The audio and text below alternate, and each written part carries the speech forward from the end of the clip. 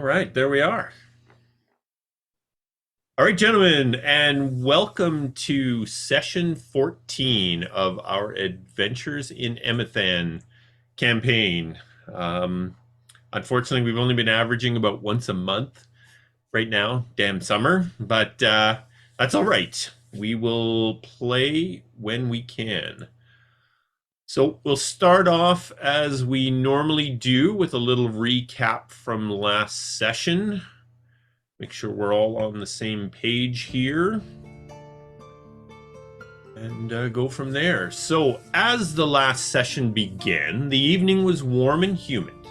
The party had just departed the Armored Duck Tavern and were heading back to the Wandering Giant Inn to rejoin Darum and Diza in the pub. During the walk back, the decision was made to head over to Windwalker Travels to see if the party could arrange travel on the Summer Wind, the Dragonfly sister ship that sails throughout the wilds. Unfortunately, the shop was closed for the night, so they headed back to the inn as originally planned. At the inn, the party rejoined Darum and Diza for a few drinks in the pub. It was clear that Darum had already been enjoying a few drinks. He warned that he was expecting there was going to be a fight before he made it back to the Dragonfly for his return trip to Vargas. He was certain that his half-brother, Halrin Bloodbeard, would not let him leave the city without attempting to rob him of the gems he had just acquired for sale. After enjoying a few drinks of their own, the party retired to their rooms for the night, knowing they would have a busy day ahead of them. During the night, Lafferty dreamed that he was back in Enibus's laboratory with the shadow creature. The creature told Lafferty that he would serve it in the future, a threat that chilled Lafferty to the bone. Also during the night, Landis received a second message from his grandfather using the book he had left Landis. The message warned that apocalyptic things were coming to Emathan and that his grandfather had indeed joined the Dooms. Not because he believed in their ideology, but to try and get the information they had about rifts and the gatherings. Information that Obadiah von Tenebrin believed would be needed in the future. In the morning, the party created a plan of diversion they hoped would help in getting Darum to the skyship. They headed out, but were immediately attacked by 4 large thugs who had been watching the inn. Nightingale and Diza had gone ahead as part of the plan, but were brought back to the fight by Lafferty's familiar. As Nightingale and Diza approached the fight, Nightingale was contacted by Valormore, an angel of Nool who was the original owner of the whip that Nightingale now owned. Valormore offered a pact with Nightingale in exchange for special powers.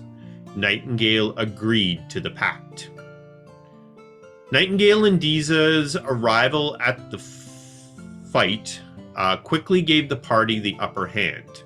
Despite additional thugs peppering the party with crossbow bolts from the rooftops, the remaining few thugs were soon running for their lives. The party quickly continued on their way to the Dragonfly and said their goodbyes with Darum. Darum warned that Halrin would not be happy and might try to take his anger out on the party. At the party's suggestion, Diza took a potion of Alter Self and disappeared into the crowd in hopes of avoiding any potential trouble ahead. Since they were already at Windwalker Travels, the party decided to try to arrange travel on the Summer Wind, but quickly realized that they really didn't know where they were going. It was clear they needed to figure that out first. The party made their way back to the Wandering Giant Inn to regroup. As noon approached, Lafferty, wearing a disguise, headed to the Twisting Nether to meet with Margrave Henfrey, a prearranged meeting to see what books Margrave was able to find for sale. Margrave was able to offer up 2 books, both of which were of interest to Lafferty. Lafferty shared his interest in finding a way to create a portable laboratory, which intrigued Margrave. Margrave informed Lafferty that he was heading to the gathering of the Council of 9 at the end of this 10-day. He promised to speak with his colleagues to see if they had any additional information that might assist in Lafferty's research. Lafferty also shared that they were trying to find the Keepers of the Moon. Margrave was not familiar with them, but suggested that the party meet with Kedan Duskwish at the Wanderers Guild house. Margrave was quite sure that Kedan would know where to find them. As today's session begins, it is the 32nd day of the first Trigon of Nool's influence at approximately 1 p.m. The day is warm and sunny, with the earlier haze of the morning having burned off. Lafferty is heading back to the Wandering Giant Inn, having completed his business with Margrave. The rest of the party are holed up in their room, determining what their next move should be.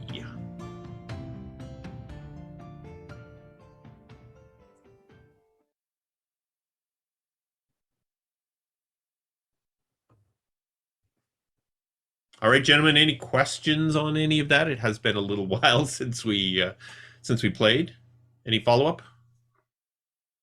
Summer wind. We're staying at the Wandering Giant Inn. Yep. Okay. No. That was where your original accommodations were set up when you got in on the Dragonfly yourselves. Yeah. So has Lafferty made it back, or is he in transit? He's in transit. Yeah, Okay. you are traveling back. It won't take long, but we're just basically picking up where you've just departed from the Twisting Nether. And the remainder of the party, you are sitting around in the room and sort of discussing amongst yourselves what your next move will be, knowing what's just transpired with the Fortune's Fair, in particular Hulrin, and the fact that you need to get a better idea of where it is you actually need to go to find the druids. And as you're sitting around the room, there is a knock on the door outside of the room.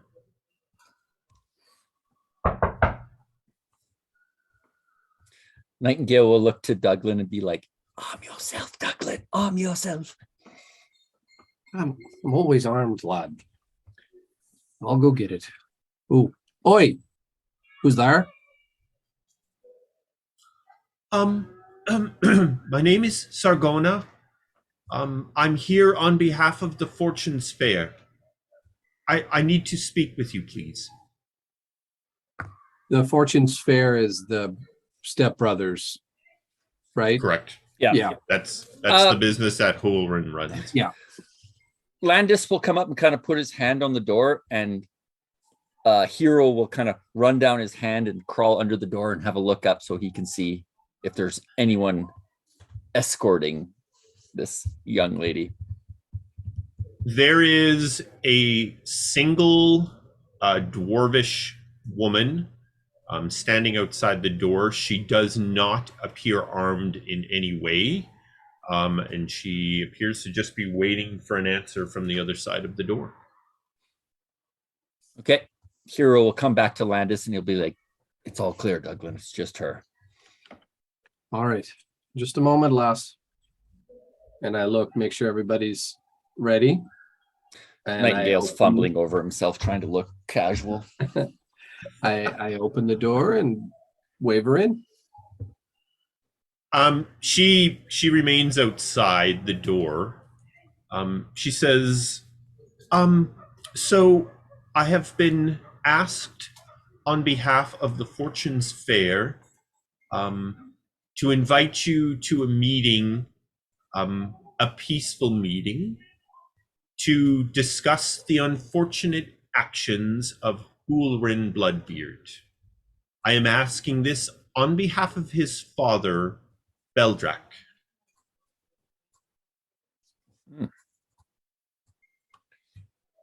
Nightingale will be like, this Beldrak, does he run the company or does Helram run the company?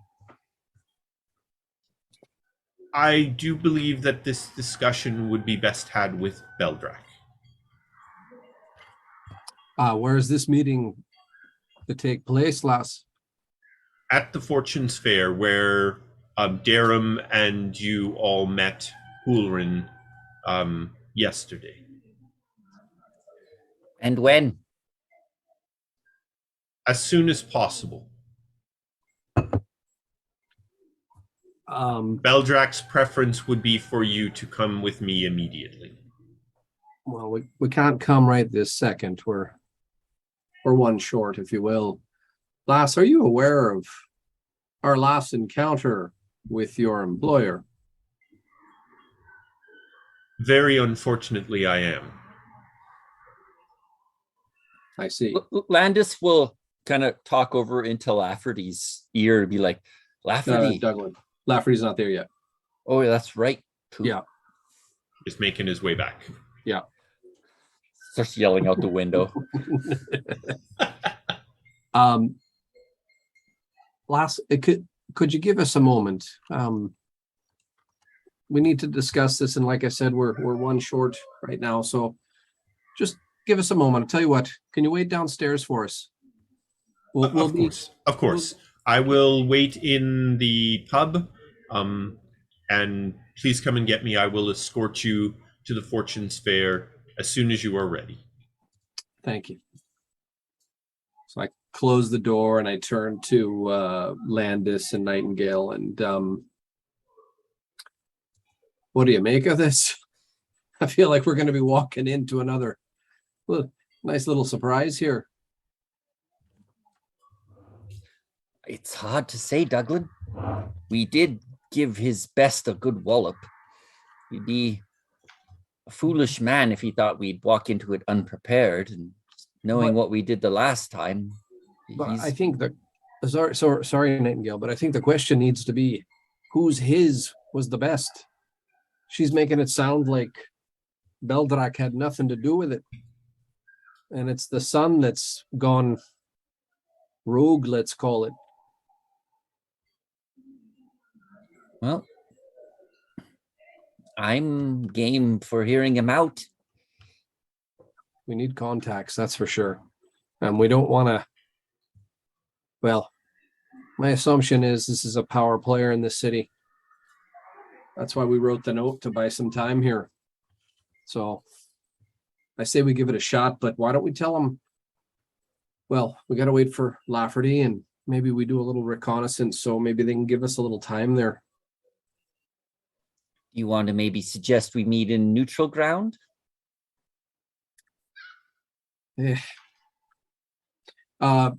Sorry, Colin, what do we remember of the Fortune's Fair, like the setup? So, like a lot of the businesses in Coldhorn, the building is a huge warehouse, and that is where the employees of the Fortune's Fair work. It's where they live. It's where they hang out. Inside the warehouse is almost like, an apartment building to the employees of the Fortune's Fair.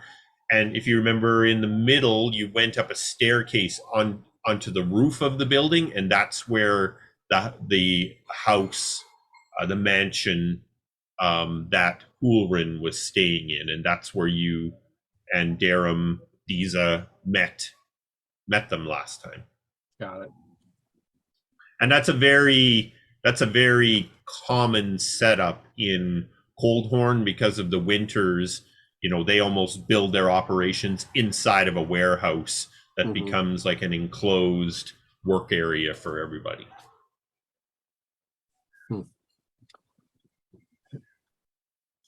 Well, maybe we take the meeting and hopefully we could put this behind us. Doesn't seem like a good way to do business for those stepbrothers to be constantly attacking each other. Maybe the father knows the best of it. I'm hoping that's the case where Dad has had to step in and say things are a little out of hand. Either that or we walk right into the lion's den.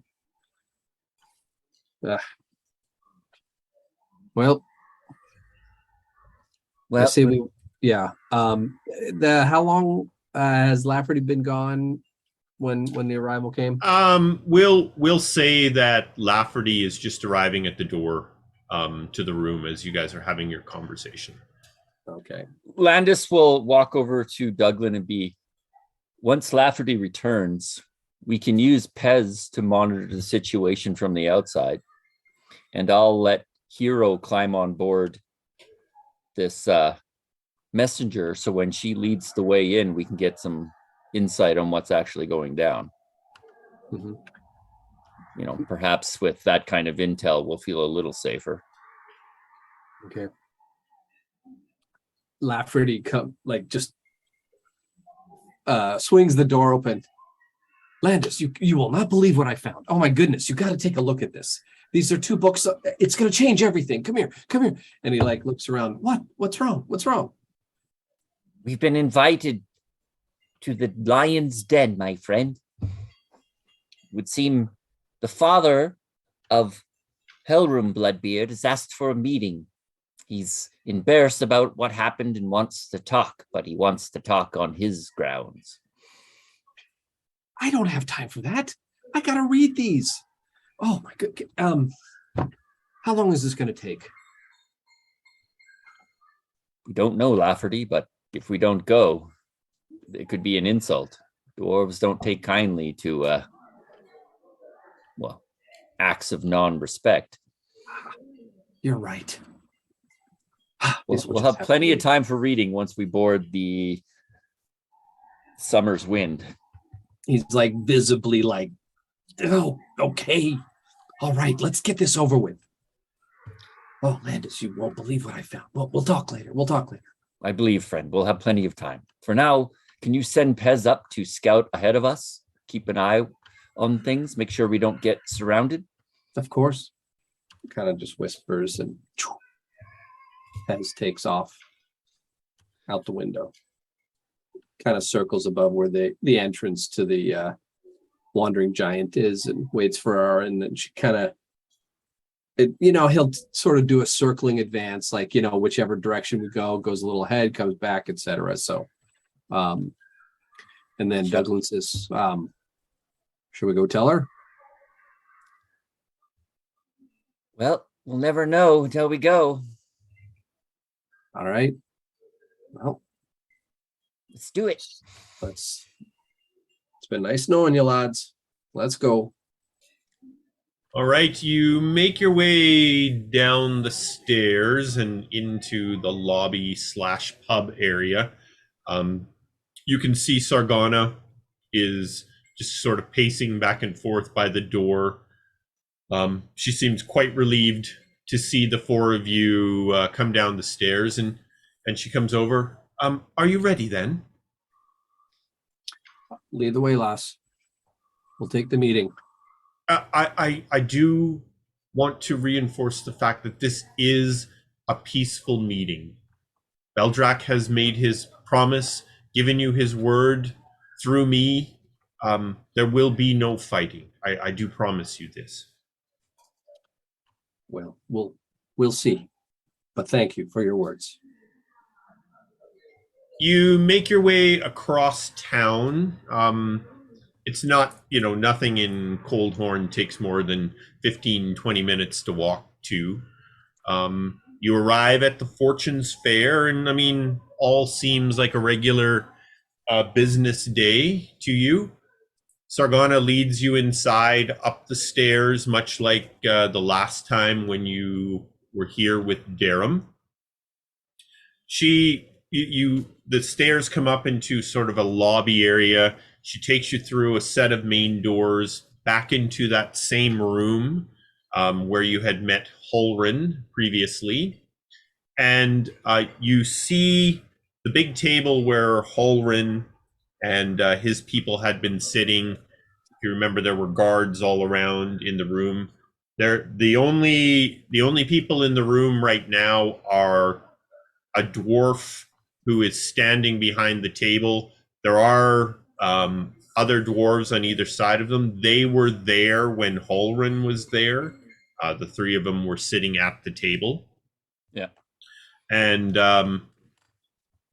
as you approach the dwarf that's standing in the center of the room, he kind of looks to the four of you and he says, "Good day, gentlemen. First of all, I want to begin by thanking you for coming here in good faith. I do understand the actions of my son over the past couple of days have not been acceptable, and I would like to discuss this matter with you, if that would be okay." Yeah, that would be We've good. arrived in good faith, sir. We're here to hear you out. Sargana leaves. She closes the big double doors to the room behind her. Well, I will begin by introducing myself. My name is Beldrak Bloodbeard. I am the father of both Hulrin and Darum. And unfortunately, Hulrin's actions against you and my son, they are not acceptable. Hulrin has been removed as the head of Fortune's Fair and returned to Forge Haven. He will not be found in Coldhorn again. This is due mostly for not representing the company's best interests. Something that I just cannot have happen. In the meantime, my brother, so he points to one of the dwarves that were sitting at the table, Grolith Bloodbeard, he will be taking over the operation in the meantime. Gentlemen, if you could have a seat and please introduce yourselves so we can have a proper conversation. As Landis is sitting down, Hero's going to go out and watch the door on the outside, that big double door. He's going to sit on the outside there and alert if anything begins to approach. And Nightingale will grab a seat. All right. I am Nightingale. The four of you grab a seat. Go ahead. Nightingale will introduce himself. I am Nightingale of the Penumbra Bards, famous in many a land. You probably haven't heard of me way out here, but I'm not going to even ask. This is Landis von Tenebrin, my friend Lafferty, and Douglan. Lafferty looks up, hi, and he goes right back. He's just thumbing his book. He's barely paying attention. We, as you know, were hired to protect Darum, and we followed our contract. Hopefully there are no hard feelings. There are most certainly no hard feelings with myself. Only shame at what my son has done and the potential shame he's brought upon this company. What I would like to offer the four of you is a small sum to forget that this incident has happened. I'm sure you can all understand hiring people to attack our customers, paying off city guards to turn their back to such attacks. That is not the way that the Fortune's Fair wants to run its business, and most certainly not the reputation that we want in Coldhorn. I'm prepared to offer each of you 250 gold pieces if we could forget this happened. I'm not going to lie. It didn't seem fitting with the operation you got here. Why you'd want to, be so underhanded to one of your own. It just, maybe there was a rivalry there we weren't aware of. But truth be told, Durham knew it was coming, and he told us it wasn't the first time. Unfortunately, I have known for some time of the rift between my sons. Beldrak gets up and kind of walks around to the edge of the table. Ulrin harbors a very deep anger over the fact that I bonded with Durham's mother when his mother passed away. And he seems to take this anger over the situation out on Durham, something that we as a family have tried to sort out and something I had hoped that we were past. My brother brought the events that were transpiring to my attention only yesterday when we became aware of what potentially was going to happen. And I was unfortunately unable to stop it, as the details we were not able to get out of Hulrin. But the family matters are mine to worry about. The business matter is what we are speaking of now. And as I said, I would gladly offer up 250 gold pieces to each of you. We will part ways, and this unfortunate event will be forgotten. I'm just a old soldier, but I usually don't get paid for nothing. There's got to be a catch. There is no catch. I just need to ensure that I protect the reputation of the Fortune's Fair. Nightingale will kind of lean over into Douglan's ear. He's paying for our silence, Douglan. That's the catch. Very well. Well, it serves us as well. So for my part, I'll keep my mouth shut. Is this agreeable with all four? Nightingale will kind of scratch his chin mask. I have a bit of a question for you. What can you say about Hulrum seeking revenge against us? We have now slighted him in such a way as driven him out of his business. As I mentioned earlier, Hulrin has been returned to our home in Forgehaven. He will not be seeing the surface for some time, I can assure you. Wouldn't be like a dwarf to hold a grudge at all.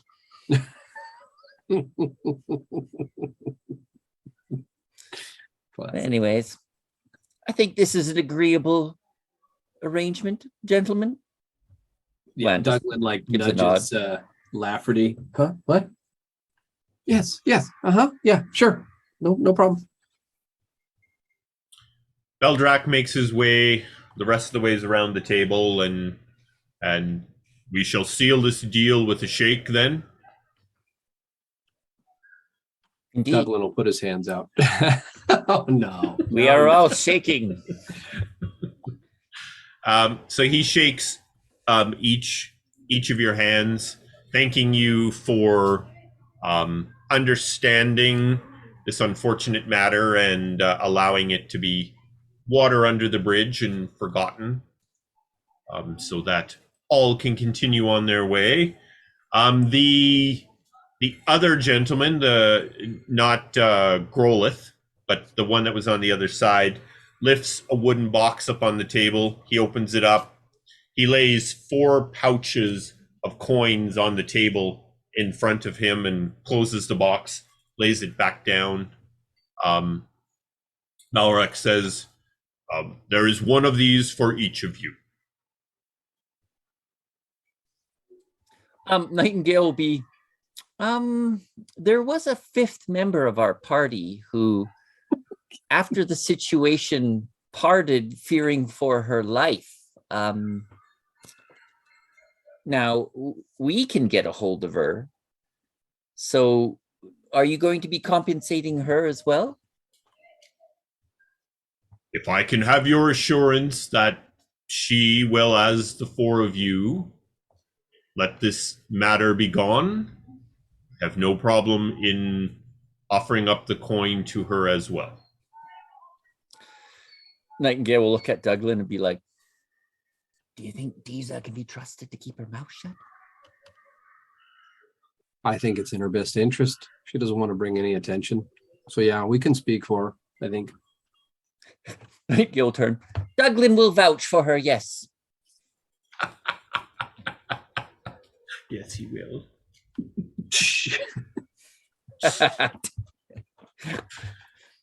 All we'll right. make sure this I never sees the light of day, much like your son. Okay, so all the coin has been distributed. So you each got 312, which included Deeza's 250. 250. Split amongst you. Douglan is going to kind of whisper to Nightingale and say, should we ask if he knows anything? Probably not. About the wilds or anything? I think it's best right now if we could disappear without dwarves knowing where we're headed. Fair enough. Fair enough. Well, as far as we're concerned, Fortune's Fair is a fine company, and no one will get a word from us otherwise. I do appreciate that, gentlemen. I can assure you that the Fortune's Fair is a fine company. And this unfortunate matter is behind us. Well, I believe you. I'd like to think that Darm's more of a reflection of you than the other lot. Durham is a good lad, and he has served this company very well. His treatment is very unfortunate. I will make amends with Durham. Well then, if we have no further business. Good day, gentlemen. Sargona will be outside the doors. She will escort you outside. And we wish you well in the time you spend, any remaining time you spend here in Coldhorn. Good day to you as well. We will get up and part. All right. Clearly, Sargona was listening outside because as you get up to depart, the doors open again. Hero just basically saw her standing with her ear against the door the whole time, listening to what was transpiring. You were led back downstairs and out onto the street. Sargona says, "Thank you very much for coming and dealing with this matter. It was most certainly a black eye to our business and most certainly to Beldrak. I do thank you." I don't know what you're talking about, my dear. It's been a wonderful experience here. Wink. She smiles and turns back and heads back inside the warehouse. Well, that was an unexpected turn. Indeed. And I slapped Nightingale. You were worried for nothing, lad. I was worried. You were worried for nothing. Lafferty, like, how come I got gold? What did we do? Landis will just pat him on the back, be like, these books you're telling me about. What do you got there? Oh, and we'll start Landis. Walking out of the establishment. Landis. Meanwhile, Nightingale's like, where would I find Deeza? Where's the closest gambling hall? Wait, was that her cover, though? The gambling? Or was she Nope. legit in trouble? So she is legit an adventurer Mhm. who uses her adventuring to finance her legit love of gambling. Got it. Okay. I thought it was her cover for a while. Okay. Yeah, we can, or we can just keep it. She's not going to talk. Douglan, what honor do you have? We're just going to be smacking each other for the entire episode. No, listen. We can go look for her. I have no problem with that. I would feel bad if I didn't look for her, but if we have to part ways before we see her, I'll write an IOU. That's as good as money right there. Till our next meeting. Yeah. And if we happen to spend it between now and then, we'll work it out. There's In the always more to be meantime, made. Do we happen to know where the Wanderers Guild house is? Guild. You don't, but you only have to ask a few people, and they point the way. Okay, we'll head there now. We're already out and about. We're looking for Malcolm. We want Malcolm back. That dude's awesome. Malcolm. Hey, there's a non-zero chance he's been close to us because he got a nice little payday from Nightingale here. Oh, Malcolm. He did. Who is Malcolm? That's the young boy that you gave money to. that you were going to offer up to the Crimson Shiver. I'm sorry, I don't recall this, guys. Yes. Would you please go dressed as me? Yeah. I hear there's an assassin trying to kill me at the moment. Here's 5 silver for you. All right, you make your way to asking. You're pointed along, winding through the roads. You walk right down towards the end of this V-shaped valley, down towards the waterfall is, and the Wanderers Guild House is one of the last buildings down there.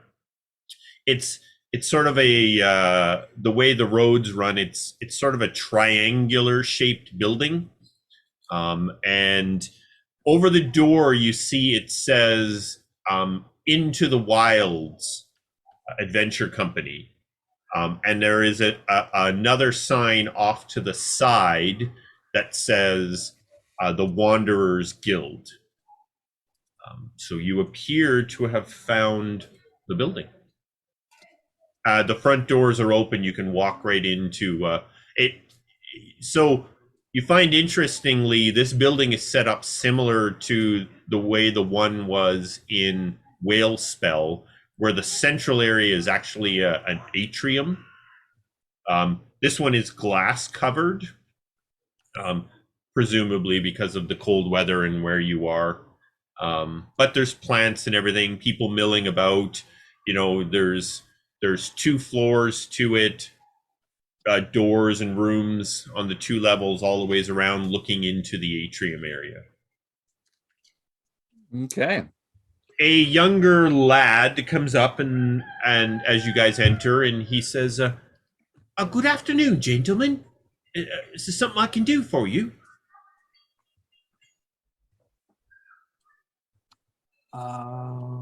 Who are we looking for? Hold on. Where did I write it? Kedan Duskwind. That's it. Kedan. Yeah. We're looking for Kedan, my friend. Mr. Duskwind. There's a table in the atrium area there. It looks like he's seated with another gentleman. They're playing a game of dragon chess. Oh, he's right over there. We will thank him and head over. Wait for an opportune time to interrupt the game. Yeah. Well, as the 4 of you approach, an elf. There's a human and an elf there. The elf gentleman gets up and he says, "Could I help you?" Yeah. We said that maybe Kedan Duskwish might be able to help us out. That is me. How might I help? Ah, pleasure to meet you. The Would name's we be able Douglan. to speak to you in private, please, sir? Of course, come with me to my office. He leads you across the atrium into one of the rooms off of the atrium area. As Nightingale's walking by the game, he's like, "Oh, he had you in 3 moves." He keeps walking. The human is looking at the game like, what? giving it the really hard look over. I thought I had him in 3. Just keep walking like. So you enter an office. Like all the windows are the windows that would be out on the street are all open and everything. Everything's very open and airy in this place. And Kedan sits down at a desk, bunch of chairs in front of it. Please, gentlemen, have a seat. Nightingale, sit down. Landis will probably stay standing with Lafferty, kind of whispering back and forth about his excitement. Mm-hmm. Now, what is it that I can help you with? Now, before we begin, is this guild business or is this you need the adventuring company? I always like to understand what foot I'm standing on. We need information from you. So whether we get that from the guild or the adventuring company, it's all the same to us if the information is correct. Well, that seems fair. Hopefully I have some information I can give you. Nightingale will look over to Douglan. Do you want to take the lead on this? Would you like me to ask him, sir? Please. You're much better with the gift of gab there. He's like, we are on a mission by our employer, and we need to get in touch with the Keepers of the Moon. And we heard you might be able to help us in that endeavor. Kedan kind of... The Keepers of the Moon. Now, why would you be looking for the druids? They are renowned for a particular item our employer needs. You see, we are employed by Tianchar Winery, and we need a moonsicle. Sickle of the harvest. Oh, sorry, Douglan. Yes, you're right. Sickle of the harvest moon. You know, the druids are considered isolationists who generally shun the rest of Emathan. What makes you think they will even speak with you? Well, that's the risk we have to take. All we're looking for is information on how to find them. I'm sure once we explain our employer's need of these sickle, they will agree. Very interesting. I don't believe in all my days here in Coldhorn anyone's ever asked to find the Keepers of the Moon, but you're in luck. I do indeed know at least a good starting spot. But I do want to make one thing clear before we discuss this matter. Nobody finds the druids. They find you. Keep that in mind. It could be important. Your actions will most certainly determine whether or not you find them. But that said, the druids, as you know, reside in Winterberry Wood, in the northern shores, close to the Midnight Depths. The exact location that they call home, I dare say no one knows. But there is a megalith on the shore that will be an excellent place to start. It is known that this megalith belongs to the Keepers of the Moon. I see. And do you happen to know if the Summer's Wind ship goes anywhere near this megalith? It would not, but my suggestion to you would be to travel from Coldhorn to Stormside. In Stormside, you would be able to secure passage on a small sailing vessel that could take you to the megalith. That would be both the fastest and safest route to take. I don't believe I've seen you gentlemen in Coldhorn before, so it is important to understand that the road between Coldhorn and Stormside is rather treacherous. If you have the funds to travel with Windwalker Travels, I would most certainly suggest that is the way to go. If funds are not available to you, there are armed caravans that make the trip between Coldhorn. They leave almost daily, whereas the Summer Wind only leaves from here every once a 10-day. Well, Douglan, what do you think? Well, seeing as we lost those 3 odd months, I think the faster the better. And I do believe we have the funds now, if I'm not mistaken. Well, I'm not sure. Who knows what the price to go to Stormside will be? I don't know why I'm thinking it's 100, but maybe that was the other trip that we took. It was 75 gold from Vargas to Coldhorn, but that was like a 2-day trip. Okay. Well, I think at the end of the day, Nightingale, we'll have to find out, see how much it is, and if we can't do it, then we'll join up with one of these caravans. Good sir, we take one of these caravans. What's the time it'll take to get to that megalith at Stormside? I believe the caravans take 8 to 10 days to make the trip. The last time I took the Summer Wind to Stormside, I believe it's about 10 hours or so. That's quite the savings in time, Douglan. Lafferty's like, well, listen, in 8 to 10 days, I could get a lot of research done. We'll be on the caravan and, just kidding. It is true.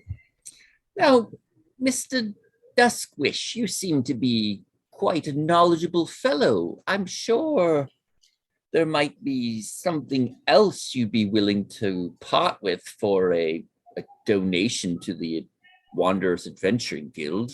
Maybe an extra bit of tidbits about these druids that could help us gather a meeting? Anything? Oh my Jingle goodness. his coin pouch. Jingle, jingle, jingle.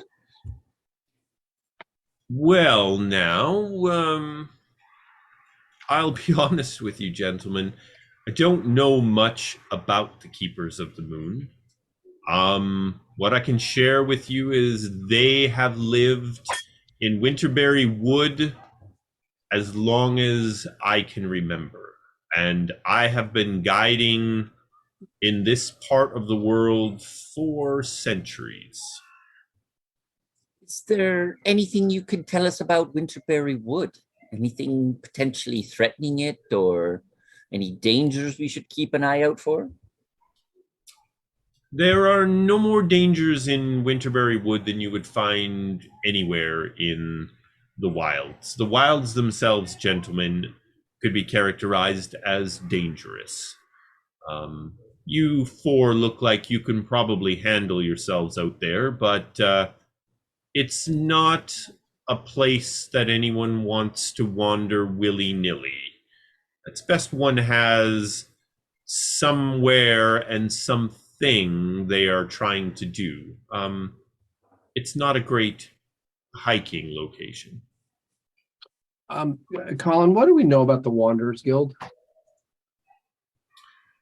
Essentially, the Wanderers Guild is it's an organization where its members are. I'm going to really simplify this right now, but its members are always trying to one up one another with the greatest adventure story ever.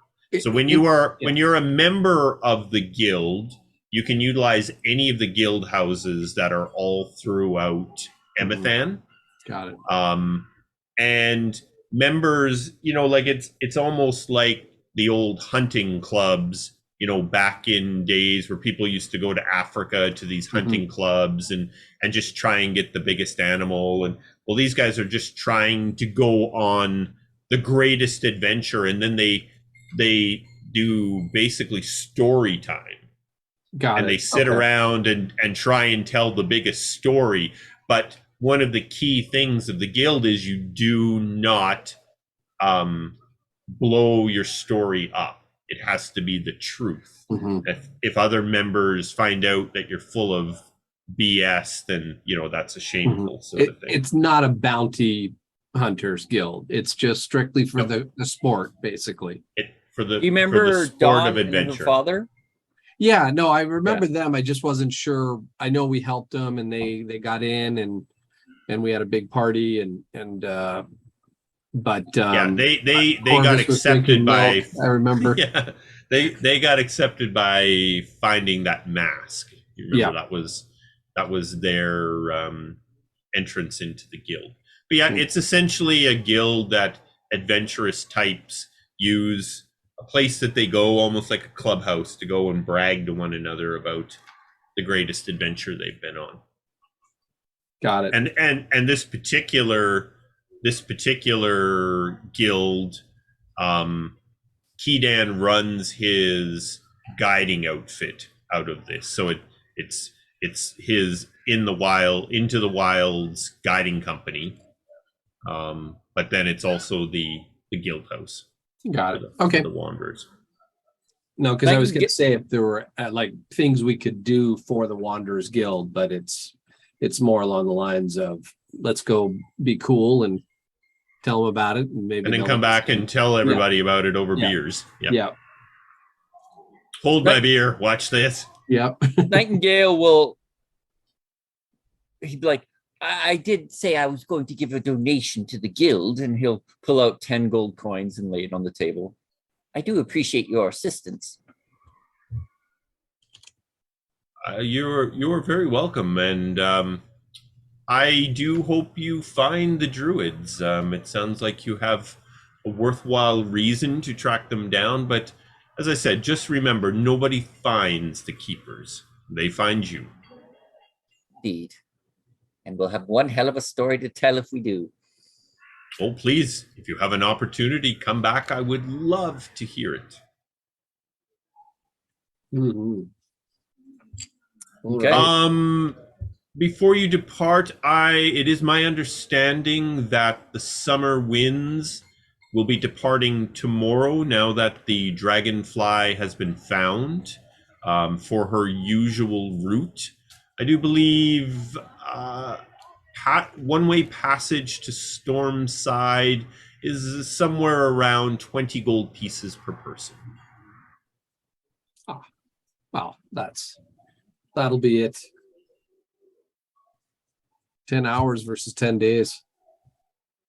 The Windwalker Travels generally charges a silver piece per mile per person, is the way that they do their fees, which I do believe in the wilds is quite reasonable to get from one place to another. Yes. It's quite a big place out here. Never know what ruffians will run into. Okay. Well, thank him, and unless you have other questions, No, I mean that Mike, you'll was be like, Lafferty, you're good. Yep, good. Okay. Landis, we're good. Yep. Well, Okay, Kedan sees you out and wishes you well on your adventure. He reminds you once again, if you want to come back and tell the story, all would be quite interested to hear it. And just wishes you well. excellent. shall we go to Windwalker Travels and secure passage? Indeed, for 20 gold pieces, 10 hours, it'll cost us much more than that on the caravan in 10 days. Well, time is of the essence, as you said. We've lost months on this journey already. Indeed. We'll begin to wander our way back to Windwalker Travels. Should be open by now. Yeah, you're getting to sort of mid-afternoon now, 3-ish, sort of in the afternoon. You make your way across town to Windwalker Travels. Things look busy around the summer wind. They're clearly taking on cargo and prepping the ship for its departure tomorrow morning. You see Decaria, who you met the last time. She's talking to a couple of folks. Presumably, they may be looking for passage as well, based on the conversation they're having. And as they finish up, she sees the four of you, recognizing you from earlier in the day, and she comes over. So, you know where you're going now? I think so. We need passage for 4 to Stormside, please. Oh, that'll be easy. You take on lots of passengers for Stormside. All right. She says that will be 20 gold pieces each, paid in advance. If you don't show, go straight into my pocket. What time you leave, Lass? Ship departs 8 a.m., not a second later, or the captain will be kicking my tiefling ass. Nightingale pulls out his sand hourglass. 8 a.m. I'll make a marker on it right now. Love how accurate time is around here. Absolutely. Especially on a ship. Someone has to flip that hourglass every hour. All right, I took the gold pieces off of each. Lafferty and Douglan are paid. All right. As are Nightingale and Landis. Excellent. Landis. Decaria says, now, how much luggage would you be bringing with you? I just look at myself. We're pretty much carrying everything we have, my dear. We're traveling light and fast. It's the best way to travel out here. Light and fast.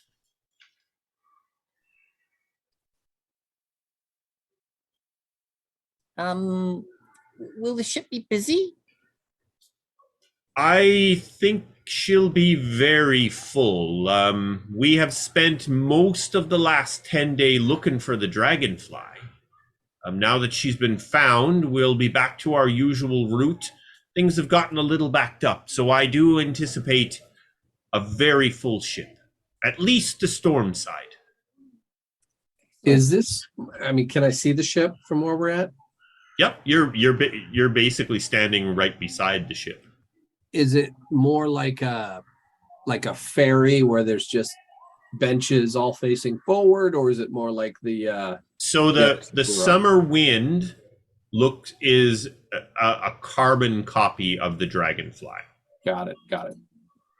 Yeah.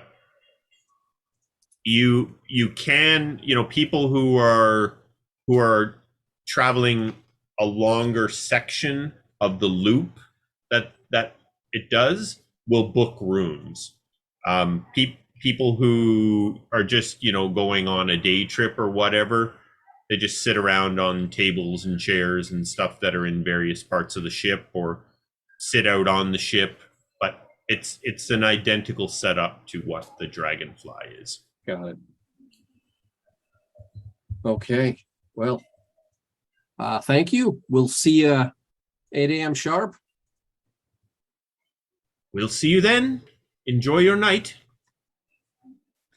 Kara, you don't happen to know what the best place in this town would be for a man heavy of coin and fond of cards, do you?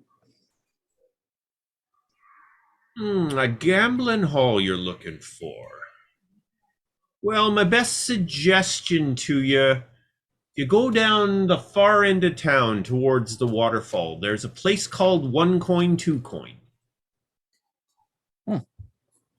It's pretty much the biggest gambling hall in town. Well, I thank you. Most certainly one of the ones not frowned upon, so. And my dear, it's only a gamble if you have a risk of losing. So as I said, it'll be a gamble.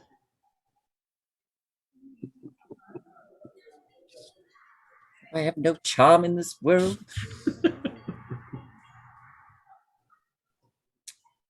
Okay, I know where I'll be heading. Gentlemen, if you'll excuse me. What are your plans? Well, Lafferty's like, well, if you don't need me, I'm going to go back to the room. If you don't need me. And Douglan's like, I'm going to come with you, Nightingale, so you don't get in trouble. I'm not known for getting in trouble, Douglan. Right. Trouble just seems to find me. Indeed. Landis will look over at Lafferty and be like, look at them, look back at Lafferty, like, ooh, this is a Landis, tight one. No, it's okay. Don't worry. Listen, I got a lot of reading to do. Let me complete it, and then I'll catch you up. If you want to go, that's okay. I got many hours of reading here, and if I can get it done, yeah. Anyway, and he just starts going back to the room. Landis will kind of pat Lafferty on the back and be like, I'll catch up with you later. And as he pats him on the back, Hero's going to crawl on Lafferty. Well, I was actually going to say I could send Pez to see where you guys end up going and then just head back and let me know where it is. That'd be perfect. Yeah. So you can keep Hero and you don't know Hero's on you. That's true. Very good. Very good. Yes. Damn spiders. All right, you make your way back across town. You pass the Wandering Giant Inn as you make your way down to One Coin, Two Coin. And, about half of the ways back to where Into the Wild's guiding company was, you come to the gambling hall. It's not a big building, but it is one of the taller buildings in Coldhorn. Based on the windows, you're guessing it's probably a 4-story building. What's it called? One Coin, Two One Coin. Coin, Two Coin.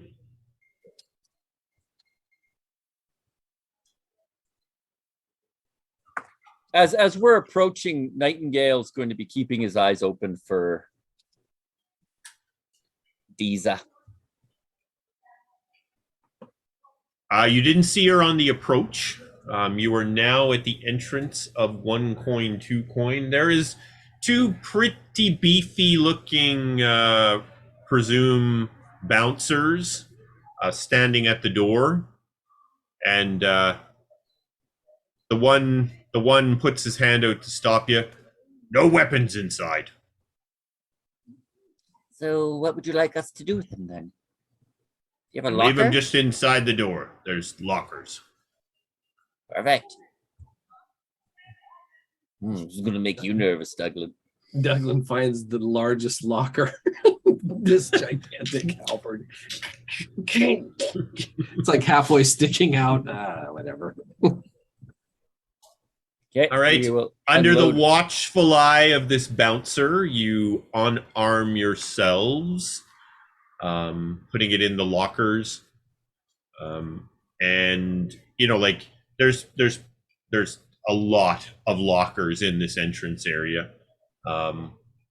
They put a lock on it, give you the key, and then you're there. There's a second set of bouncers then that allow you into the gambling hall.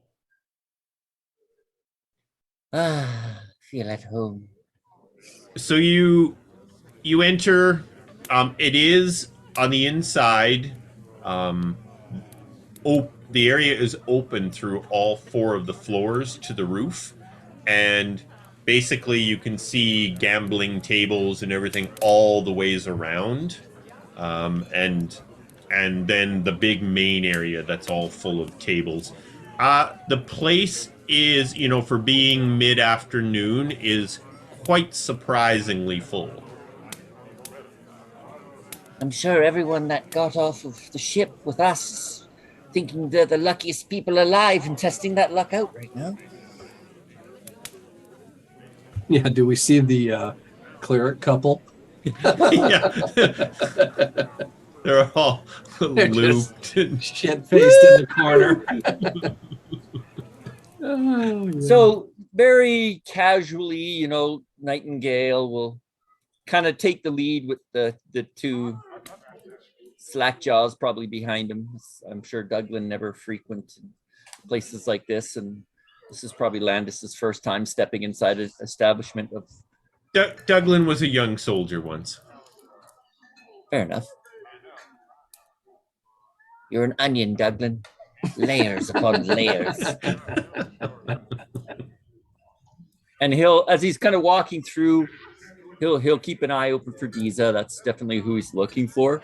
But he's not going to be like, Giza, like. Yeah, like, hey, Giza. Yeah, you gambling phenom, I see you. But he'll go buy a drink for the group, so we can kind of scope the place out. Okay, there is a in the open area in the middle. There's a big central bar that seems to be where all the liquor service is being made out of, as the serving staff make their way all through. They all seem to come back to this point for drinks, and there are people just sitting at the bar as well. Now, is there any type of distinguishing features between like low rolling tables and higher rolling tables and bigger games, or is it just all kind of the same? You sort of eyeballing the clientele, you kind of get the feeling the higher up you go, probably the higher stakes the games are. Makes sense. Well, Douglan, down here, the common folk, are playing for silvers, and the next level up, they're playing for gold, couple of golds, and at the very top, they're playing for platinums. Well, something tells me our dear friend is going for it, if you know what I'm saying. Shall we make our way up? I don't see why not. Nightingale will get them all a couple ales. Nothing too strong or too weak. Okay. Something moderately priced, not showing that we have wealth, but not that we're drinking the swill, An IPA, if you will. something moderately priced. Yeah, you just get a ale, like just an ale in here is a silver piece. Okay. Just a mug of ale. I'll buy 3 and hand them off, and we'll begin to work our way slowly kind of up to the sections and making sure we're circling around, because he's still trying to see if the gal's around. All right. Let's see. let's get a investigation check from everybody that's actively looking for Diza in the gambling hall here. I'm really good at this. So is Nightingale. Really good. Let's see. Maybe the ale is a little stronger than we thought. What? Why are we here again? Who are we looking for? Okay, there you go. Landis is the only one paying attention. Yeah. Landis, on the 3rd level, you catch sight of Diza. She is back dressed as you first met her in one of her frilly gowns, seated at a table. It looks like she's doing pretty good based on the pile of coin in front of her there, and Stay away. looks oh so charming. Oh, stay away! Don't let her. Don't break her streak there, lad. Let's give her. Let her be. Because you don't interrupt a winning streak. Oh, yes, you do, Douglan. No, don't do it, lad. For a measly 250 gold, she's got a stack of platinums. Let her be. We'll keep an eye. Well, should we go play a game or two while we wait? I'm okay. You go have some fun. Landis will play as well. He's actually proficient in cards. All right. You're just gonna find a seat at one of the tables. We'll head down a section. I don't want to be at the platinum tables. There's just the you met her on the 3rd level. The 4th level it's the platinum level. Oh, this is still gold. Yeah, Landis and Nightingale will sit at the same table. Douglan's gonna stay at the 3rd level and just drink, hang out. We're all at 3rd level, same level. Oh, as okay. her. Oh, okay. I thought you went down. Yeah. So they're playing a pretty standard card game. Known throughout Emathan for anyone that frequents a hall. It seems all the tables are just playing the same game. Just the stakes are very different from one table to another. For the mechanics of this, you guys are just gonna. Everybody plays against the dealer. Sort of almost like blackjack. We'll say this game is, and all you're going to do is you're going to roll a 20. If you have a proficiency, a skill check proficiency, you can use it. I'll roll a d20 to see if my hand beats your hand. It's that simple. Cool. I like simple. That's good. And you make your bet. If you win, the dealer pays you your bet. If you lose your coin.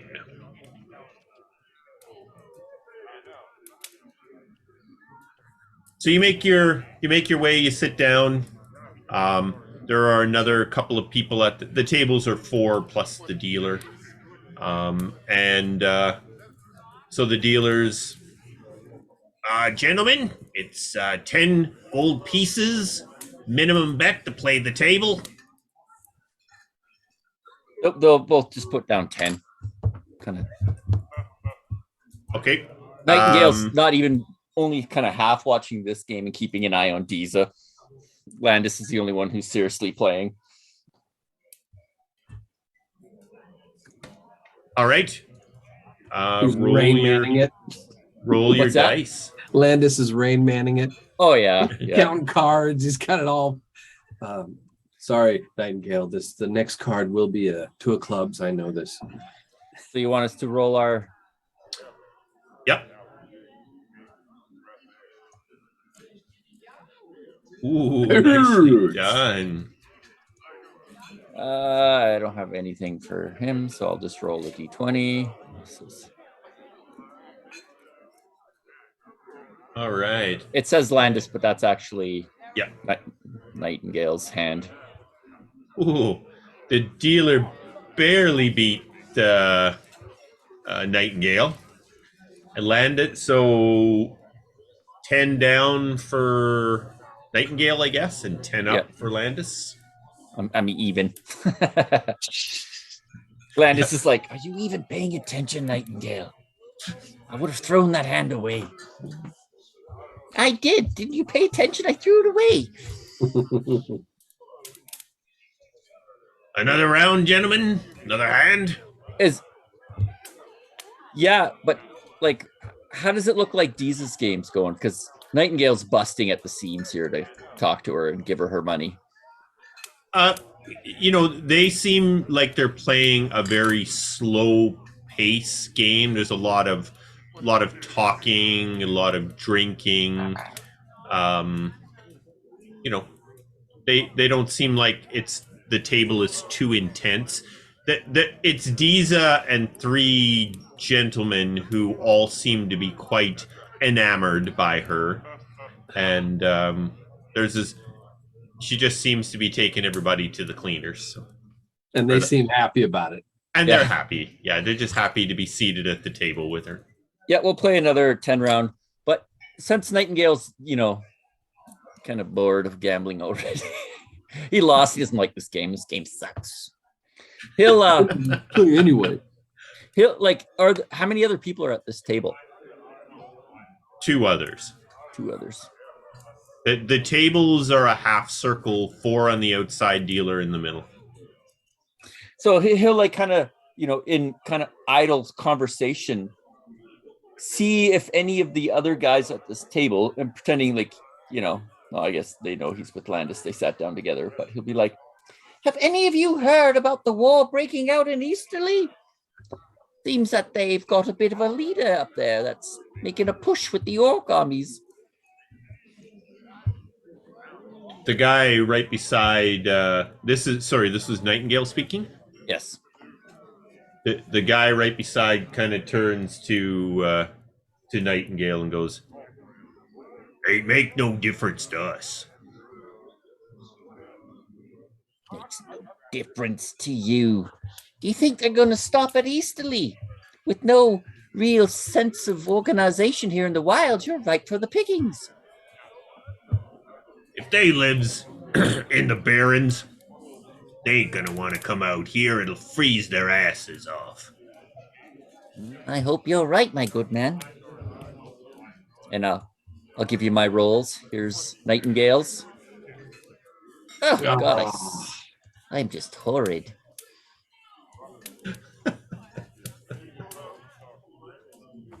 Uh, 13, eh? Nightingale's got cards that are upside down, and all right, same as last time. Landis wins another. Do you know what you're doing? Do you know how this game works? Count my fingers. Can you count even? Nightingale's like, I don't play games, champs. Douglan, are you just milling about? Are you watching this game? What is it I'm watching Deeza's. I'm not. Those guys are all right. I'm watching Deeza. I was just waiting for her to if she stood up, I was gonna. She has noticed you. She kind of smiles and gives you a bit of a wink, and you see her. She talks to those at the table, and she gets up and she leaves everything there, and she walks over to Douglan. How you doing, lass? I'm good, and why are you here? Well, it's some good news, if I may. Well, you remember that little run-in we had, right? Between those stepbrothers, one setting up the other? I most certainly do. It was just this morning. Yeah. Well, looks like we're in the clear. Looks like dear old dad wasn't too happy with the older there. And with Holrin? Exactly. And anyway, we just had a meeting with him, and long story short, he paid us for his silence. No more attempts on us, no more attempts on I always forget his fucking name. God damn. Darum. Darum's. Darum, you idiot! And truth be told, Nightingale missed you. That's all. He just wanted to come see you. No, all kidding aside, lass. Nightingale is here. And then she, looking around, of course, the jester outfit catches her attention now that she's... As Nightingale intentionally is always flicking his head, making sure a bell bings off that guy beside him. Bing! Bing! Oh, I'm terribly sorry. Yeah, I kind of wave him over. But long story short, he said that it's taken care of. All we need to do is never talk about it. He's worried about the reputation of the company. So you're free to move So what about. you're telling me is we're not hiding from them anymore, I guess is excellent. That makes my day, Douglan. Thank you. Look, these were you really hiding from him? Look at the stock you got on that table. Yeah, all the eyes are on you, lass. One does what one can. Indeed. I'm so glad I'm not against you, that's for sure. No, I'm glad Now to see you. you mentioned we were paid to be quiet. We were paid. Nightingale's got your share. He'll take care of it. Do we notice them talking, Colin? Oh yeah. I called you over. Yeah. As you know, Landis clears up his stack of coins. Nightingale will put 30 gold down on the table and go, quickly, one more. I feel lucky. All right. Is just Nightingale or is just Nightingale? He's doing this as Landis walked away because you know he's an idiot. Okay, 30 gold. Let's see it.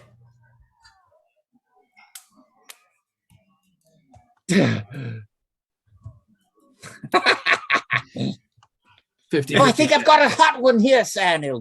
It's literally been single digits every single time. He knows what he's doing, man. He knows what he's doing.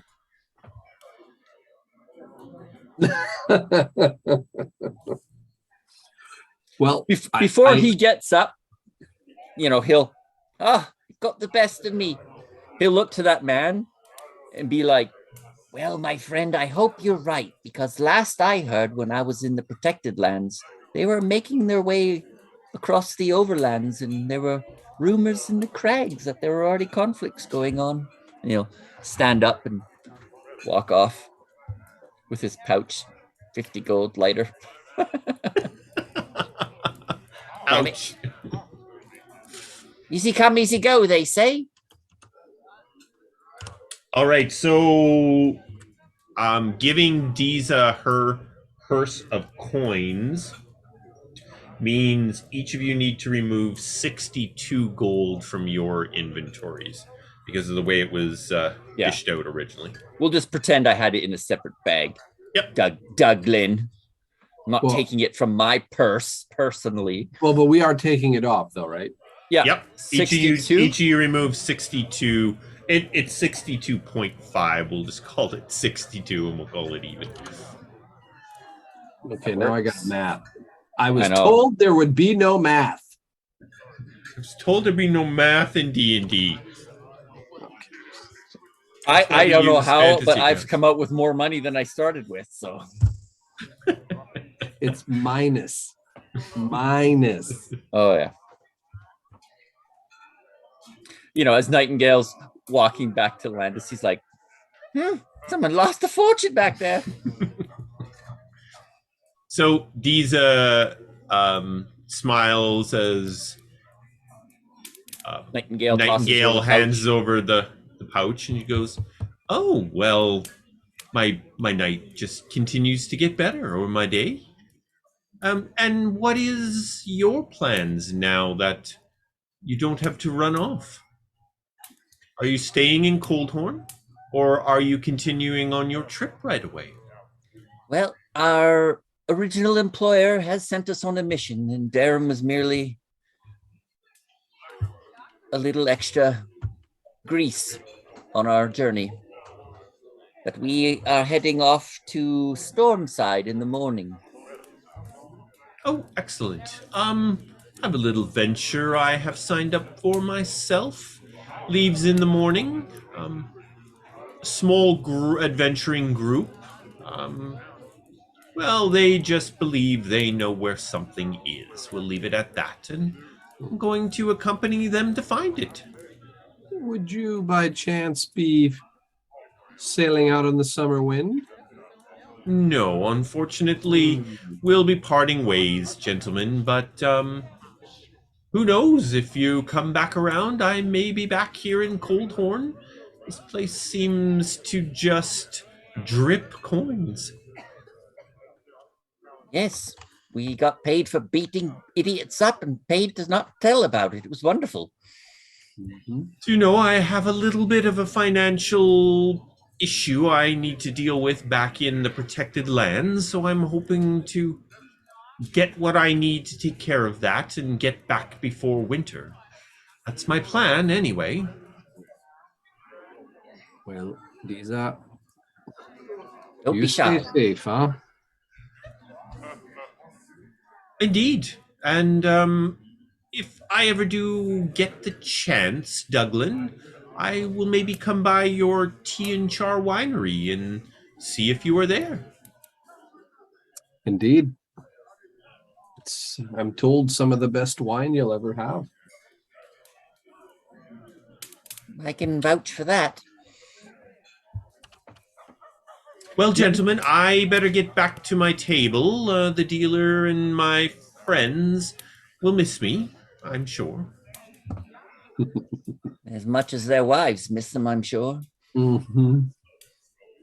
We'll part She ways. smiles and gives you all a little nod and walks back over and takes a seat back at her table. They all seem very happy she has returned.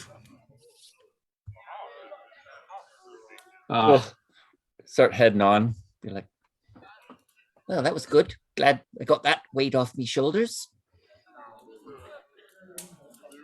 Or out of your coin purse, anyway. I feel so much lighter all of a sudden. I'm like, yeah, Douglan, I guess, would have. Egan was like, what the fuck? Why were we doing that? But Douglan totally agreed with the move. 100%. 100%. Landis kind of gives an elbow to Douglan. Nightingale lost a fortune here. Perhaps we should get him out of this place, huh? Yes, before we have not enough funds to finish the journey. Yes. And so they have to stay in Coldhorn and get regular jobs. We had to take the caravan. We had to be a guard, for a gold a day. We'll be washing dishes before he's done. Oh, goodness. I did not lose anything. I gained experience. So are we departing the 1 coin, 2 coin? Oh, yeah, it's taken enough of my money. Damn it. More like 50 coin. All right, you head back out onto the street. We're kind of late afternoon now.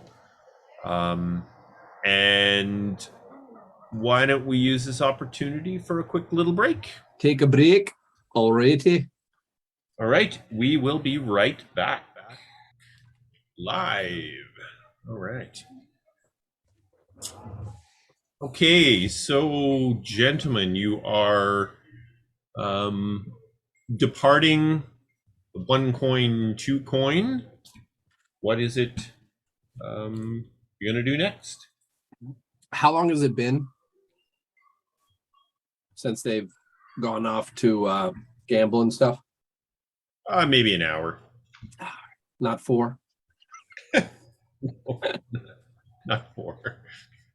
I don't think I can afford any more hours. Is there anything we need to pick up for our trip? Don't worry, Lafferty. You've got a nice long sail ahead of you. No, I know. I'm just playing it to the hilt. Listen, as far as like gear, what do we know about the area? I mean, maybe we should have asked. I mean, we do have cold clothing, right? I think we had that. Well, I think we're in summer now. But when we left on the trip that went through the void, we had proper clothing. I mean, maybe that's something we should inquire about, and if we need to get the gear. The what you guys have with you from the protected lands, remember it was cooler in the protected lands when you left. It'll serve you well up here this time of year. Okay. I think I supplies don't know wise, if there's any other supplies. I think you we're need, doing but okay because we can always pick up in Stormside as well. I'm sure that's a outpost for provisions. Mm-hmm. I'm ready to hit back to the hotel if you're ready, Douglan. Yeah. I'm sure Landis or Lafferty has a earful for us all.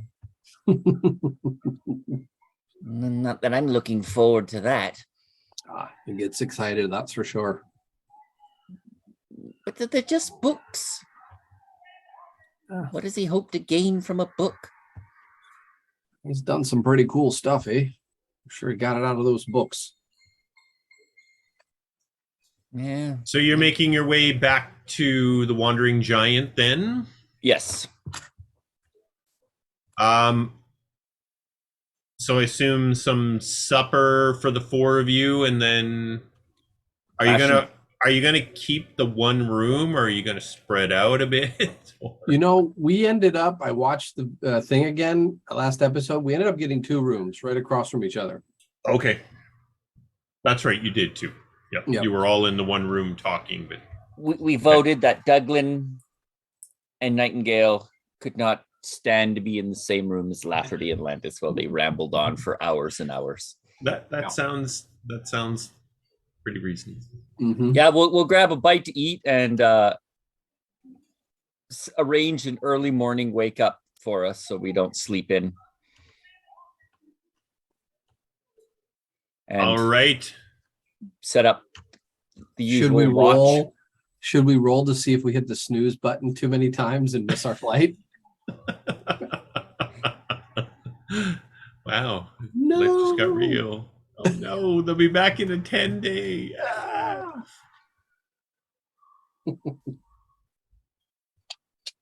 Have you done the Okay, math? so let's see here. So, couple of gold each for a nice supper and some drinks.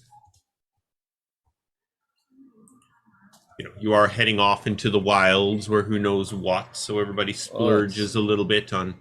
Back to rations again. Okay. And the night is uneventful. And just at absolute first light, probably an hour or so until the ship departs, there are knocks on your door waking you up.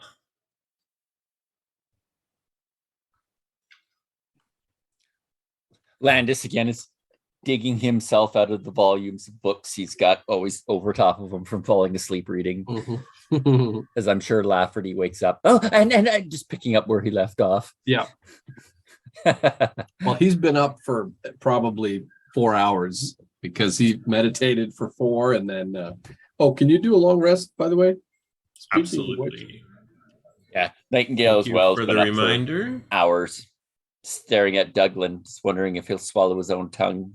Because he snores. Do we have any dreams, by the way? Any dreams? There are no dreams tonight. No. Oh, just restful sleeps. Nice. What a welcome. Well, we don't have a tab to clear up, do we? These rooms were taken care of? The first night of rooms were taken care of. Last night, you had to pay for the rooms. Okay. So we're all cleared up, though? Yeah. Or do we owe for the rooms? Nope, you're all good. Okay. Rooms are paid for. You are ready to depart for the summer wind. Well, shall we, gentlemen? Let's Off do on this next adventure. Let's do it. Nightingale. Okay, you will make your way thank across everybody. town. You know, the ship is busy this morning, as Dakaria had predicted. Lots of people getting on board to make their various destinations that the summer winds will stop at over the next 10 days. And right on time, the ship slowly starts to rise up into the air for its trip to Stormside. So the ship kind of makes up. You see the town again. It gets up fairly high and then sails out of the V-shaped valley that Coldhorn is built in. You can see the road that comes out of Coldhorn, not too far away from Coldhorn. It veers off south towards the protected lands and then veers off sort of northeast, presumably heading towards Stormside. And that's where the summer winds starts to sail. Now, we know the captain of this ship, don't we? It's the twin sister. Correct. That is Captain Amara Starsorrow. And she's the twin sister. Captain Amara Starsorrow? Yep.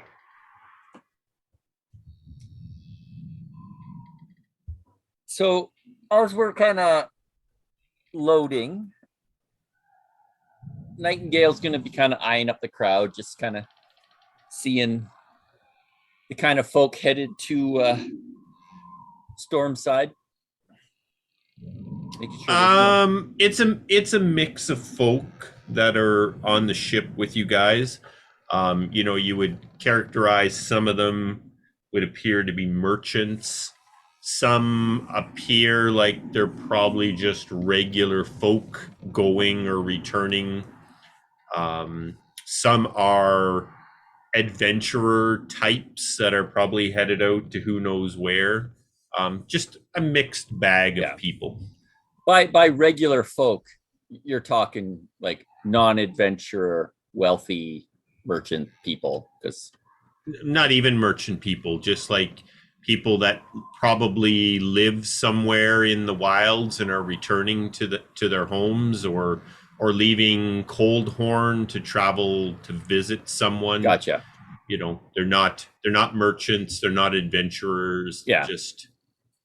But we're not talking cobblers, and so I think that's a bit out of their price range for 20 gold for a trip. Yeah. Gotcha. Yes. Anybody that's paying the 20 gold, they're probably fairly well. They got the money to spend. So yeah. Cool. Do we see Captain Amara around? Yep, she spends a lot of time on the aft deck with the helmsman in this case. Dakaria spends a lot of time just making sure people on the folks on the ship are comfortable and talking with people and that. Everybody seems pretty, like all the crew, everybody seems pretty relaxed. Dakaria is the first mate? Dakaria is the first mate.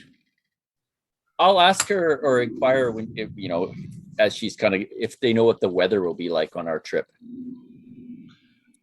Well, as far as I know, everything is clear sailing right to Stormside. Don't know too much after that, though. Well, Stormside's as far as we're going, so that's good news. Indeed, the wind is relatively favorable today, so we should make it within our 10-hour window. Captain, what are all the stops that you make on your roundabout? Well, it takes us about a 10-day to make the full circle around the wilds. We stop in Stormside and White Meadow, Rearguard, Western Baron, Lyalon, Forge Haven, back to Stormside, and then back to Coldhorn. When the winds are favorable, we can usually do that in a 10-day. Stormside, White Meadow, rear guard. Westerbarrow, Lyleon, Forge Haven, then back to Stormside, and then back to Coldhorn. I will this week I will post an updated map with the location of all of those places in the wilds. Vicaria, not being familiar with the wilds, which stop of yours is closest to the crags? That would be Westerbarrow.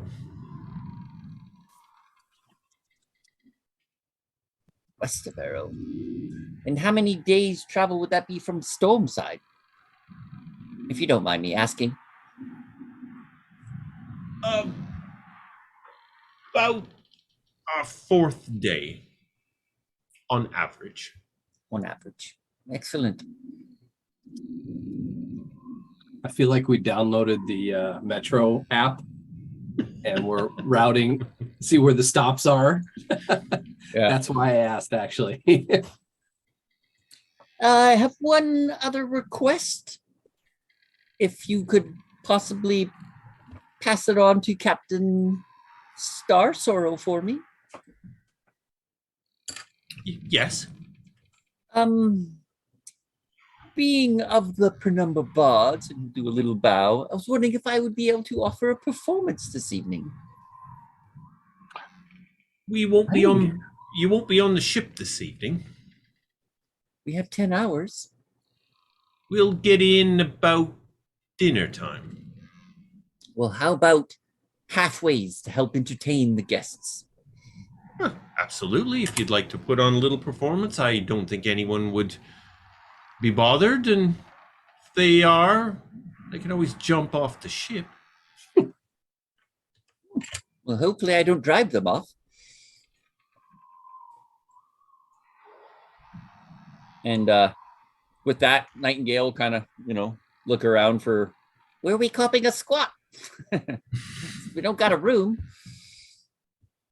There's sort of like Egan said, that, and this was on the Dragonfly as well. There's benches and tables and chairs and stuff throughout the various decks that you can hang out on, or you can just mill about outside.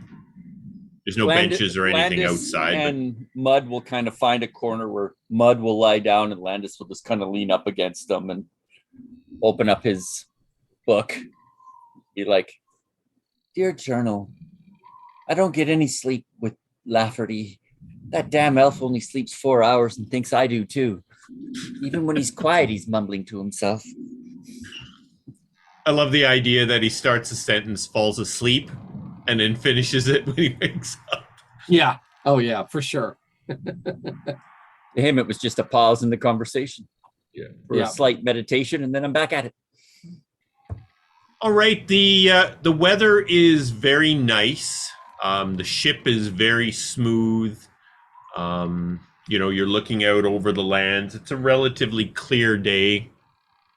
It seems that the ship is generally following a road that's moving in sort of a northeasterly direction, inquiring with Vicaria. That's the road between Coldhorn and Stormside. But you guys are, well up. It's just a small little line down below you, weaving its way through the forests and the plains. Cool. All right, you want to give a little performance midways through there, Nightingale? Yeah, he'll basically, wait till everybody's settled and, the ship seems to be moving in a good direction, and some strong wind behind us to puff those sails up, and he'll be like, "If you excuse me, gentlemen." Landis is like, "Whoa, okay, sure." So what basically, I'll describe it and then I'll do the roll, right? Okay. So using prestidigitation, he'll create like a drumming rhythm that people can hear. So you can kind of hear this rhythm going on in the background. It kind of floats around the crowd. And then using minor illusion. Who's rolling dice? Oh, sorry. I always forget to roll. Not even paying attention, Lafferty. Damn you. Well, no, this is exactly what he would do. He's sitting there mixing his potion of the day, and it's boldness. If you'd like it, you can have it. You get a D4 and add number rolled to every attack roll saving throw they make for the next minute. I'm not planning to attack. I'm in the middle of a performance, but thank you, Lafferty. Oh, sorry. I'm not planning to attack anyone. He just kind of tucks it in a pouch. So using minor illusion, you see a map of Emathan appear, mostly the wilds, the crags, the overlands, the frozen, kind of that upper region. And Nightingale begins to tell the tale of a dark force growing in the frozen, what is it? The frozen lands is where that force is. Yeah. Where the Iceborn are from. Yeah. And like, it's almost like a movie screen because he's projecting this illusion up on the big sail so everyone can see it. And as he's talking, he'll describe the evil forces, and you'll see like a dark shadow crawling over the sides of the map, and it's spilling into the wilds, and you'll see fires pop up everywhere. And he's almost drawing a picture, and then he'll play his little instrument, which being his first time ever performing, I'll have to review what that is. Yeah, his wait, is that the instrument he has? No, he has a lute. So he'll be playing his lute for a while, kind of a war tune as this dark shadow crawls apart. And then, he'll talk some more about how the people of the protected lands are pairing up with the people of Easterly to defend themselves. But the wilds, who will defend the wilds from this evil force? And he'll start to talk about a warrior who's pulling up the cause, a brave soldier, lone soldier, and he's working his way through the wildlands, and kind of in a way so that he picks up on it but doesn't. He'll be describing Douglan as this warrior traveling through the lands, and he's trying to rally the cause to defend the good people of the wilds from this evil force that will take everything from them. And then he'll put his lute away, and he'll finish it off with the shwarm, which is his instrument from his homeland in Easterly, and he'll play his little tune as this. What is your sign, Douglan? What's the emblem sign you wear? Douglan wears an emblem, does he not? Oh, what was it? Oh, Scheitza. What is it? Well, just from Evandor, I would assume. Yeah, it's the Evan. I think it's on the wiki. I forgot what the emblem was. So you'll see like an Evandorish kind of emblem, but it's not quite as easily distinguishable. It's almost kind of hazy, and it'll almost be mixed with the Tea and Char Winery emblem, kind of pushing the darkness back as it works its way across the wilds and stuff. And then that's the end of his performance. All right, let's see how this performance went.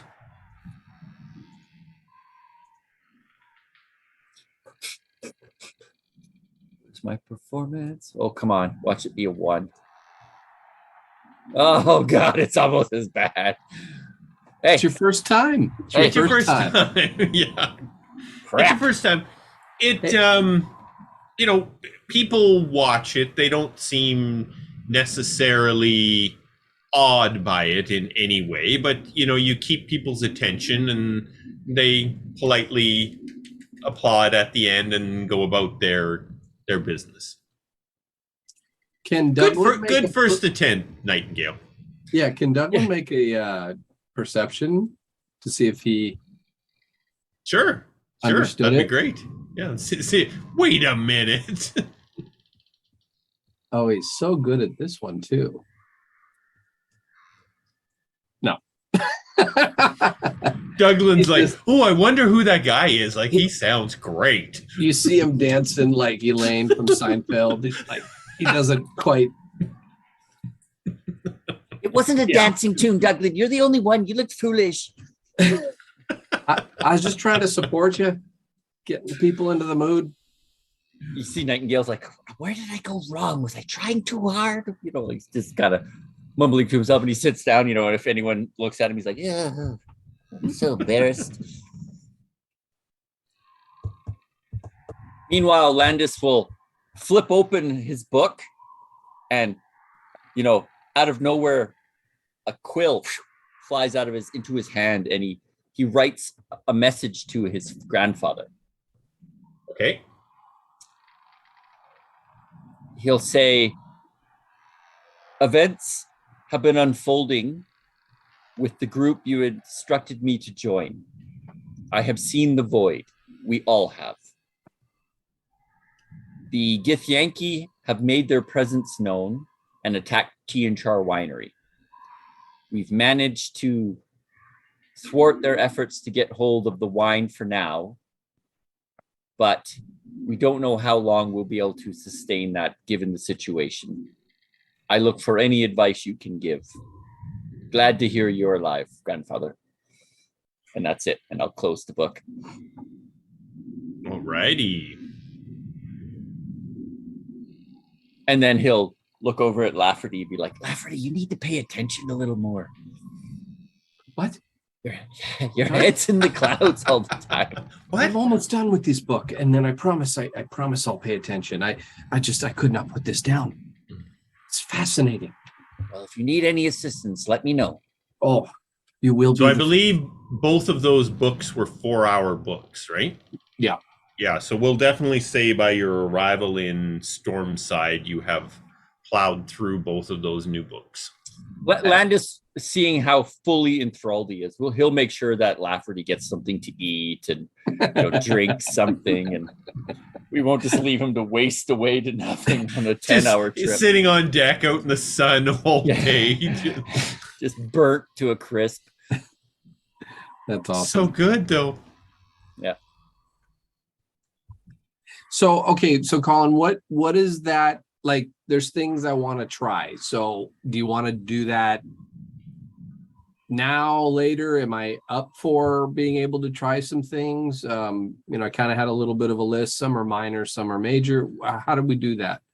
In terms of creating things? Yeah. So the first was the first level of this, what do you call it?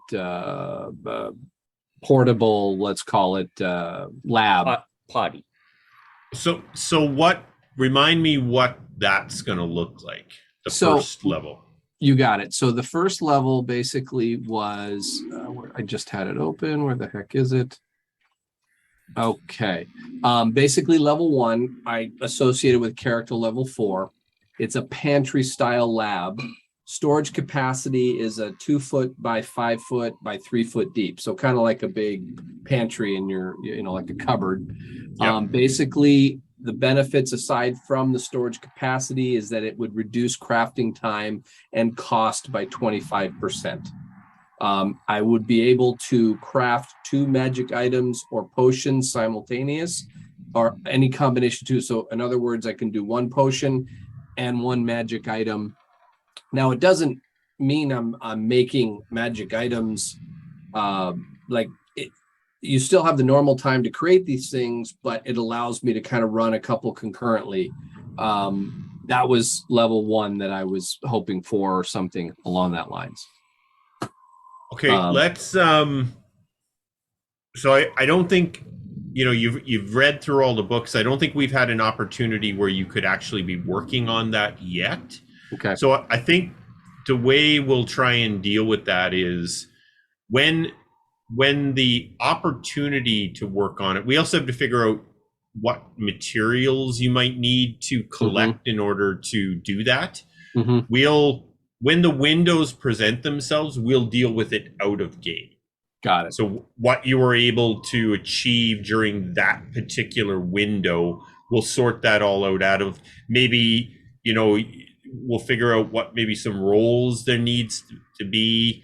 And then maybe you've got to look for a different material you didn't think about to continue. Sure. And we'll work it out just so that it's a little more in depth without slowing down the game at all. But still give us an opportunity to make it, something that depends on some roles and some materials and stuff like that. Sure. Because I think you've already found the information you need to work on step one.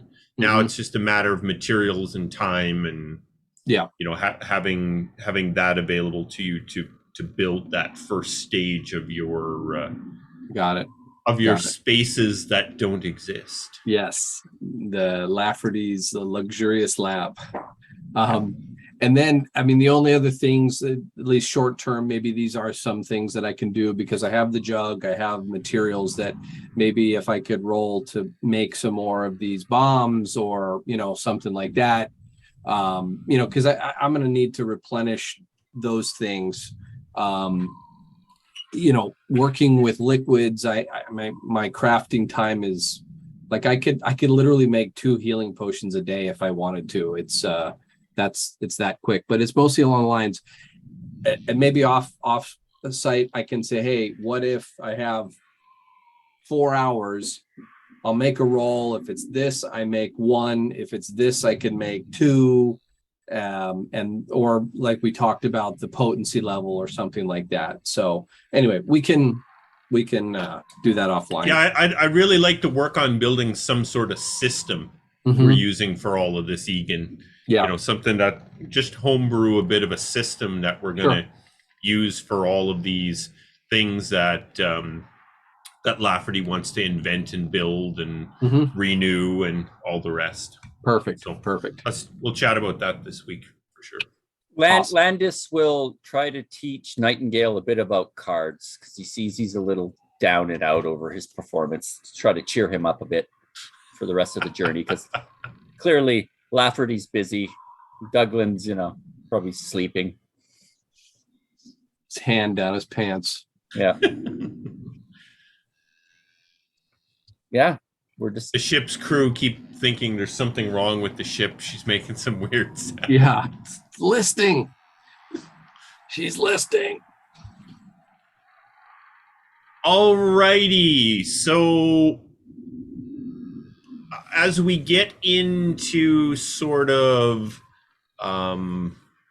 late afternoon, early evening, off in the distance, you've been able for a while now to catch your first glimpse of the midnight depths.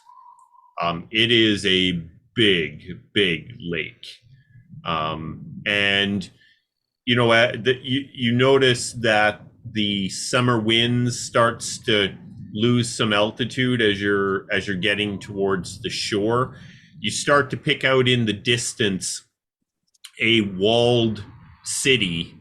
It's got the wall, you're guessing from up here, is maybe 15, 20 feet or so. It goes right around the city and extends into the lake 100 feet or so. And the city looks very dark colored, like all of it is made from the exact same colored material. And you notice it's incredibly uniformed, like all the streets are run perfectly towards the lake, and it's laid out in a very structured manner. As you approach what you assume from everybody's activity is probably Stormside.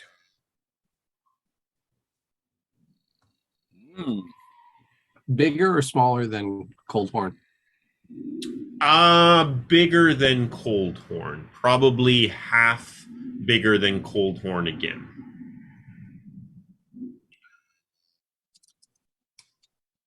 Landis will kind of tap Lafferty on the shoulders and be like, you may want to have a look at this, my friend. It's a very interesting layout for this city. Yes. Like it actually, one of the few things that gets him out of his book.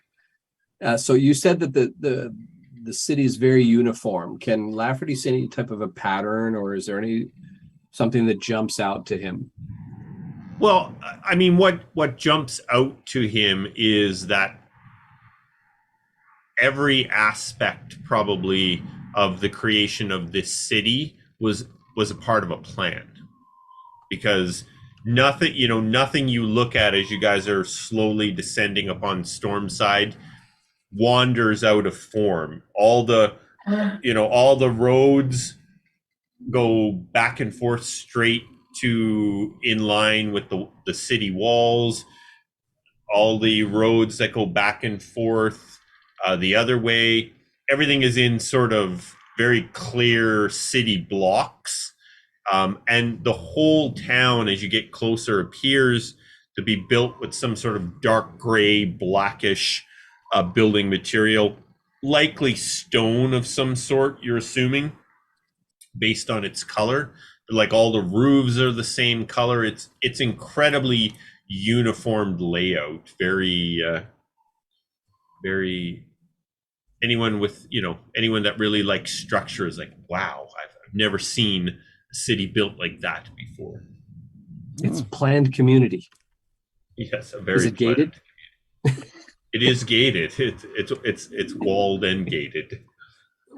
I know this is kind of a bit of a stretch, but would I be able to do a history check on Stormside? See if I know anything about it, like who founded Stormside, type thing. Who's gonna do this? Landis, like Yeah, Landis is the bookworm. He's the one that may have learned something about it. Yeah, like he's at Windrest, right? Like that's what I'm thinking. Lafferty's proficient also. Can he assist? Yeah, absolutely. So give us a history check there to see what you would know about Stormside. And with assist, I get advantage, correct? Yes. Nice. Look at those rolls. Landis, what you know about Stormside? So, Stormside obviously sits on the southwest coast of the Midnight Depths. It's protected by a large stone wall that extends into the lake. The majority of the buildings in the city are constructed of stone, all of which was brought here from Frostmount, which is a dwarven kingdom in the wilds. All the stone used is a kind of a dark gray, black color.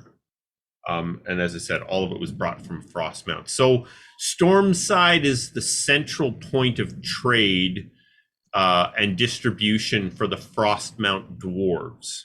So they move their materials from Frostmount, which is Frostmount is up towards the north end of the Midnight Depths. And I'll have that on the is that updated little map. Mountain range that's on there? The mountains that are to the left of the very northern tip of the is Frostmount. Gotcha. Rear guard, which Dakaria mentioned, is the rear entrance, the most northern entrance into the Frostmount kingdom.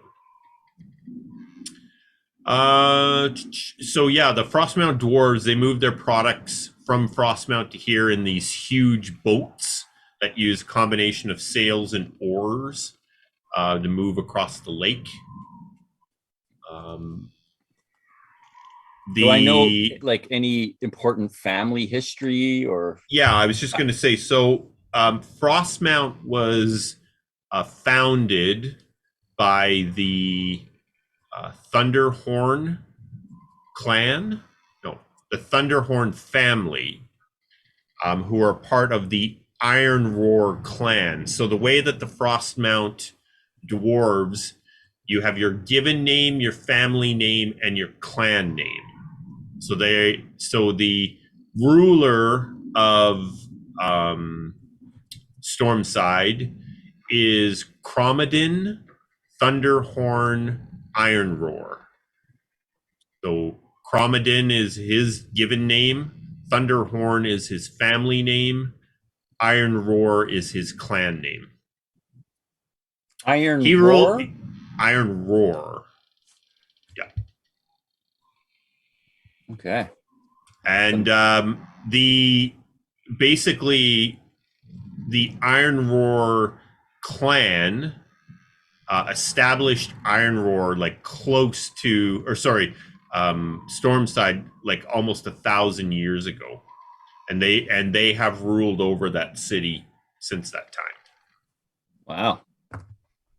Cool. And that's what Landis knows about Stormside. He'll share that with, his group. He'll kind of give him a little history lesson of what he knows about Stormside, and Lafferty will add in a few points there that he assisted with. All right, so the sky ship lands just outside of the city walls, and they basically they have a just a very small platform that they land beside, so people can get off, walk down a stairs to the ground. It's very simple, just basically to pick up and drop passengers off. People are boarding as people are leaving, so you are free to leave the ship.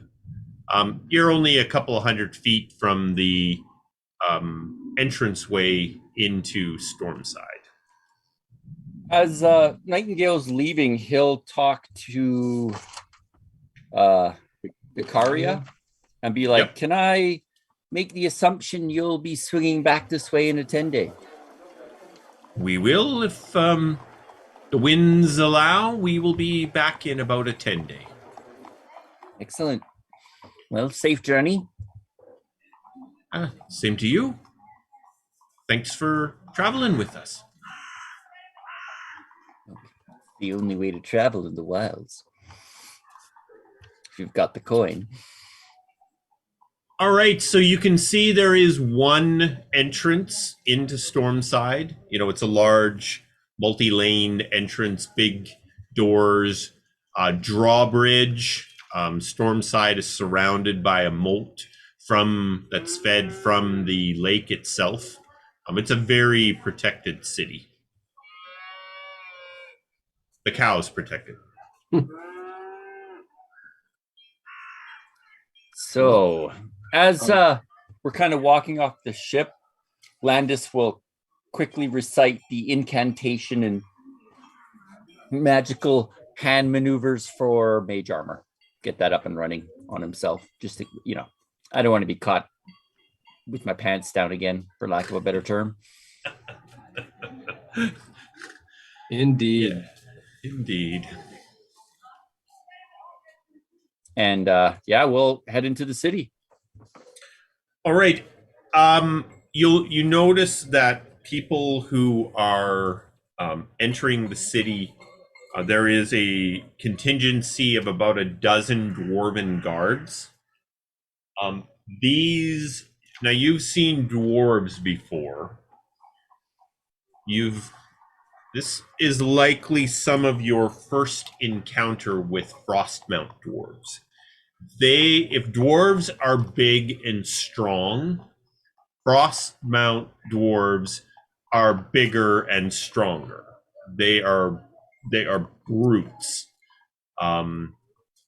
They're all dressed in big black plate armor, and it all has the same emblem on it, which Landis recognizes as the Iron Roar emblem.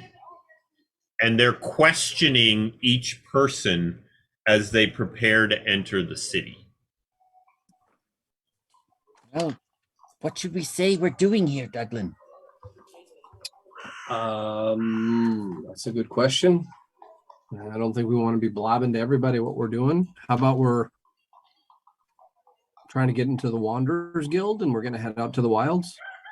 They said this is a good place to start. I think that's great. But perhaps we should say we'll add a little tidbit that we're looking to secure boat passage to Winterberry Wood for a hunt for a great stag. Yes. Oh, no, we need to get to the megalith. We need to secure a small sailing vessel. That's what we're supposed to do. Yes. Okay. That's definitely got a concrete. Do we know story. anything about the megalith? Or a megalith? Keedan knew it was there, didn't know anything really about it. He had, as he said, he didn't know very much about the Keepers of the Moon. He knows that they're associated with that megalith, so that's a good place to start in finding them. Okay. Do we dare talk about the megalith? I don't know if it's superstitious or we're just trying to book passage. For now, let's say we're booking passage to Winterberry Wood, and I'll inquire rather cautiously if anyone knows anything about a megalith. All right. Once we get inside the city. Okay, I'll do the talking. Yes. You look brutish and old. Be nice now, Nightingale. I didn't make fun of your performance, did I? What about my performance? I thought it was lovely. Oh, you keep thinking that. There you go. One of my best. Keep telling yourself that, son. I must point out, Douglan, your breastplate seems to be fitting looser than it has before. That's these road rations. I'm just not eating like I used to. Young Char Wineries puts the pounds on you. That and the liquor. Not doing as much as of either these days.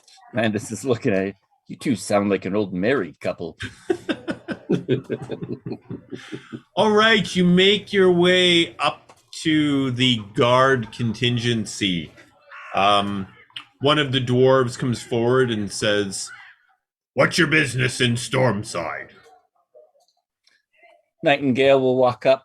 I am Nightingale. And he'll do a little bow. The Penumbra Bards and my companions and I are on our way to Winterberry Wood, and we hear securing passage through your lovely town is the place to make that happen.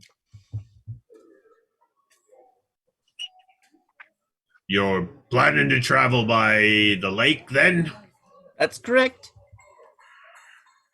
I'm sure you can secure passage.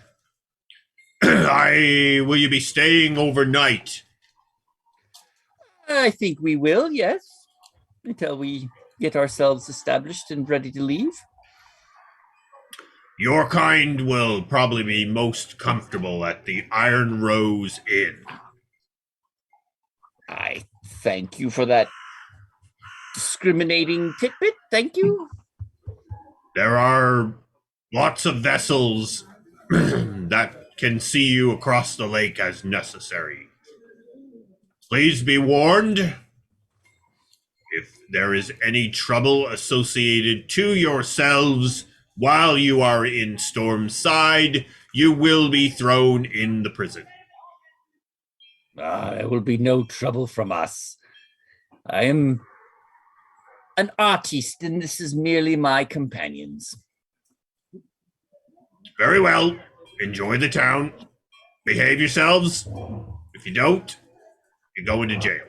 You made that very clear. Thank you. Did I mention you'll go to jail? Yes. You're excellent. Big good day then. Jail. I get a feeling he thinks I'm going to do something incredulous.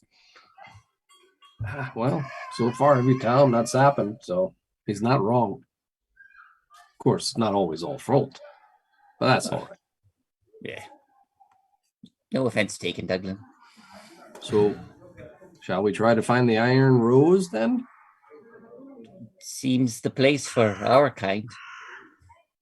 I'm not So, quite sure what that means. But as Landis had discussed, the town is all built out of this same type of stone. All the buildings are, pretty much the exact same construction. The only thing that tells you different from one building to another are very uniform signs that hang over the doorways.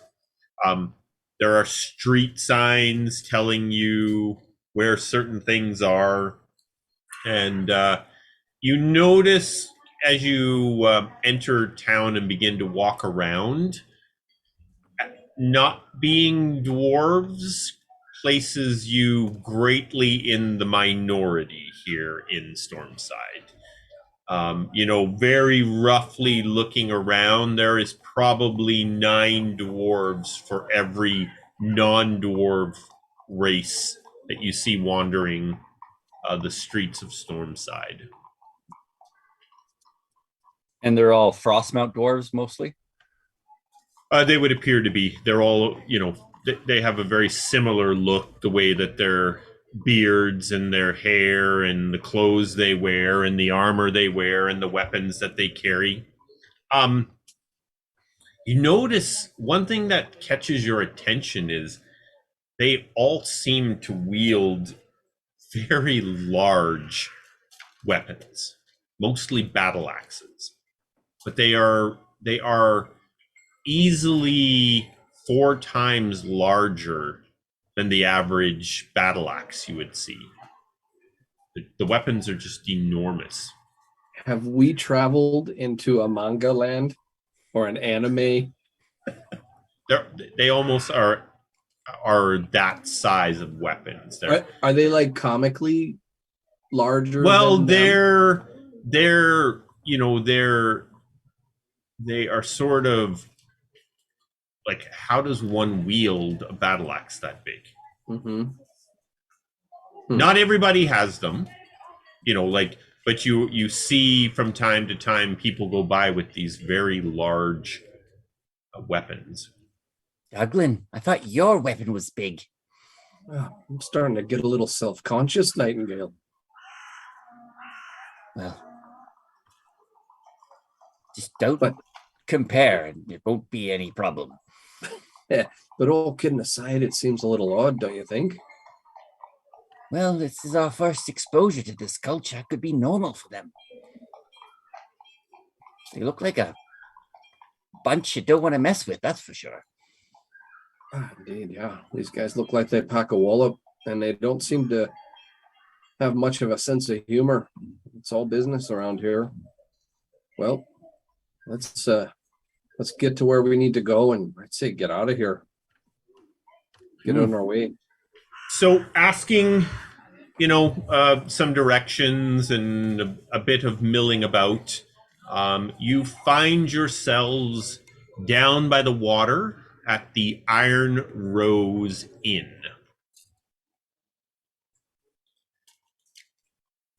And it is exactly that. The building looks like every other building, but the sign has an iron rose attached to it, and it says the Iron Rose. You immediately sort of catch on to what the guard meant. You notice a lot of the doorways here are short. They're dwarven size. Immediately, you notice the door to the Iron Rose is sort of human sized. So it's obviously has non-dwarves in mind. He was referring to us who are vertically gifted. It seems the case. Douglan's gonna head in. Okay, you head inside the Iron Rose, and as soon as you go inside, there is a counter there, and there's a young lady who is at the counter, and she's a dwarf, and she says, "Well, good evening, gentlemen." Yes, it's evening. Good evening, gentlemen. Will you be staying the night? I think so. We're trying to well, yeah, why don't we get our rooms get settled? But we do have some questions maybe you can help us out with. I'll do my best. We're trying to book passage to Winterberry Wood. yes. That. You be wanting to sail there then? Yes. Lots of ships down at the docks. They take passengers. Okay. Anyone in particular who we should ask for? None that I know, but I'm sure there'll be somebody there that can help you. All right. Now, how many rooms will you be needing for the night? 2? 2. Now, there's only one bed in each of the rooms, so I don't question nothing, but I'm thinking you might need 4. 4 it'll be. 1 gold piece per night each. All right. You got some food? We sure do. Just behind me, you can head right into the dining area. We got lots of good drink. Ask for a mug of the Drunken Hippogriff. It's our house specialty. I will have to try that. It's a dwarven ale. It'll probably make you folks a bit tipsy. It's good stuff. Lafferty looks up like, I would love to experiment. Yes. Yes. We'll, grab the keys to the room, and Landis and Nightingale are going to unload. I don't feel like carrying all my gear around with me constantly, as paranoid as I am. All right, you head up to your rooms. They are pretty plain. Full-size beds, which is another thing the guard was alluding to. So your knees aren't hanging over the end of the bed. And the rooms are small, but they're cozy, they're clean. And you make your way back down to the pub.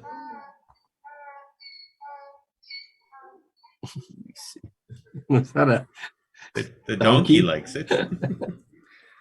That's the sound Lafferty made when he tried the drunk hippogriff. Trying to catch his breath. Yeah, we're probably hungry. Being that, I don't think we got fed on the 10-hour journey more than your rations. Yeah. All right, you make your way into the pub.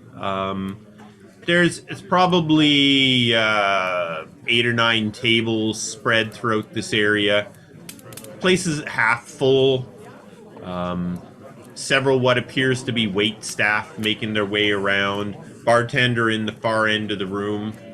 And the place, the food smells absolutely fantastic as soon as you head in there. A very sort of fishy aroma, but very, very good. Douglan's gonna dig in.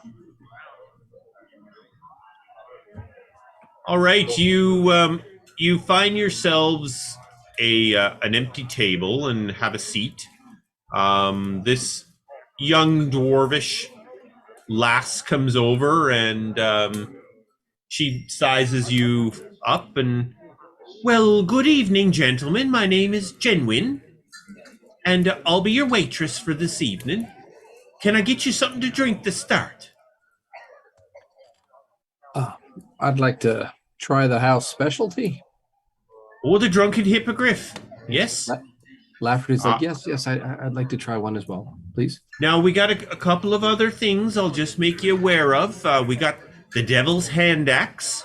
That's a dwarven brandy. And we've got the Hammered Spider. That's a very, very nice dwarven wine. If anyone likes wine, it's a bit on the strong but somewhat mulled side. Good stuff it is. We'll start with ales for everyone then. What was the spider one again? The Hammered Spider.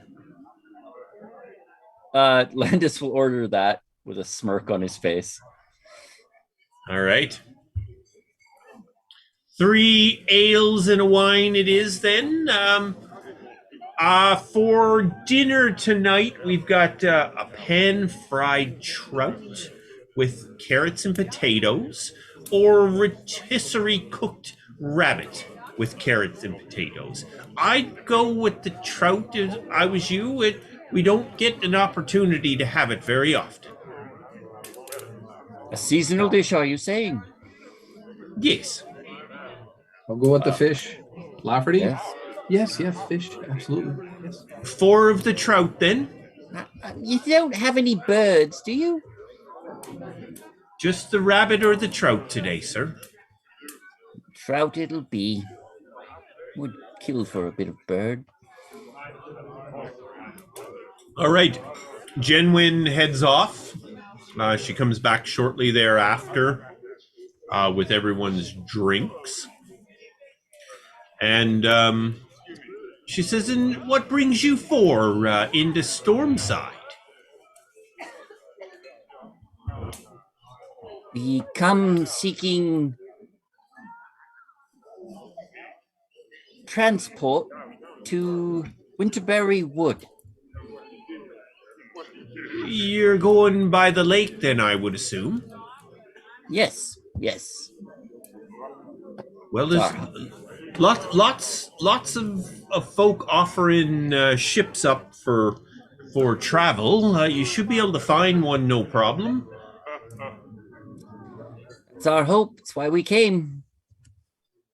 Excellent. So just stay in the night then in Stormside, or do you plan to stay longer? That all depends how quickly we can secure passage. Oh, you'll have no problems getting a boat. There's always lots of them available. They take people up and down the coastline here all the time. It's good to hear. Then this visit will be short and sweet, my lady. Excellent. Much like yourself. Have you ever been to? Yes, I've never heard that one before. Is your first time in Stormside? Yes. Well, excellent. Welcome. Probably new to the wilds then? We've dipped our toes in a little here and there, but we're not familiar. It's an interesting place indeed. I've lived most of my life in Frostmount or here in Stormside. I be honest with you, I haven't seen much of it myself. Well, if you've ever been to the wood? Winterberry Wood? No, I've sailed past it many times. It's a big forest. Strangely big, really. See, I'm going to let you in on a secret. We're trying to become part of the Wanderers Guild. Oh, yes. And I've heard of them, but I'm not too familiar with it. Well, it's a guild of wanderers.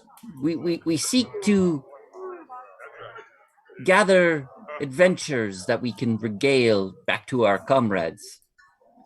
It's the more interesting the adventure, the better chance we have of getting in. You haven't heard anything about Winterwood, have you? Or Winterberry Wood? Not much. We do get lots of parties of people going hunting there, but I don't know much about it myself. As I've said, I'm only here in Stormside barely a year now. I've spent most of my life in Frostmount. What sort of things do they hunt? Well, they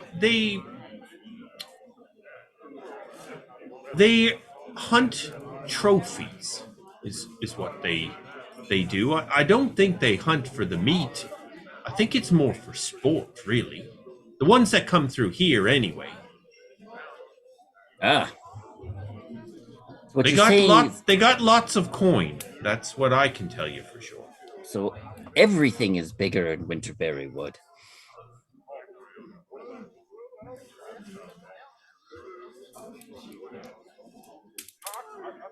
I'm gonna go and check on your food then. What did I say? All right, she brings back your drinks. I'll be right back with your food. I think it's just about ready. The drunken hippogriff is a very strong dwarven ale, so you know it's very thick and very sharp, very strong.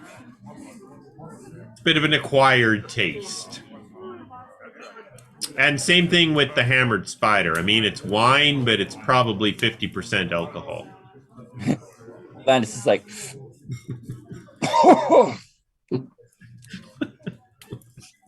Hero, it's exactly what a hammered spider would taste like.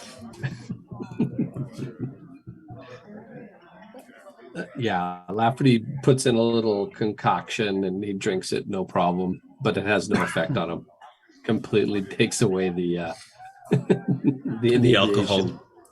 Yeah, Douglan just takes a nice pull and just goes, oh yeah, woo, yeah. Shortly thereafter, a Genwin arrives with everybody's supper. The trout are very big. The supper is fantastic. Tastes every bit as good as it smells.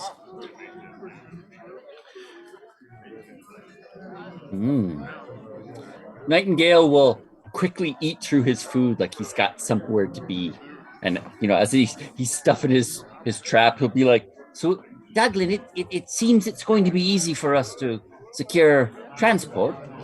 That's good to hear. Now, thinking back to what Mr.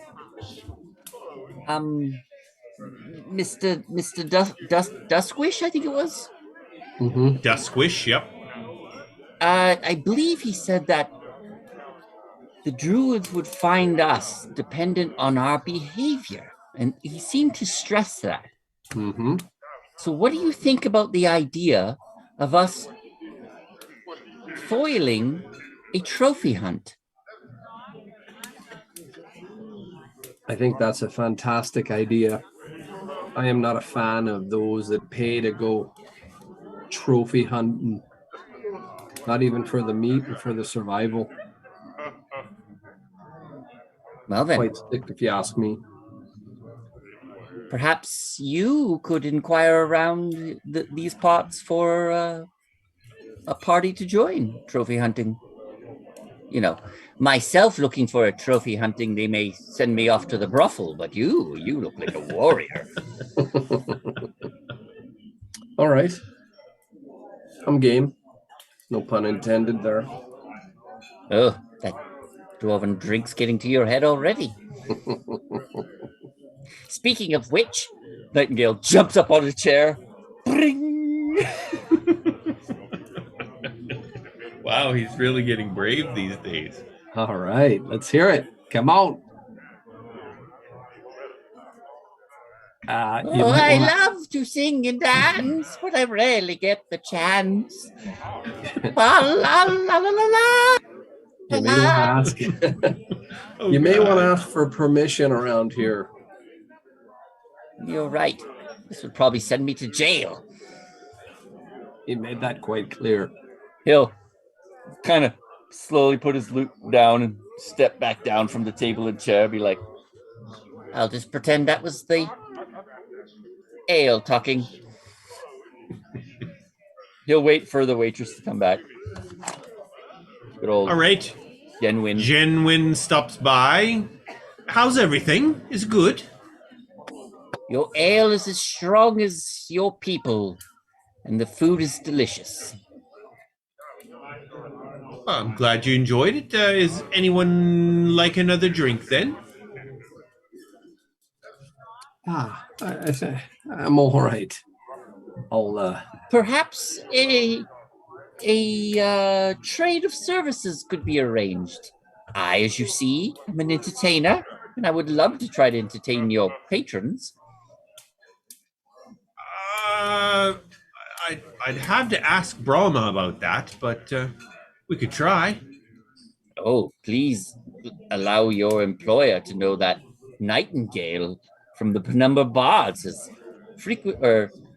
entered his establishment and would like to offer services for maybe a pint for my friends and I. It's a her, but yeah, I'll have her stop by and you can speak with her. Thank you. Sorry, it's hard to tell with the beards and all. We're a little tough for you folk. So shortly thereafter, a older looking female dwarf. Her beard is very nice, very nicely coming in, and she says, "Good evening, gentlemen. Good evening. I understand one of you would like to entertain." That is correct, madam. I am Nightingale of the Penumbra Bards, and I would like to treat you all this evening with a little performance. Lafferty, totally tone deaf, goes, you're gonna try it again?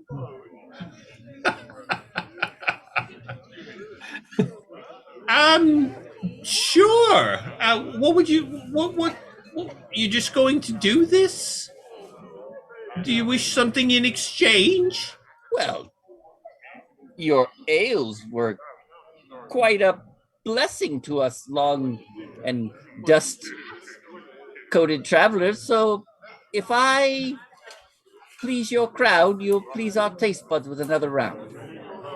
If you please the crowd, I'll give each of you one of the devil's hand axes. That sounds combative. Oh, it's a dwarven brandy like you've never tried before. Very good, very, very good. Well then, I am up for the task if you are up for the listening. You can perform over there. And she points kind of off into the corner. You see that there is almost looks like a little monument to someone. Suit of armor and shield, axe, coat of arms, all sort of set up in the corner. There is, you might say, a little bit of a stage there where a single person could perform. This entire conversation with her, Colin, the rest of his party could see that Nightingale is constantly like rubbing his chin. Just can't help it. Like, that's a beard on a woman. All the beard that Bralma has. Yes. You're like Austin Powers and the guy with the mole. Yeah. Holy moly. Yeah. Guacamole! Exactly. You cannot stop saying and thinking beard. Yeah. So yes, a round of beards. I mean, beers for my friends. Well, without further ado. All right. You take the micro stage. Nobody really pays you much mind. So, in this bar, how is the bar lit? It's pretty well lit. There's lanterns hung from the ceiling all throughout. So, with a prestidigitation thunderclap, all of the candles in the building go a blue color. All right. You have everyone's attention. Nightingale will pull out his lute, looking incredibly awkward now that all eyes on him. Grabs his chin again. And he begins to play a tune, and it's about a dwarven hero from the Frostmount Dwarven region. Okay. And this hero is having to face a dark force coming from the east. And again, like his fellow companions begin to hear similar story that he's spinning here about this dark force coming, and people of the wilds were in this case, the frost dwarves having to rally against this force following the actions of this great man that he begins to speak of again. Again, throwing in the Douglan references as subtle, but not so subtle, that he's a protector of the region and is trying to help defend the lands from this force that, unless they begin to move suddenly, it may be too late. And he tries to force that people need to take notice that this is coming. And he's spinning the tale almost like it's a tale, but there's some truth to it. You know, talking about the emissaries from Easterly have sought looking for those, and desolation could come to us all if nothing is done. That's what he's trying to portray. And he's kind of Nightingale's. He's not a very good singer. He almost more tells his tales to music. Okay. So he's not a singer. Like he's no. Yeah, you're providing your own sort of background music to. Yeah. And he uses prestidigitation to, you know, like, again, show like a giant black force and armies of dwarves fighting it and winning, you know, using smoke in the crowds and things like that. So that's what he's going for this time. Here we go. Come on, don't fail me now. Oh, that's better. That's better. Yeah. The you definitely captivate the audience. They listen, and after your performance, everyone gives you a very hearty applause and seeing that you appear to be done your performance, return to their meals. But they definitely enjoyed the performance.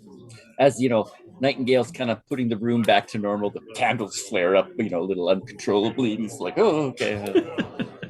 It sits back down. Like, sorry.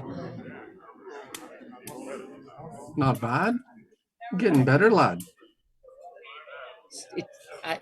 As a penumbra, I'm beginning to feel that maybe I should be doing something along my chosen profession. You keep at it. That one was a bit better. Come on, you gotta give me some credit. I said as much. Broma appears at the table with her tray, 4 dwarven brandies on it. Well, that was quite good. Thank you very much.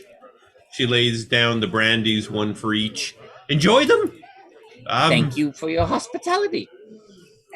The best taken in one shot. Isn't it all? Slams it, puts the glass back down. Nightingale's like waiting for. Is it good? Douglan hit it, or Lafferty? Douglan. Lafferty never just. I mean, he's looking at it. He's analyzing it. He's like, and he, tells all the ingredients that are in there, and So Douglan, it tastes fantastic, but at the same time, it's a bit like drinking liquid fire. It's delicious. You should try. It's the weirdest combination of just incredibly wonderful flavor, but it just burns every inch. Nightingale's looking at Douglan. He's smiling but crying. I don't understand this reaction. He'll look around the room to see if there's anything remotely attractive in here, and not bearded, preferably. Most of the, probably 75% of the people in this room are other races.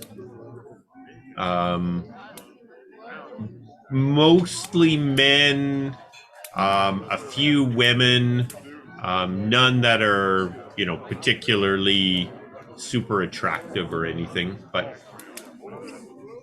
he'll be like, God damn it, not even something I could pass this off to. Down it. As soon as Nightingale takes it, Landis is like, I can't be shown up by him. He'll just drink it. All right. You're all literally, you're just like, it was pretty good. Wow, Landis is that like, was this great. could be the missing ingredient to your hellfire. Yes. No, he's taking some notes. He's like, oh, yes. Eyes watering, nose watering. You're basically from the tip of your tongue all the ways down to your stomach is still Like I just licked the burning. devil's asshole. Oh yeah. Dear Lord. After Mexican food. Thanks, Douglan. Pushing it too far since Tea and Chaw Winery. Oh my goodness. All right.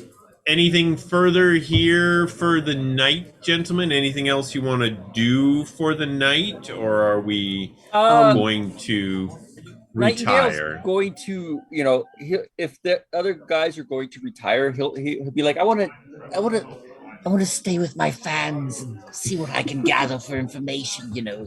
Yeah. I was actually going to say, I have them drinking from the palm of my hand right now, Douglan. I Never had this kind of fame before. I'm getting addicted to it.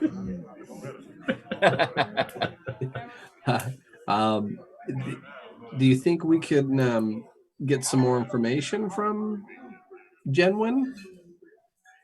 I'll see Or what maybe the old the gals heard. Not Genwin, but what's the name of the owner again? Brahma. Bearded Brahma. I mean, Brahma. Bearded Brahma. Brahma. Brahma. I could ask her. Even young Genwin has a little scruff growing. Nice. I found Yeah, a no, I'm pear just in my like- drink. Oh, you know what? Douglan's going to ask about the I think we should talk to Brahma a little bit more. Well, you talk to Brahma. Yeah. And Nightingale recruits his fans. Is anyone paying attention to him? He's No, walking around like they've all gone back to their meals and their drinks. It's like, hey, yeah, all right. You may know me from earlier. Yeah. I did that thing that you thought was amazing. You go around the tables. Hey, you guys want an autograph? You guys want an autograph? Hey, do you want an autograph? Do you even know how to read? Because my autograph, I could just put an X and it would be great for you. Collector's item. No, I'll look for, is there any like adventure-y looking people that look like they're comfortable here?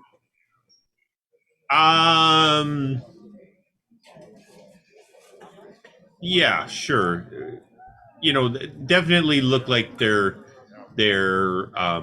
not merchants, likely outdoorsy folk of some sort. I'm looking for scars, calluses, and dirty clothes. Anyone in here match that?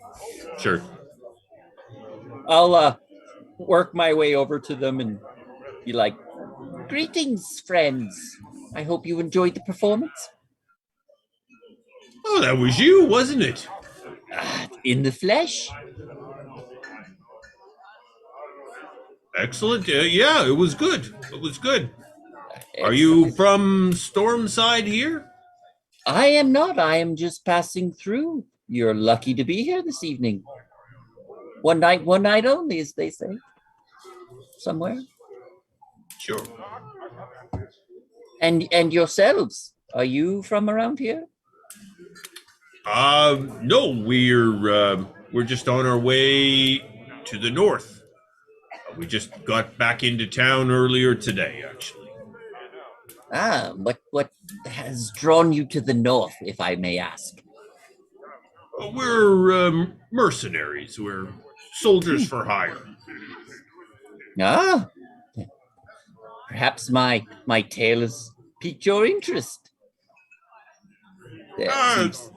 I wasn't listening much to the words, but it was good. It was good.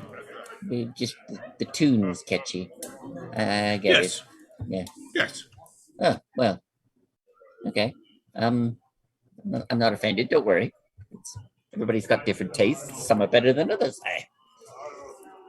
But to my point of interrupting your conversation, you don't happen now. As a storyteller, I'm always collecting bits and pieces here and there. Have you ever heard of a monolith in Winterberry Wood? Do you know what a monolith is? I do. Can't say I know much about a monolith. Uh, Have never been in Winterberry Wood myself. hmm. Have you heard anything about it? No, I haven't. Oh, okay. Well then, happy travels to the north. Yeah, we're on our way to White Meadow. Hmm. And, sounds like they're looking to hire up there for some troubles they might be having. So we thought we'd investigate on it. Well, I look forward to the tale when you return. Perhaps I could create a catchy tune for it. Well, I won't be singing it. Of course not. I'm the artist. You're the person with the story. Yes, yes. Well, I will not make this any more awkward. I will move on. Kind of parts ways. All right. All right, gentlemen, shall we take another quick break before we carry into our final hour of the night?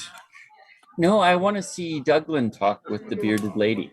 He will talk with the bearded lady when we return. See if we can keep our eyes off it. Thank you. Broma making her way around the room, talking to various patrons, makes her way back to your table. I was gonna go to her, Okay. if that's all right. Well, she eventually wanders back to the bar, and she's just standing over there, watching the room.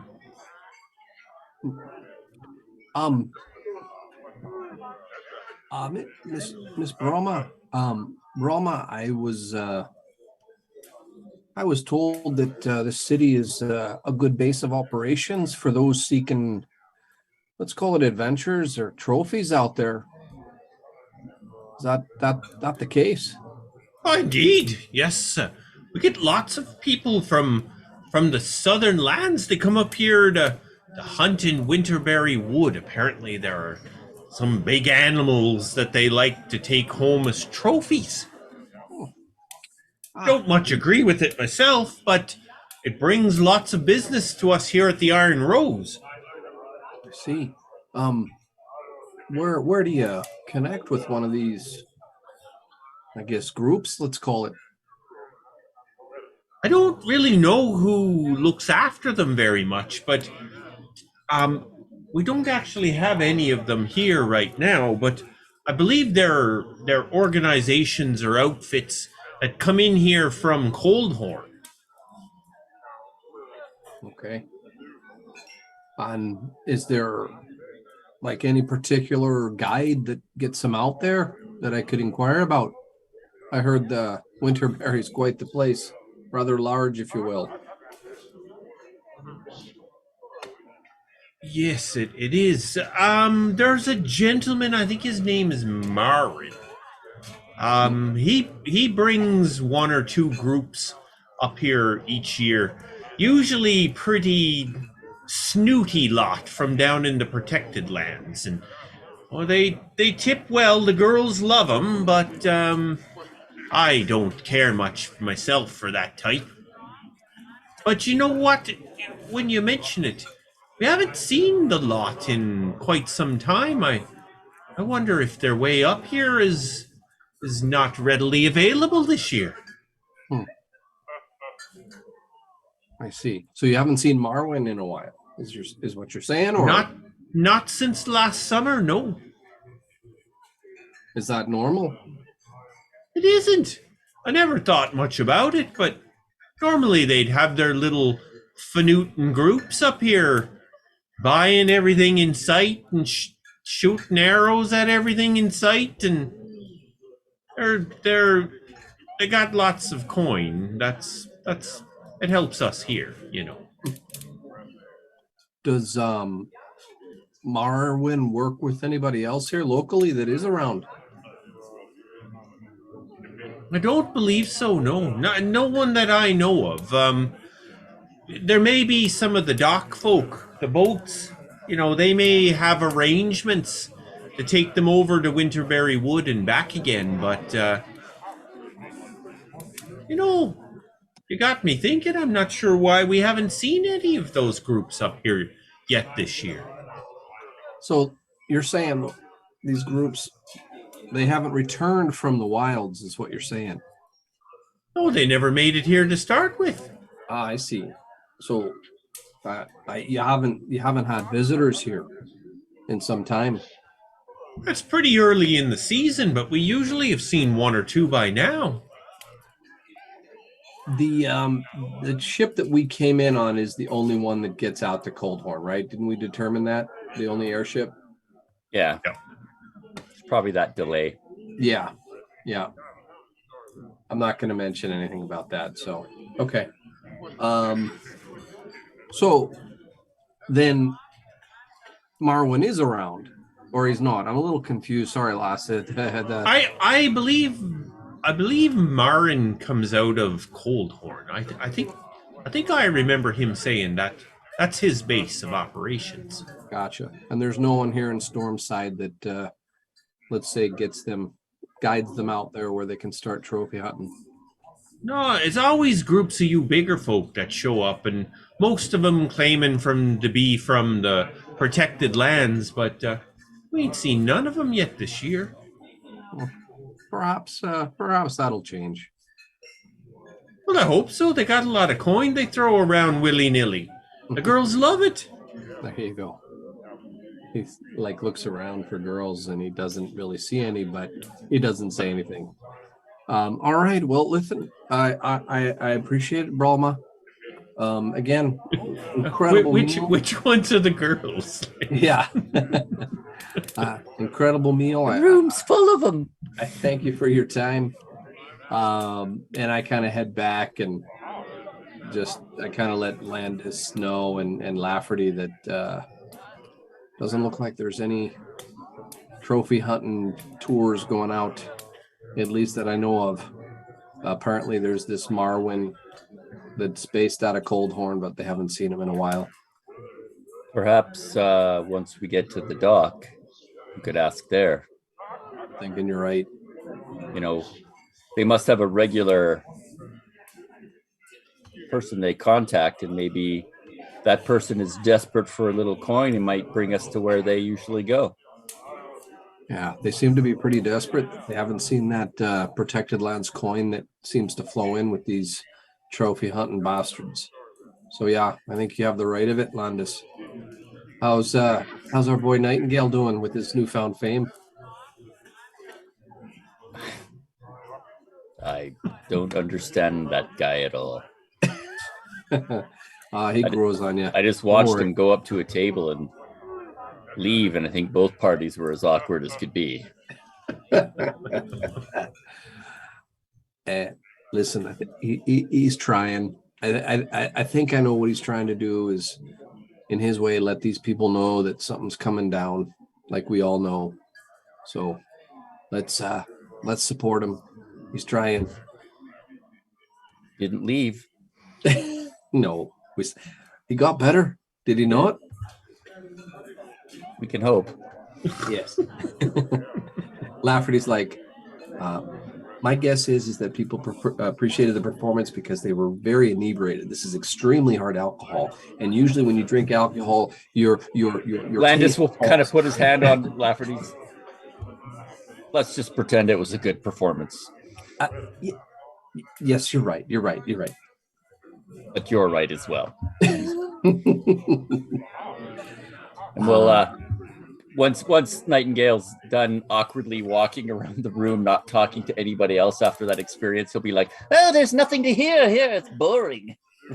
We should just hit the hay, I think." What do you think, Douglan? Did you get any information from Bearded Lady? I mean, Burma? Basically, she said that they haven't seen these groups, these trophy hunting folk from mostly the protected lands in quite some time. I didn't tell her that, most likely the ship that we were on was the one that was delayed with all of them. But Makes Missing for sense. more than a month. yeah, perhaps we'll have better luck at the docks. And my guess is they'll, as Landis pointed out, they might be hurting for some coins. So I think we might have some opportunities there. Ah, yes, yeah, we could definitely throw a bit around. We were fortunate enough to come into some. There you go. Would have had more, but anyway, moving on. Let's go. Gentlemen, the bill for the night will be 5 gold pieces for your Each? wines and nope, total. Oh, If someone wants to pick up the tab for the night. Lafferty, your drink was 5 gold. Was it? Yep. I'm right. sorry to say. It's All right. very prestigious vintage, I hear. Give Douglan a poke in the ribs, like, well, that was easy. Let's not make a habit of taking advantage of that little kid, all right? Even though he's 200 years old, he still looks like a kid. That kid. Well, Yes, he takes off 5 gold and doesn't like, yes, of course. Stop interrupting me. Here it is. All right, you really good. You head off to bed, all feeling the effects of the dwarven alcohol. Dwarvish beer is like 30%. Dwarven wine is 40-50%. Dwarven brandy can be even higher than that. It's pretty strong stuff. So You're awake with a beard in the morning. all right, you all awake in the morning, here in Stormside, waking to the activity of Stormside going on outside. It seems a nice weather day out. The sun is just coming up. You're all just waking up, and Stormside sounds like it's in full swing. I guess when you live underground, getting up early is not a problem.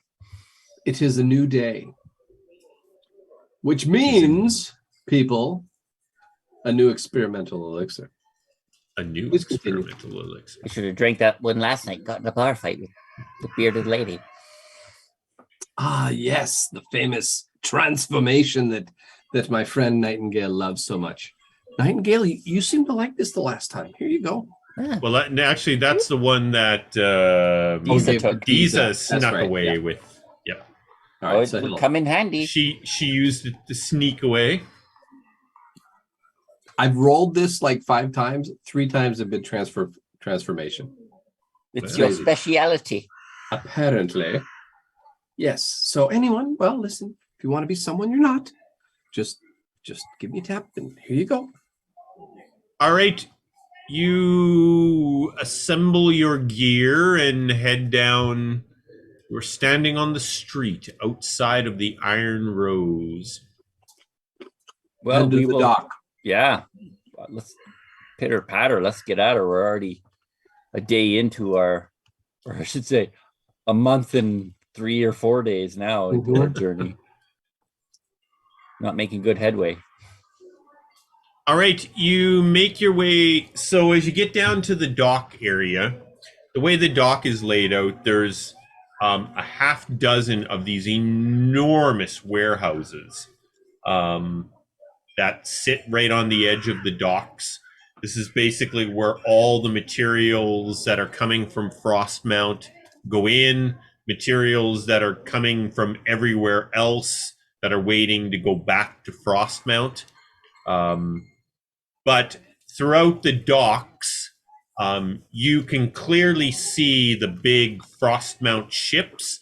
And then kind of off to the east a little bit, there is a dock area where there's probably a half dozen smaller sailing vessels. You make the assumption that these are the ships that are available for rent or for passage. All right. Well, I mean, I think Nightingale first order of business is to see if someone knows how to get to the monolith, right? That's kind of our... If they know the monolith, we may be searching for that on our own, Douglan. No one seemed to know much about Winterberry Wood. Indeed. Perhaps once we get there, Pez can fly up and maybe see it. Yeah, I'm sure when we're close. But right now we're flapping in the wind. We just want to get to Winterberry, but everyone tells us it's so big you end up at someplace far away. But now, do you want me to pursue this trophy hunting side quest, if you will? Well, if they're not here, we can't really thwart any hunting expedition. Well, to be fair, Douglan said that the folks here are hurting for coin. They're looking to take folk out there. Mm-hmm. And there hasn't been anybody. Now, apparently Marwin's the one that organizes it from Coldhorn. But he's got to have contacts here because he's the one that just goes back and forth. Well, listen, tell you what. Let's head over to where the small boats are. Let's ask about the Winterberry. If anyone's heard of the monolith. And if you want, I can kind of go on my own and ask about the trophy stuff. Well, Douglan, the only point of going on this trophy hunt was to try to get the attention of the druids. But if there's going to be no one hunting and us stopping them from hunting, I don't see the point of pursuing it any further. That's a good point. Unless there's other groups out there that are still there. But yeah, I see where you're going with it. It was a long shot. Let's get our boat and find out how long it'll be and decide whether or not we need to pick up some provisions. I'd hate to be out in the Winterberry Wood with no food, Mm-hmm. I can't hunt. We'll go inquire, Colin, with these rentabouts. All right, like I said, there's a half dozen boats or so, just docked here and there. Obviously room for many more ships than there are here right now. The very first ship you come up to, the gentleman is looks like he's just doing a bit of woodwork, maybe getting ready to fix something on a ship or whatever, and he looks up at the four of you, walk up to where his boat is docked, and what can I do for you? Dwarf, I assume? Yes. They don't like me. You talk to them. All right. Name's Douglan, and you, good sir? Can I have your name? You most certainly can. The name is Devry. Devry, pleasure. Listen, we're trying to get, eventually to the Winterberry Woods. We were told that a place to start is a monolith. Have you heard of such a thing? Monolith. Like it's a reference point of some kind to start there. Are you looking to go to this monolith? Indeed. You see that ship? The wee one down over the end there. Mm-hmm. You go talk to Marsilius. He knows about all that mumbo-jumbo and cares about it a lot more than me. I flip him a silver. Say thank you. Good day, gentlemen. All right, we head to the Marsilius's small Is it ship. just me, or does everybody sound the same here? It's such a jerk. Such a jerk. Dwarves are dwarves. They're all Scottish. Yep. The So name is Marsilius. And I'm going to take you to the Winterberry Woods. Let's go. You make your way. You kind of have to switch docks to the next one that makes its way out. Right at the end of it, there's a small sailing ship, maybe 30 feet or so, single sail. There is a human man who appears to be napping on the deck of that ship as you approach.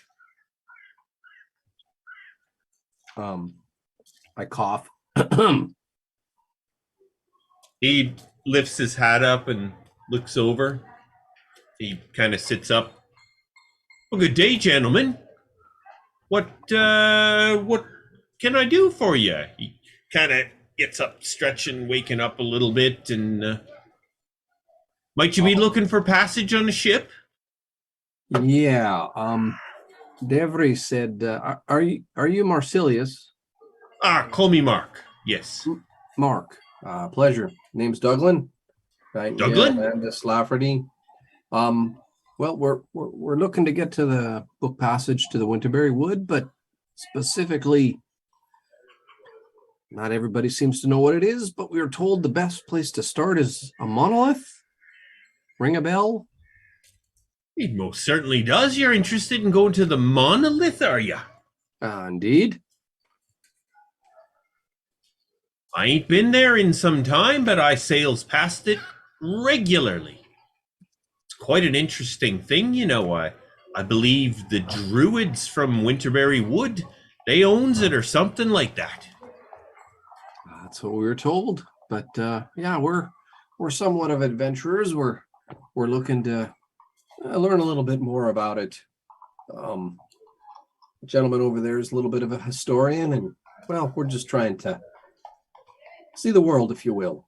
And Mark, and I play the lute.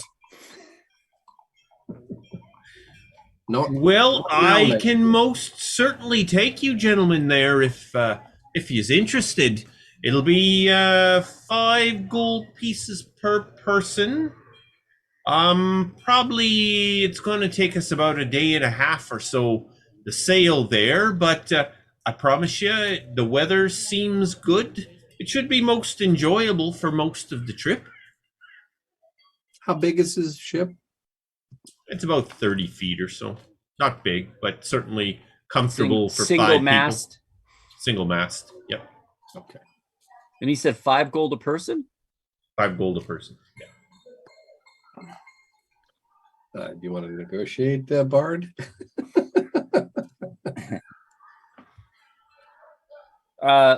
Nightingale will be like, We'll pay half up front, and the other half when you drop us off at this monolith you supposedly know.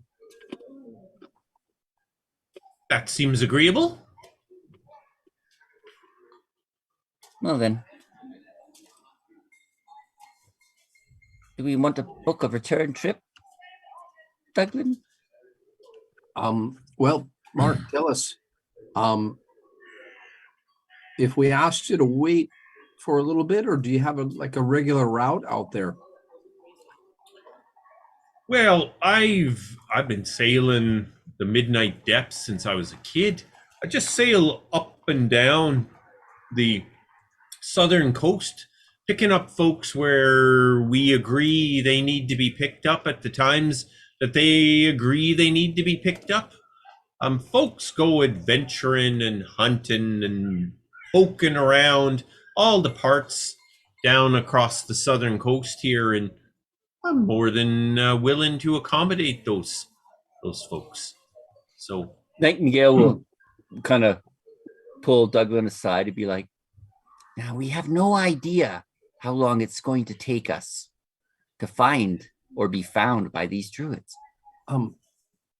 Lafferty's like, Mr. Nightingale, I might have a solution to that. And he reaches down and he picks up a couple of stones and he kind of mutters. Yeah, that'll do. Mr.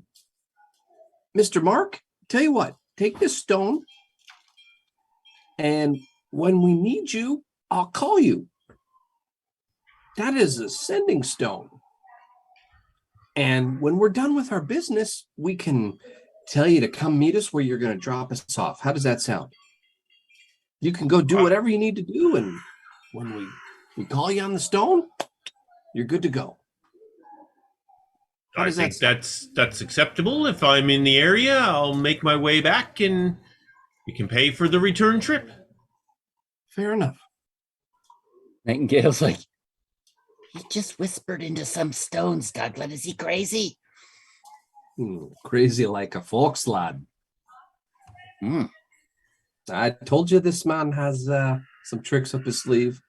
Oh, it's Mr. Nightingale. It's a very simple thing.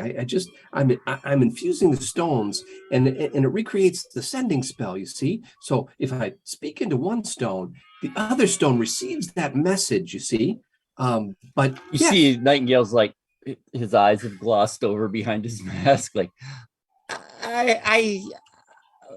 Oh, what's that over there? I better go check on it. Squirrel. Squirrel. So Squirrel. yeah, that might solve a. Yeah, we don't know how long we'll be, so this might help. And let's do this deal now, Mr. Marlulius. I Mark. think he said Mark. Mark. We will pay you for the return trip, half up front. So you will get 5 gold from each of us. But upon calling, we will expect you to pick us up within 3 days. Because I don't know where you'll be on the lake, and neither do you. Is that fair? I'll do my best. Depending on where I am on the lake, that may or may not be achievable, but most times I should not be further away than that. Lafferty, is he able to talk to us back? Hang on, let me look up the sending spell. Hold on just a moment, please. Yes, he can. Yes, there we go. Well, then, he'll be able to tell us, won't you? How long 25 you'll words be. back and forth. Yeah. Hmm. Lafferty's so happy. You have no idea. And so is his PC guy, Egan. so Nightingale will give him 20 gold coins. That's half our return and half our there. Half He'll there and half return. Yeah. He'll look at Landis and be like, or Lafferty be like, This stone's worthless without the other one, correct? You won't sell it for a fortune? Well, he'll have a sending stone, but it only works with the pair that I have. Okay, good. Otherwise, it's Unless he has the other stone, it's no good. And in addition, Mr. Nightingale, I can stop the infusion anytime. So it's just a stone to him. Yeah, it'll be okay. Okay. Then, when can we leave? Time is of the essence. We can go right now if you've got all the supplies you need. Is there anywhere about here we could pick up a bit of rations? I don't want to be caught without a meal. Look at me. Can't afford to miss a meal. Mark tells you that your best bet would be to head over to Wanderlust Provisions, which he gives you directions to, and you're able to acquire what you need there. Well, we're gone. You ready to ship? Because when we come back, we'll be leaving. Within the hour, I would think. Unless it takes we can longer. just say you make your way to Wanderlust by the. You just need to buy rations. Rations. Any Unless chance you they have goggles and a cap? Just asking.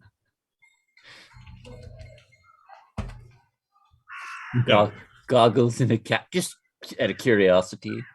Let's see. Do they have a bag, a cap, a goggle, a rope, or a stone, or a wand? So 5 silver pieces per day of rations. So every 2 days is gold? Yep. So whatever you want to buy.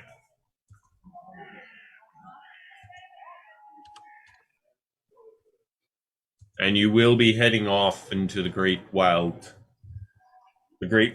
So provisions will be necessary. The great Douglan asked Nightingale, I've got 10 day supply. You think that'll be enough? As Nightingale's like, Are you crazy? I'm taking 16 at least. All right. And only 16 because the math is easy.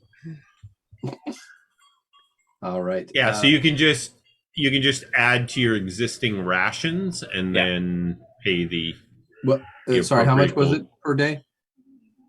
1 gold for every 2 days is the Got it. easiest way to. Got it. Okay. Let's mhm, double it. Let's mhm. do 10. 6. It's funny how we were talking about that last night. Yeah, about rations. Well, you're going to be heading where you can't eat at the inn every night. Douglan? So. Yes. Can you use a short bow? Are you trying to say my javelin throwing skills aren't up to par? I'm just saying I don't need a short bow anymore, and I'm wondering if I should sell it or give it to you. Nah, hold on to it. I can hold on to it for you if you'd like. I don't have much use for it, but you never know. Okay. Yeah, hold on to it. And apparently, all the game up there, you hunt by a bow. So, Mhm. but he points to Lafferty and said, "This guy's got some type of wrist catapult, so he's okay." Trying to think what else I would need. I don't want to get stuck out somewhere and be like, oh, I wish I had a rope. Do I got rope even? Yes. Yeah, I have rope. Silken and hempen, depending on how you like to smoke it. Well, no, I think I'm good. Good. Oh, nope. Do they have any mistletoe, sprigs of mistletoe? No, I don't want to know. I don't want to know. they do not have sprigs of mistletoe. Okay, then I'm good. Yeah, and Lafferty's not going to ask if there's a magic shop with scrolls or books or anything like that. Yeah, I'm good if you're good to go. Yeah. Alrighty. So you guys, when you get back, Mark is basically waiting for you. You he basically rows the ship out of the harbor area. Not rows, poles the ship. It's quite shallow in that area. Until you get out into the open water, he stows that pole, gets the sail going, and you guys are heading east across the lake quite quickly. Is he like a gondolier? Like he's got A that little bit initially to get out of the walled harbor, Stormside's walled harbor. Douglan turns to Nightingale and says, "So romantic, isn't it?" And you are sailing east across. So Mark, once the ship is kind of going, he ties off the rudder and he makes his way over and sits down. There is in the front, there's a bit of a cabin area you can get in underneath. Like you got to crawl in underneath there. But if you want to get out of the sun, sort of thing, it gives you an area to do that. If not, you're just basically sitting on the deck. And Mark says, "So, why are you guys looking for the megalith?" We are attempting to join the Wanderers Guild. And our particular guild doesn't have a single story coming from the Winter Wood. And I think it was Landis happened to hear something about a monolith while he was in school. And so we figured that would be a great place to get a good story.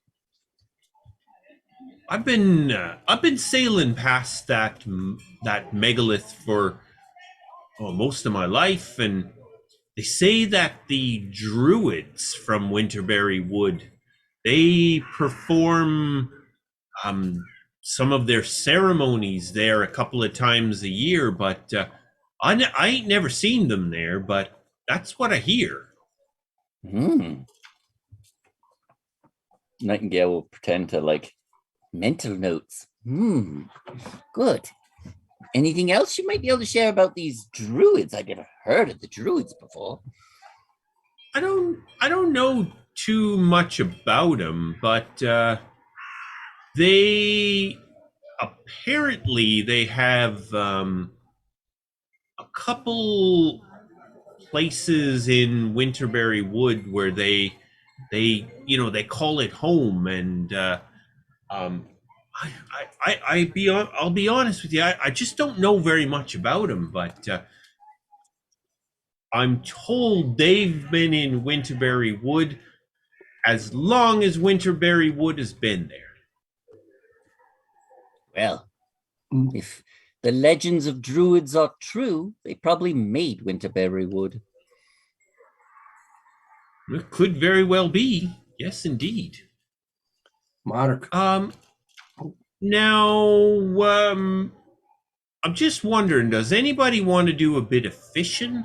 Because, we could have some fresh fish for our suppers tonight. If you do a bit of fishing. I got lots of fishing poles. Landis is Give it like, a go. I'll love to take a fishing adventure.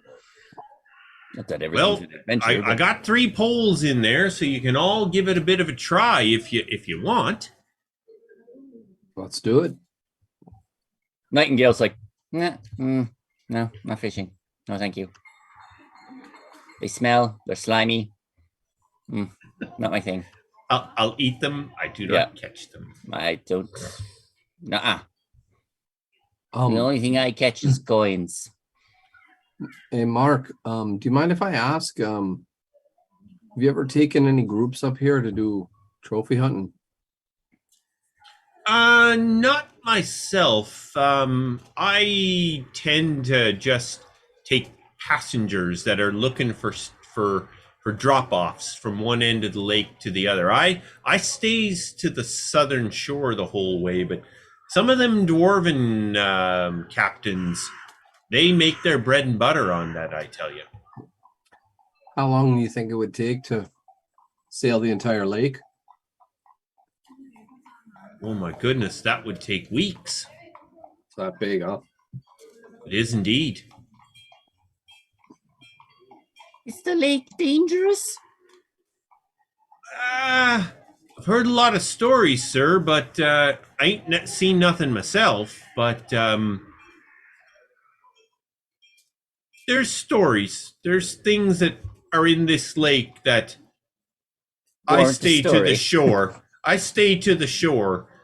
It's out there in the deep parts of the lake. There are things that, could probably eat my boat, sir. you guys see Nightingale's like, Oh, really? Lovely. Well, let's not stray too far from the shore, will we? Indeed, indeed. we So, make Douglan, are you doing a bit of fishing? Sure. All right. So we'll get a skill check. survival? Yeah, take it. a survival skill check to see if you're able to catch a fish. Anyone that's going to do a bit of fishing. Landis is not a competitive type, but he's definitely having a competition with Douglan to catch a fish. Oh, nicely done, Douglan. Look at the fish are flying into this boat. Lafferty just, of course, analyzed the whole damn thing. You guys, you're going to use up all your rolls on fishing. Fishing. Just so we're We'll clear. take it. We're Are trying you to kidding? clear this lake out. We've become fishermen. Yeah, we're done. I've All decided right. to go a different path.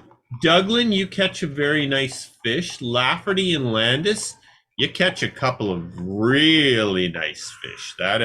Those are going to be very nice to be Can we count those against our rations? Yeah, absolutely. Yeah, we don't have to eat a ration today. Douglan, you've got your rod cast over the side, and you're kind of you're drifting a bit, just the boat is sailing along. And suddenly inside your head, you hear a voice. Oh god. It's very crackly and scratchy, but you recognize the voice immediately as your daughter. Father, if you can hear me, please know that I'm all right. Messages are difficult to send from here. Please say something if you can hear me. I can hear you. Maggie, I'm here.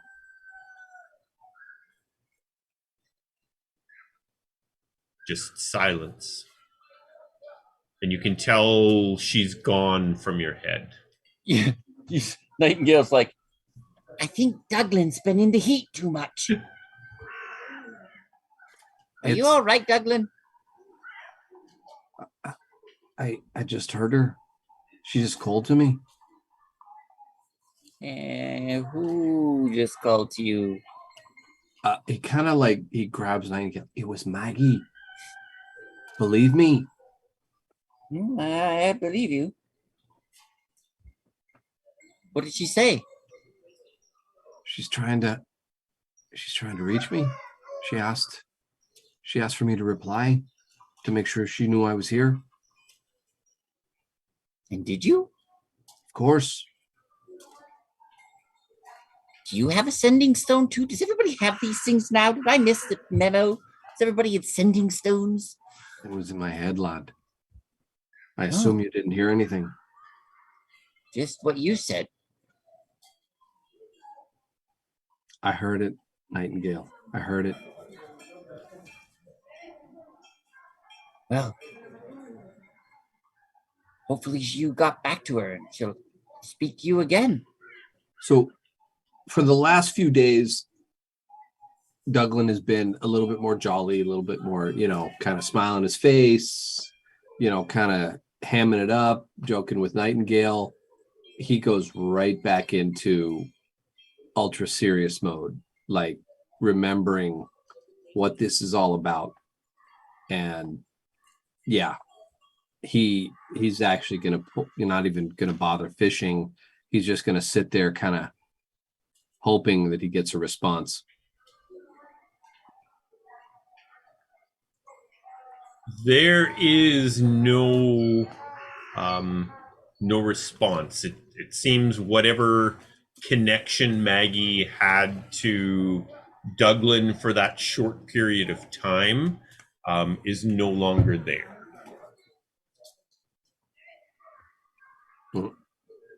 Yeah, this knocks Douglan back a bit. His jolly mood is taking a hit. As we move into late afternoon, you notice that Mark is watching off in the distance quite a bit. And finally, he turns to the group and says, gents, I said we'd have smooth sailing, but the weather will do what the weather will do. And unfortunately, looking back there tells me that we're not going to be wanting to be out on the lake by evening time. Now, we're not far from a little cove that I know that we can take shelter for the night. I don't think staying on the ship will be a good idea for all of you. There'll be a lot of bobbing and weaving going on with that weather. I'll take us into shore. We can take the little boat in and set up a camp. We can enjoy those fish you've been catching all day. A couple of doozies it is. And we'll spend the night on the shore and pick up our travels in the morning. How does that sound to all of you? Can I make a perception check, both Lafferty and Douglan? Yep. I want to see if he's full of shit. Well, he's been on the boat all day, so that's possible. I know I'm full of shit. Definitely not him. But Douglan, maybe? Lafferty's like, what did you ask me? Yeah, what, huh? That seems fine. Yeah. No, Douglan has no clue. None. Yeah, sounds like a great idea. Let's have some fish. Wouldn't that Alright. have been insight check? I would have been an insight check, but Perception is, observing. yeah, that would have been an insight check for sure. Well, that's okay. Still shitty rolls. Yeah, Still wouldn't have made it. Still wouldn't have helped. Yeah. All right. Perfect idea. The weather does start to catch up with you. Definitely a big lake storm is forming and moving across the lake. The little cove that Mark said would be there, you guys make your way in, and he drops anchor. He's been towing a small rowboat behind the sailboat. You guys pile into there and you row ashore. The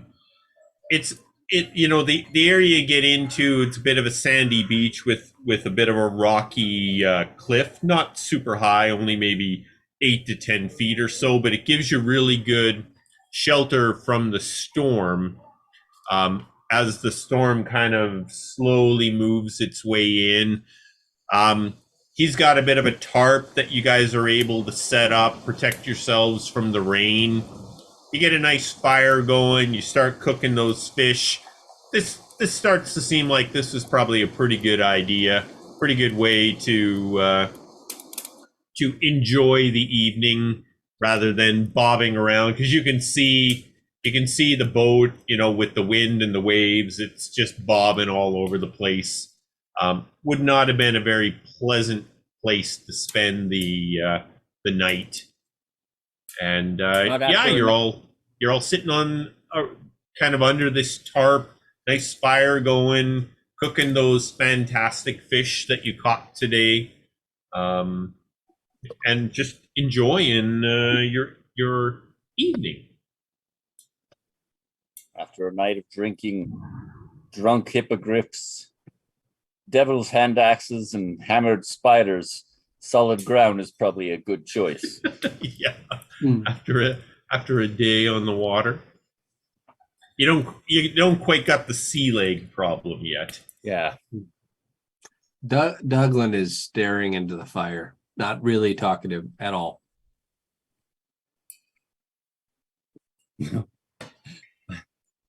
I'm terrible. Nightingale has minor illusion. I was going to do pictures of his girl in the flames. Come on, man. No. Maggie! Father! I'm burning. You will not. I won't do that. I'm not that insensitive. I'll just use prestidigitation so you hear her voice in the woods. All of a sudden, Douglan's halberd. Oh, sorry. Landis will get Lafferty to use Pez to do a little scouting, just to make sure we got nothing coming up on us. Yeah. Don't call me paranoid, but I like to be prepared. Well, it's like dark already now. Like it's late into the evening. The weather, thunder and lightning, rain. You're in the area that you're in. Okay. We'll still set up a watch. Pez is not going to be able to see much out there right now, and it's going to be pretty harsh weather to be trying to just Hey, fly there's Pez. around. Mm-hmm. There was Pez. It was an owl. Yeah, we'll bring her in. Yeah, we'll just sit around the campfire, make idle chit chat until it's bedtime, and typical watch order. Now that we're out and about, let's not get caught. All right, I'm just going to make sure I've got our watch in order. So we're still Lafferty, Nightingale, Douglan, Landis. Yeah.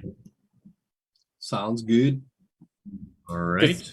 what we'll basically do, Colin, is Lafferty and Nightingale do a 4-hour shift together, then sleep 4 hours, and then the other guys can get a full night's sleep. Because, let's not have the elves split up because that'll just drive everybody crazy. I'm sure Lafferty can't be quiet by himself, and Nightingale can't. So just stick them together and they can entertain themselves. All right. So Douglan, Landis, and Mark are asleep. If I understood this, Lafferty and Nightingale are awake. Yeah. They kind of do the first 8-hour shift themselves. Nightingale, you are kind of staring off into the fire. And suddenly in your head, you hear, there are intruders on the ridge to the east. Ballamore, is that you? It's the voice you recognize from Ballamore. So that would have been in everyone's head, would it not? That would have been in everyone's head. Yes. They don't know the voice. You know the voice. It awakes everyone, including Mark, who has no idea what he just heard. I'll quietly repeat it to everybody. There's intruders coming. Oh, this is your My whip. your oh god, not packed. Your patron. Yes. Got it. Yeah. Lafferty raises an eyebrow, like, was that the shadow talking to me? What? Mr. Nightingale, what was that? Did you hear that? That was me. There's intruders, Lafferty. Stay focused. And Should I'll point in the should I wake the direction that they're supposedly coming. Should I wake the others? Yes, they'll be awake. Okay. I kick Douglan. All right, I am He's a going deep sleeper. to kind of give you guys a map of the area here. I can't wait to talk our way out of this fight. Yes, and if the question is longer, the answer is yes, god damn it. Yes. No, I don't want to quit at 11. If that's the question you're about to ask. All right, I'm 12 going where to we are. share the map. Holy moly. Oh, what a beautiful little bay. Oh, so quaint and romantic. Why is everything romantic to you all of a sudden? I can't help it. I'm in love, and I don't care who knows it. Oh, my. Elf? Nobody? Elf reference? Come on. God, I'm so disappointed. All right, so that's the general area. As the lightning is kind of flashing and crackling and lighting up the sky, if you look directly east of where this little area where you guys have set up for the night, you can see up on the ridge, there look like two riders mounted on some sort of large beasts are standing on the ridge looking towards where your fire is burning there.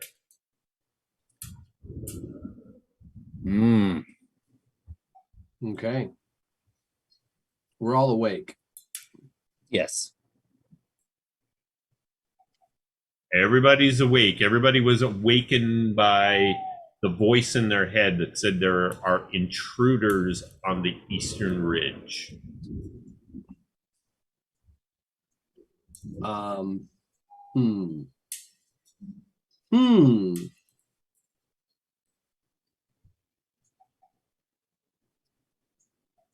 Suppose I could do that.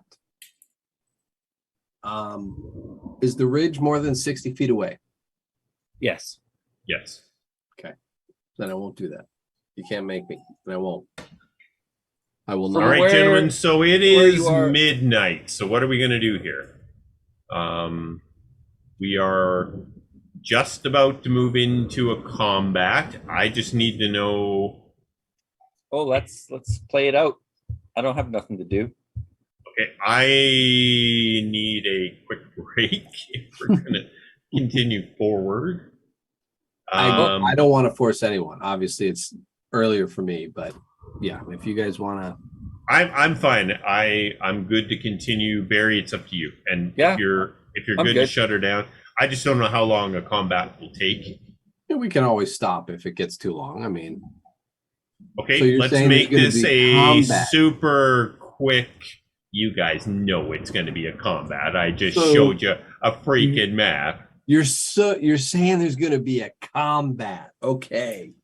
Yeah, let's take a good. quick break, 5-minute break, and then Yep, we'll make it a Whatever. real quick break, and All right. then we will Fight to move the morning. forward with this. Yeah, at least a Fight to the 4-hour morning. fight. All right, quick break. All right, we're back. I'm ready for my close up. Okay, so gentlemen, initiative. yes, if we can get initiative. Oh, I like that. I like that a lot. I don't like that as much. What you are seeing as you're all awake and kind of staring off to the east there, as the lightning is flashing around, there are two riders on top of these mounts. The mounts are just huge, like they're just really big, and it's hard to make out what they are in, with the darkness and the distance and all the rest. But we will move to the top of the order with Lafferty Jones. In between lightning flashes, can I see how they're adorned? Was I able to catch a glimpse? Like, we see a big mount of some kind. Was it swords? Was it? As far as the weaponry, Mm-hmm. they appear to be wielding large axes. Oversized? No, Okay. All right. got a little bit of an oversized axe issue now. All right. So, has the weather subsided enough to where I think it's safe for Pez to take it to the air? No, the storm is raging around you guys. Got it. Okay.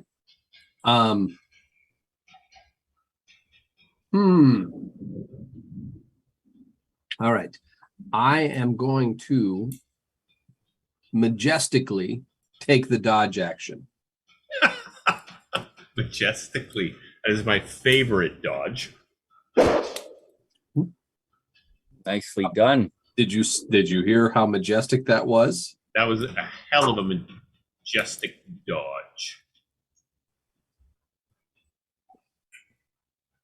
All right, that takes us to Landis. I got 2 questions. Was Landis asleep long enough to get a long rest?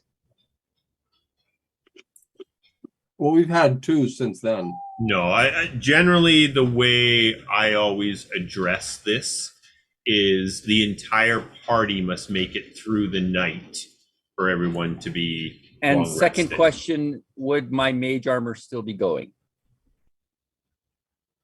It lasts for the day, correct? 8 hours. So yeah. because you are not, no, that's right. Sorry, it's only 8 hours. That's over with. Then Because you did it at the start of the day. So yeah. then I will cast that again. Okay. He quickly mumbles the incantation in a shimmery aura of magical energy, kind of starts and then shrinks down around his body, protecting him. That's Landis's turn. Excellent. Nightingale. Nightingale being by the fire isn't his thing. It's raining out, Yes, pouring. pouring rain, and we're kind of under the tarp area right now. Yep. The tarp is not shown there, but basically the tarp is over all of you, and the fire at sort of an angle, so the smoke is going off the front end of the tarped area that you're all hiding under from the weather.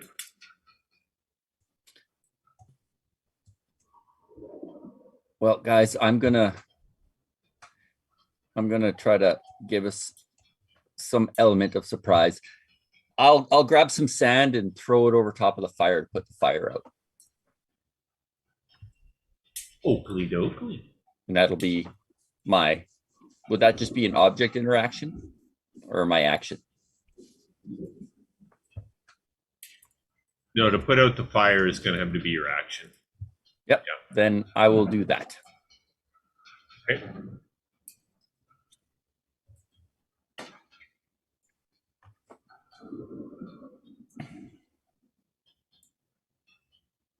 Fire's gone.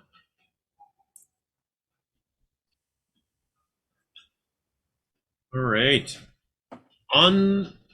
In the distance, again, you see the two riders dismount, and the large mounts start racing towards. Yeah. Ah! I can't believe you totally fangirl D&D the preview. Can't believe it. I cannot believe it. Oh, we're getting attacked by a bunch of druids. If this In was a wild druid, shape. they're not allowed to change into an owlbear, okay? All right. All right. This first large lumbering beast starts racing down the hillside here. Nope, I don't want you. I want you.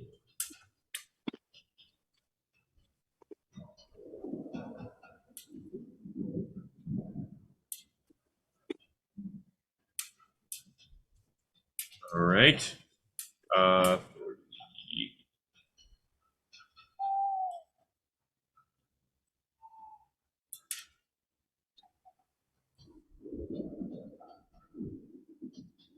And it's you hear this weird kind of shrill roar coming from this creature as it's bounding down the hill.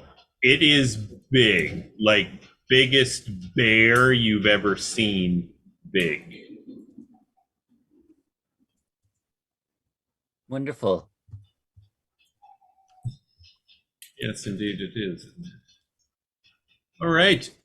Our first orc friend is going to make his way up to this edge of the cliff.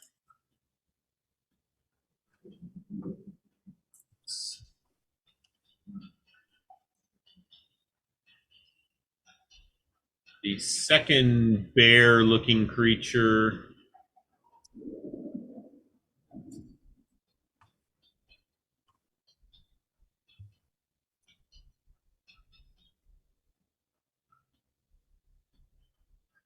makes it to there. Now it's close enough for those of you with dark vision. This thing looks like an enormous bear, but from the head forward, it kind of looks like an owl. And again, it's just got this shriekish roar as it's coming towards you at a very high rate of speed. Okay. Douglan. All right. It's Pez on roids. As a bonus action, I'm going to cast Vow of Enmity at this gigantic bear that is an owl. So let me do that. Did I target it? It's funny you should mention that because I had this thing planned out, and when the D&D movie came out, I'm like, Really? Owlbear. Great. Listen, you can put druids in the attack. It's cool. Tiefling druids. It's all right. All right. He points his halberd at it and says, you'll stop right now. And so then he's going to come forward. That's 25 feet. And he's So if you travel over the rocks, it's difficult terrain. All right. Can you cancel that then? Let's see where I get. Yep. 5, 10. Is that regular terrain? Mm-hmm. All right. That's 30. Yep. So you can make it there. There you go. And with reach, I've got advantage. I am going to take a couple of swipes here. I think Vow of Evanity should automatically give me advantage. So let's see. Yes. Oh, I still hit. All right. That's my stomach. That was my stomach. I'm going to drop a Divine Smite as well. The fish isn't sitting well.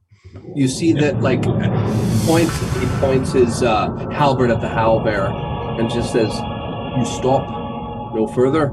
And he trudges forward, and then as he backswings, you see that his halberd glow, and he just comes crunching it down on top. Oh, a nice little whack. And then for his second attack,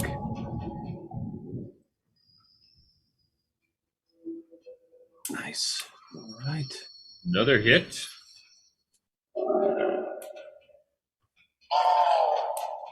Oh, And its movement is stopped. Cannot move until the end of my next turn. If I read Sentinel properly. Yes. All right. Is that it for you, Douglan? That's his move. Yeah, that's his turn. you're a brave soul, Douglan. Foolish, but brave. Brave. I just tried to put a meat shield up for you all. Yourself. Mm-hmm. All right. Mark. Mark is not particularly liking the situation. Mark is going to hightail it for the boat.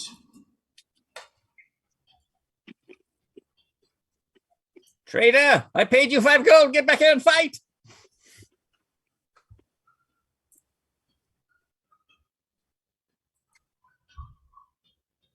Okay, he hops in the little boat that you've come ashore in.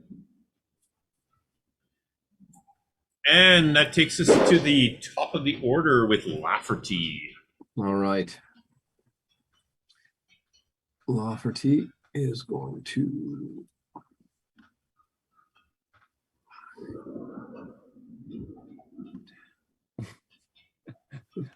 Landis looks over as he sees Lafferty going, it's not working today. I need my breath weapon. All right. He is going to... You see he kind of grabs a vial and puts it in his wrist thing, and you hear this click, click, click, and he points it, and is going to fire off an acid bullet at this owlbear. And miss terribly. It goes way wide. And misfired. Loaded it improperly in the dark. He's like, he starts banging it. Damn it. And he's going to take a couple of steps back.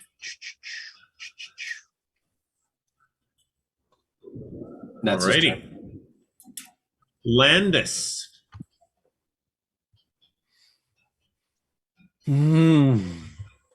My.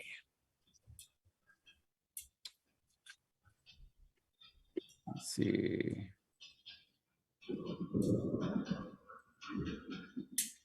How do I? And then Control click. Oh, So I'll move there. And then you see he like magical energy just start radiating up from the ground and into him, and he goes and flaming, just destruction rains down upon this owlbear as he hits him with burning hands. ooh, look at that. I don't know how to turn it. So unfortunately, it's just like one directional. Oh, wait. Still looks cool. Well, now it looks like a flaming Christmas tree. Yeah. There, he's got a flaming Christmas tree on him. I don't know how to do it. Holy night. Do you guys remember how to do a cone? Yep. Oh, that's a circle. Right click, pointers, cone. What do you need a cone for? Just to make sure. Well, you can hit that out there for sure. Yeah. And I won't hit Douglan from there because he's kind of just bridging the cone. Yep. So I will cast that. I'll roll the save on this owlbear. He succeeds. I believe that's for half damage. Yep.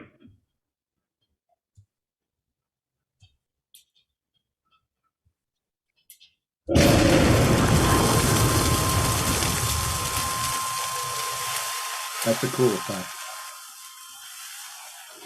Oh, you can just hear it sizzling. Ew. Sizzle, sizzle, baby. And then I take the last 5. Oh, what? Now I'm doing a cone. What is going on?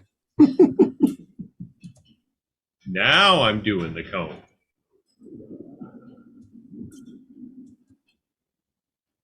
I did 15 movement, right? Start. Mm-hmm. So I got 15 left. That's 5, 10. Yeah, I'll just move back to where he was. There. I can't. Get rid of that little cone there too, if you could. I can't. Right click, pointers, and then delete. Like trash can or whatever. There you go. Yeah. Got it. All Thank right. you. Nightingale. Oh, dear Lord. I'm out of practice. Nightingale. Well, seeing Douglan race up and just wallop this owlbear, Nightingale goes 5. That's 20.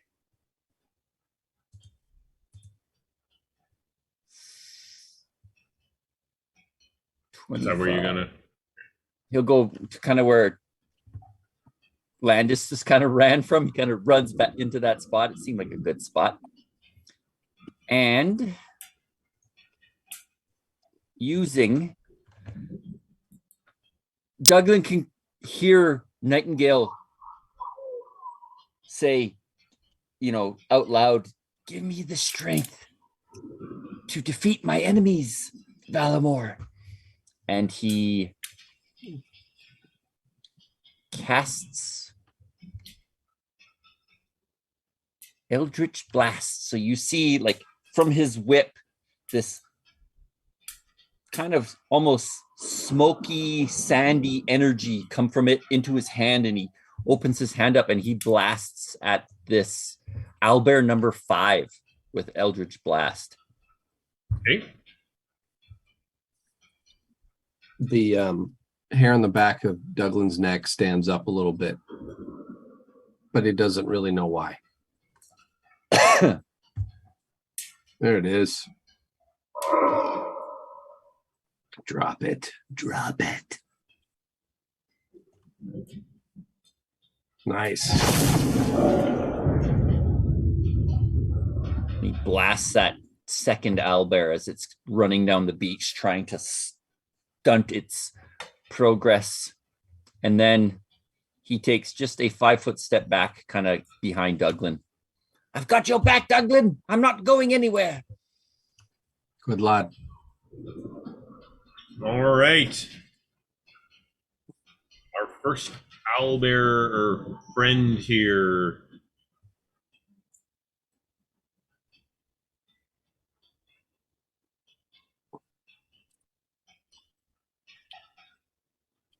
May I? At 10 feet? Yep, I'll start right. I'll leave it there, and then I'll move him this last 5 feet. Unless you stop him. Yes, unless you stop him.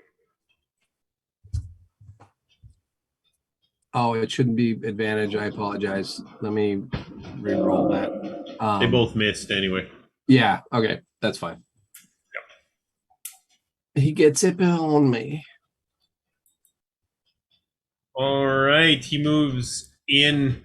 So Douglan, this just it as it gets close to you, it's even more terrifying and confusing. It looks like a bear, except its head has this giant beak and looks like an owl. You've heard of these things before, never faced one in your life, and it comes just tearing, mauling, beaking at you. Oh, he's beaking. Oh, the beaking. Death by beaking. First attack with its beak on you.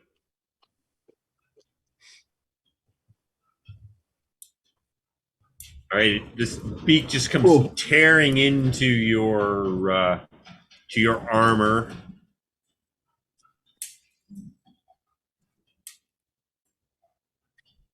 Ouch. And then it just gets on you with its claws and starts tearing into you. Yikes.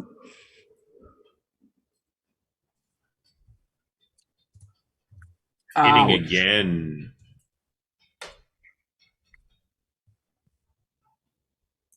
Oh, all right. Yeah. This thing is just shredding you, Douglan.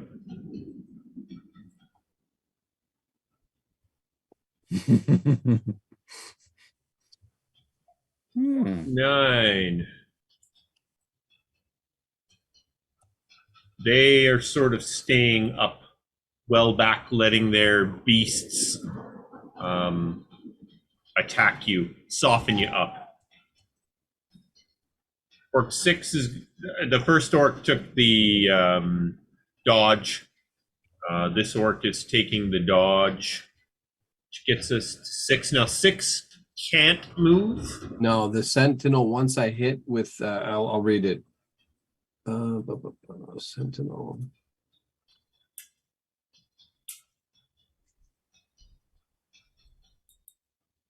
When you hit a creature, the creature speed becomes 0 for the rest of the turn. Okay, this is a new turn though, so it had 0 movement last turn. Yeah, that's fine.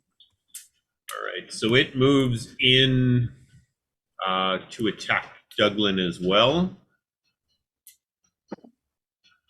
You might be going to see Maggie after all. I might be going down, people. All right, first attack.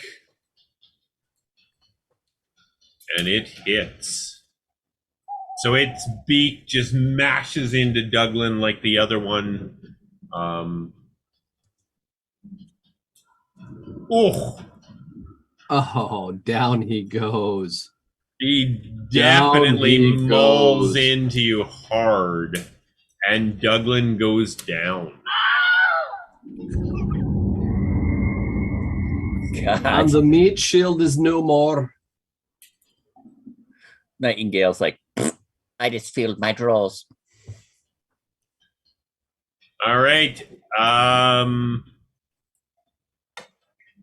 A death Douglan's save. first death save is a fail. This could be the end of Douglan as we know it. All right. Mark is just sitting in the boat. It seems his instinct was to have the boat ready for a quick getaway. He's not rowing away on you guys, though. He's watching what is going on, but he's not fleeing. It's just his instinct was to get the boat ready to make a quick getaway if required. So he'll take the dodge action. Taking us back to Lafferty Jones at the top of the order. All right. Lafferty, as a bonus action, is going to cast Healing Word on our meat shield. See if you can't get him up and about. Although he's going to drop right back down. All right. And then... Hey, that's a good healing word. That's a fantastic healing word. He's back up. And then he is going to 30-foot line. Going to again try. He kind of taps his wrist like, God, come on. He's going to try it again with his acid bullet. There we go. Oh, the owlbear seemed to like that. Nice. Oh, that puts an acidy burn-in on his hide, which Like the all owlbear does not like. Now we can't sell that hide. Got a big burn in it. Yeah, bonus action movement. He's going to stay right where he's at. Alrighty. Landis, what do you got? Oh my word, not a lot.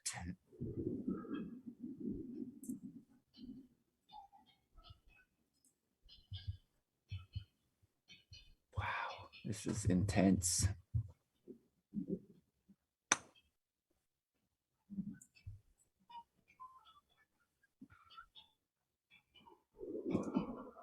Okay, let me see.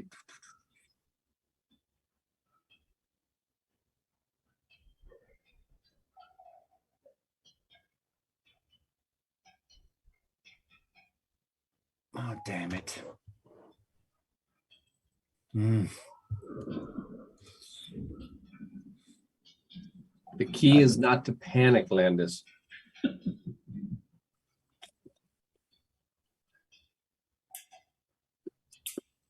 You're right. I can't help it, I'm panicking.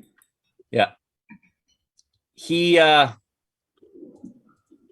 so as a bonus action, you know, he quickly glances at Lafferty and then touches himself and imbues himself with the dragon's breath spell. Ooh. Touch one willing creature and imbue it with power to spew magical energy from its mouth. Choose acid, cold, fire, or lightning, or poison.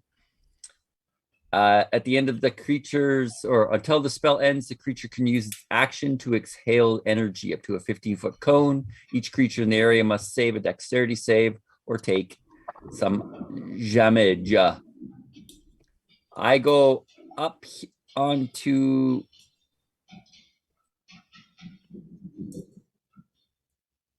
Yeah, it's difficult terrain to climb up on that rock. Like you cannot climb the ridge, or that would take your action if you're climbing the ridge. Like, if you're moving to the rocks to the south, it's just difficult terrain. Yeah, so like I could get to there. Correct. I will. Sorry, I thought you meant north of you. No, sorry. And then I will attack this owlbear 6 with a lightning breath. Alrighty. That's that dwarven brandy you were drinking. Yeah. So let's say I cast that spell.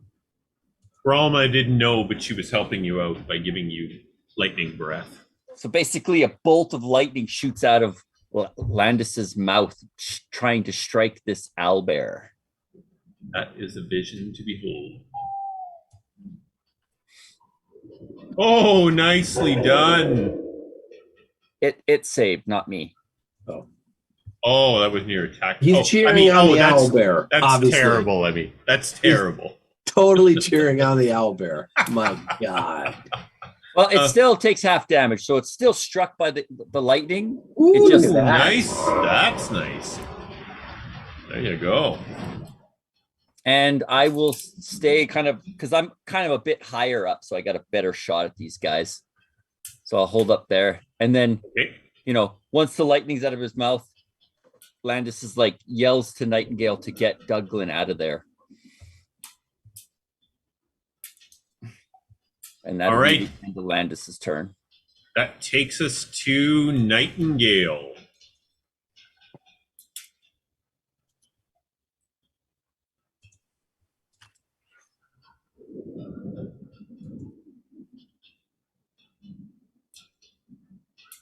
Oh my goodness, man. I have so many things I want to try, but I'm like, no, that's not going to work. No, that's not going to work.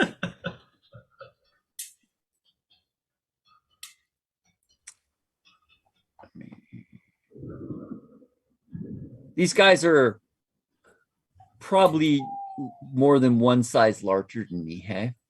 I'm not going to be tripping them and with my whip. No. Fair enough. Maybe. Maybe not.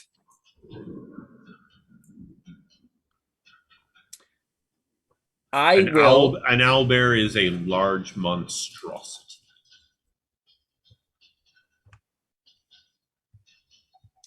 Nightingale goes whoosh, and his whip wraps around Douglan's waist, and he pulls him 5 feet towards him. Ooh. All right. Do I have to roll to hit him? Only if he contests being pulled back by the whip. Do you contest being pulled back by the whip? Unless it gives an opportunity attack to these owlbears, no. Forced movement doesn't create opportunity attacks. All right, then. So I will pull you right there. And then once Douglan is kind of back, I take a 5-foot step back as well. Okay. Fall back, Douglan. Kind of busy here. Busy just getting up off my ass. All right. Our first little owlbear friend is gonna try and to tear into Douglan again.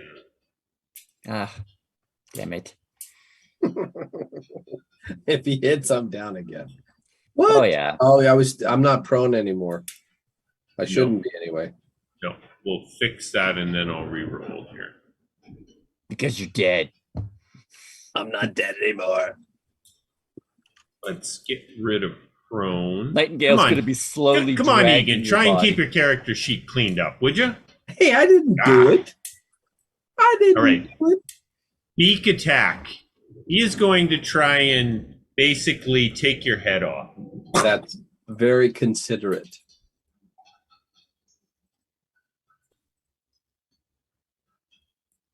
He misses. Okay. Okay. Just basically nipping at the end of your nose. And then both claws just come in around your body, trying to tear you to pieces. Oh, very successful in tearing you to pieces. I don't think he's going to roll under a 6. Oh, no. Definitely not. Down goes Douglan again. Douglan is gonna down be like again. He's going to be a puppet. You're a meat puppet. Like just... Nightingale's like dragging your dead corpse like it. The only problem is now the other guy's got he can go by me. So you guys are about ready to get all an owlbear up in your grills. We'll do what we have to do. All right. Our first orc buddy.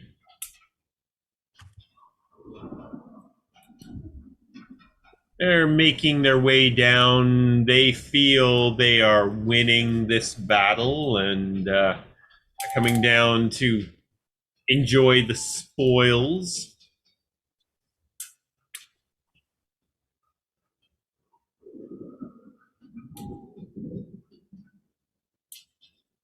Owlbear 6 is going to come up after Landis. Good. I got his attention. This is my plan all along. Now just going to die. First attack. So it just comes up beak first, just straight into you as the two big claws are coming around either side of your body.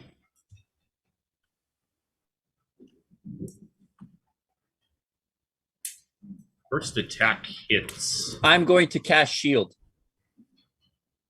All right.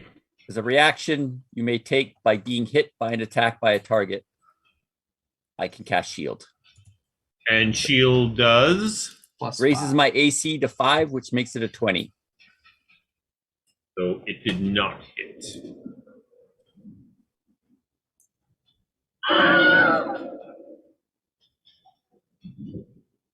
Why did it die? I accidentally dropped that dice on it. Oh, it went phew, deflected off my shield and ripped its own head off. Okay, we're good. We're good. Sorry about that. Nobody saw that. Nobody saw that. Oops. I was trying to dump the dice because I had it in my and I dropped it back on the owlbear. I didn't know it was gonna. It's quite feasible that it bounced off my shield and killed itself. Like, I like that. All right.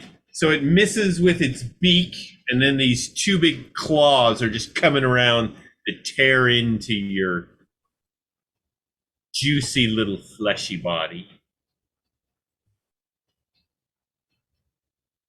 Oh, and it misses. It's all discombobulated by the fact that somehow just when its beak should have mashed into you, it deflected off.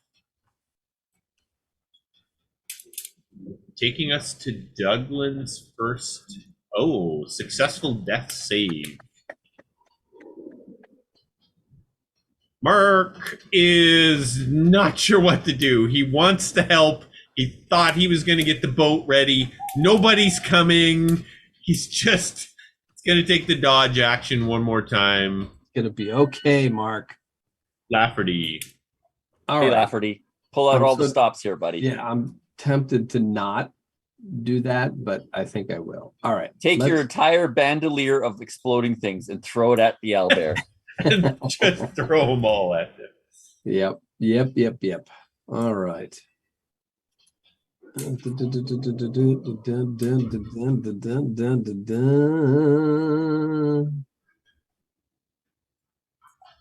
All right. Again, I am going to healing word our dear friend Douglan. Oh, so Douglan. sweet. Can you please stay on your feet? Can you please get up? Okay, and I am going to remember to remove prone from Douglan immediately. Well, technically he's still prone. It was only because I mean, yeah. I know your movement, you're going to pop back up, and I don't want to miss that again. All right. And then he's going to take another shot with one of his acid. Come on.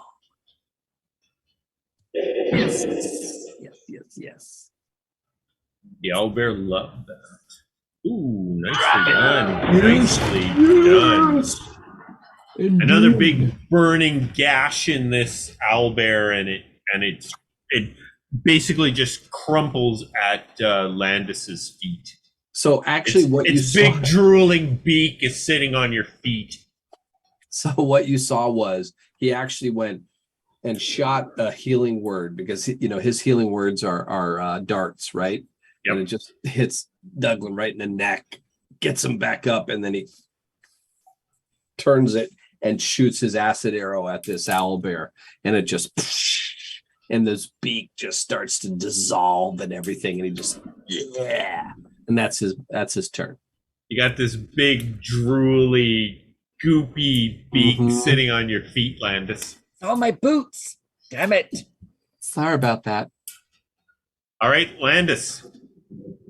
Well, in sticking with the momentum we've got going, Landis looks at Owlbear 15, and that bolt of lightning shoots out of his mouth at that guy. It's got a 15-foot length range, so he's within it.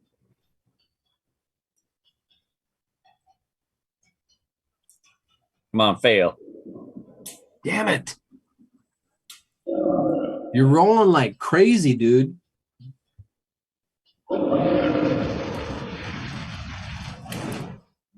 And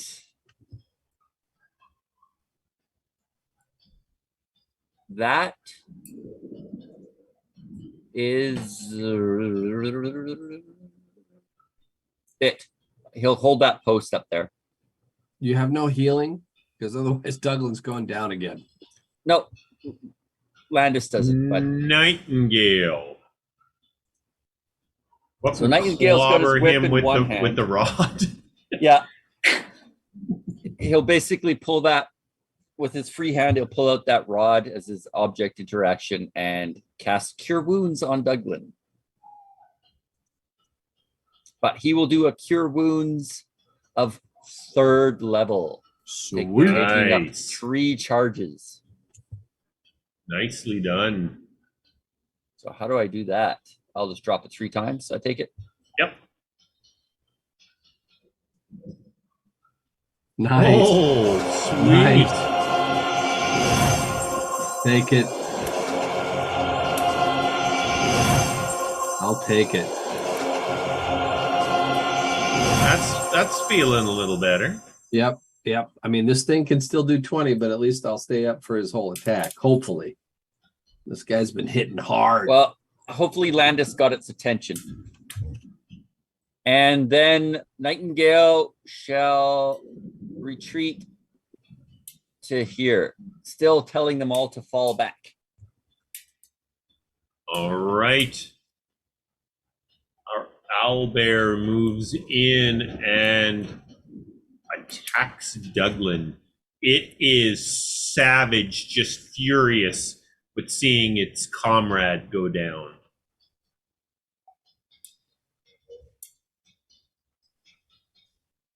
Damn it.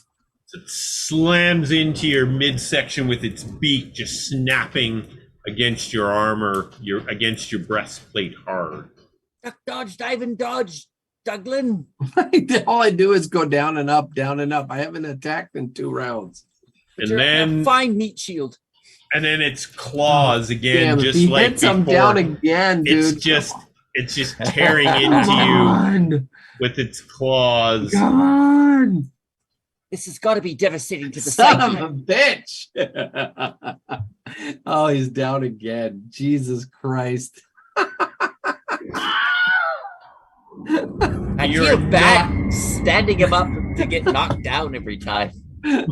He's doing a great job of being a shield. Oh my God, it's hilarious. All right. Just Down forget about me, again. guys. Oh God, that's hilarious. Yes. All right. Orc 9.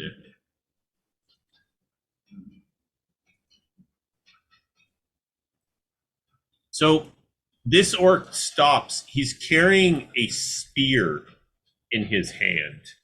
And he lifts it up and it just kind of it becomes this arcing electrical thing, and he whips it at Landis.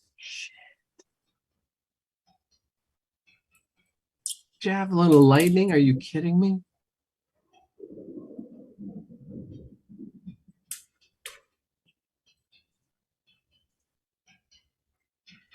So he makes his attack on Landis. Oh, it misses. Oh, the Landis, gads. this javelin comes flying at you. You move back as it, like you can feel the static, the electricity as it moves by your head. Just as it gets to where you are, this huge lightning bolt explodes out forward and back of this javelin, which then passes over, hitting into the rocks behind Nightingale. Like literally your hair stands up as this thing passes by you, but it misses. Oh, thank you. Whatever gods are helping my Landis tonight. I've got the slippery suit on.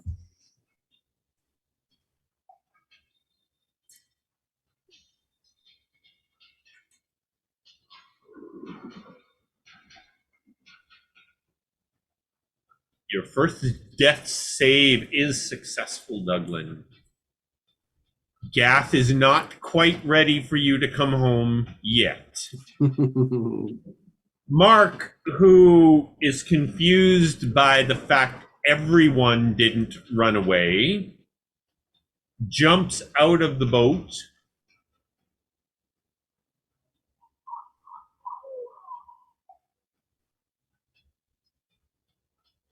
And he's got his scimitar out and he's screaming. He's in this. No idea what you fools are doing, but he's back. I love it. Lafferty. Lafferty Jones. All right. We got this, Lafferty. We got this. All right. So actually, I don't know if it's probably not the best time to clarify this, but I do believe we said that the owl could bring a potion. Or am I wrong on that? Say that again? That the owl could, my familiar could bring the potion to Douglan, or no? Not a potion. Okay. All right. We said it could transfer a spell. Right. No, a touch spell it can do. Yeah, but I not actually bring a potion. All right, because I thought he could because he was strong enough, but that's okay. So, what we're try a little harder. Try a little harder. Yeah. You almost got me convinced. What are you doing? I am going to, well, let's take that off of that guy and put it on that guy. All right. I am going to cast. So no, you got me intrigued here. How would that work then? His familiar would basically grab the potion and go? Yeah, so I it's not a potion of healing is not that heavy, and I think an owl can carry it. That was sort of the But how would he carry deliver it? A Hogwarts letter? I mean, yeah. So a potion. The problem is that he can get it there, but he can't apply it. I would assume. I don't think he can pour it in his mouth. No, Oh, come on. Yeah. You know how baby birds are fed? You feed it to the owl and then it'll regurgitate it into his mouth. Come on. So I'm sort of on board with this. So here's what I would allow to happen. Okay. The potion can be brought to the person, but they have to use their action to take it. Sure. Yeah, that's totally fair. Yeah, and he's down, so he what's his name? He wouldn't be able to actually. No. I mean, yeah, unless. But if you wanted to use that as a way to actually bring something to another person, like a potion, right. I'm okay with that. But I mean, that person needs to be able to receive it and use their action to consume it. Got it. All right, so we're going to go round and round again, and he's going to healing word him one more time, and see if get up, Douglan, get up. Oh, all right, that's a good one. That's max. That is maximum. And then he's going to dig into his bag here and fire another acid. See if he can't take this guy down a peg or two. Oh! That's a big crit. Why does it say it's unable to find the table? You guys, I forgot about that. We're gonna have to figure that out. Nice. Look at all those ones, right in dude. Its eyeball. Come on. My God. 3 ones. That could have been epic. Why are you doing that to us? Throwing them away. Wasteful. Jesus. Wasteful.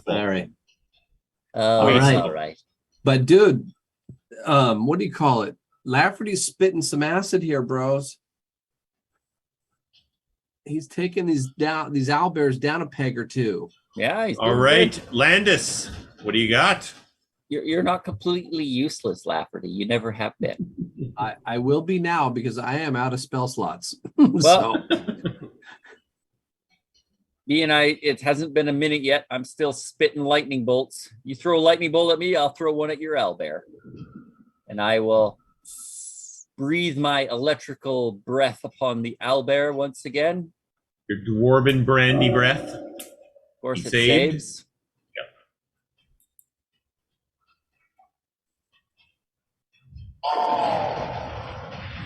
only wounded this bastard. God, I can't believe how many ones I rolled on that. That would have been And I will,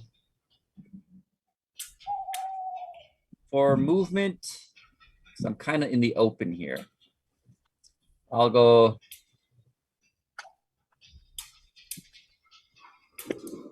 Oh, he's not up yet. Maybe not. Can I get down to there? Kind of climb around. Oh, hang on. Oh, yeah. Yeah. You got lots of movement to get down. I got there. full movement. And that'll be the end of Landis's turn. We've got to get Douglan out of there. Nightingale. How it is. Landis, looking at Nightingale, he just sees the little guy seem to kind of bear down on himself a little, and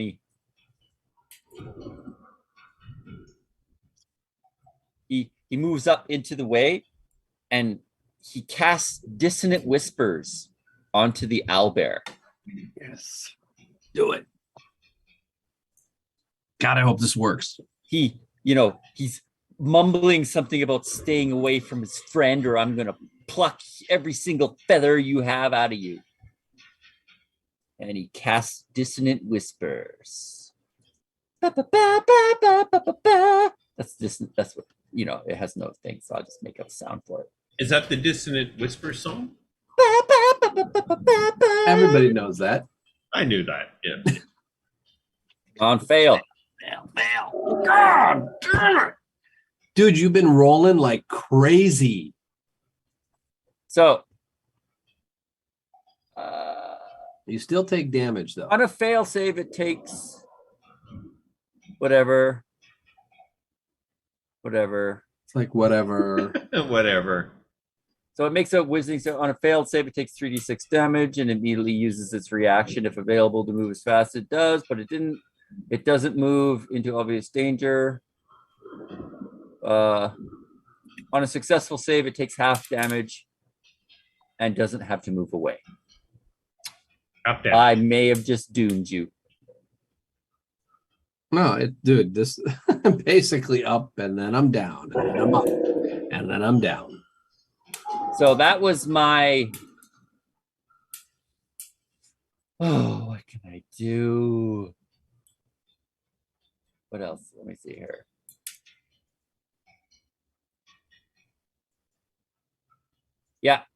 Yeah, that's. One moment. Let me. One moment, please. You've got a little movement left. And no, I have a couple of things. As my bonus action, because I haven't used a bonus action, I'll cast Hexblade's Curse on the owlbear. So I gain bonus to damage rolls against the target equal to my proficiency bonus. Any attack roll I make against the target is a critical hit on a 19 or 20. And if the target dies, I suck some life force out of it. It's mine. So I will apply that to this creature, and then that's it. I'm holding my ground there. I'm not leaving you, Douglan. All right, Nightingale. That takes us to the owlbear. You gotta freaking miss once in a while.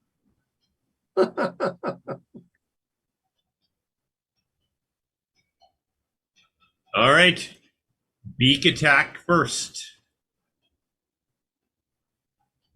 Oh, shit. Okay, we'll ignore that. See what happens when I don't remember to take prone off? That's why I did it first last time.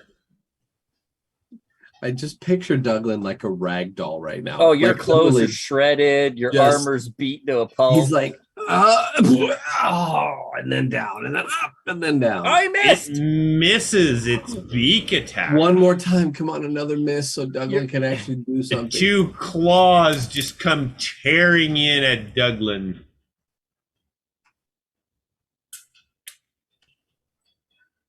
And it hits. Oh, down he goes. Down he goes. Oh, Lafferty's Jesus like, Christ. I'm feeling really guilty over doing this all the Oh, time. God. It wouldn't have saved him anyway, dude. He had 20 points of damage. Yeah.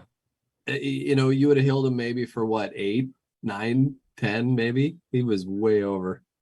But I am doing my job, which is keeping them off you. Whether you're actually the physical meat shield. It's just the timing of it, because if he were like right after Lafferty, he'd be all right. all right. This orc is preparing to climb up on this rock here. It's going for the high ground.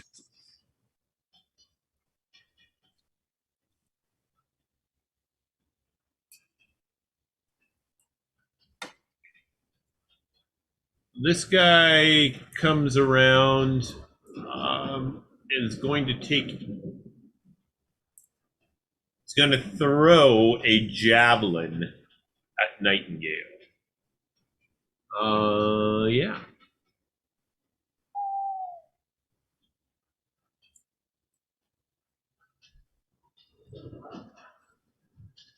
Okay, one moment. One momento, please. One momentoing. If you match an AC, is that a miss or a hit? It's a hit. That's a hit It's still. a hit if you match the AC. Okay, so shield would do no use to me. Okay. I'm hit. I'll give it to you. I will take my blow. Take the blue. All right, this javelin just wings you out of nowhere, almost out of the darkness. Ow! He won't look at his own blood. He's not good with it. Your first death save is successful, Douglan. What has got this man fighting for his life here? Mark climbs up.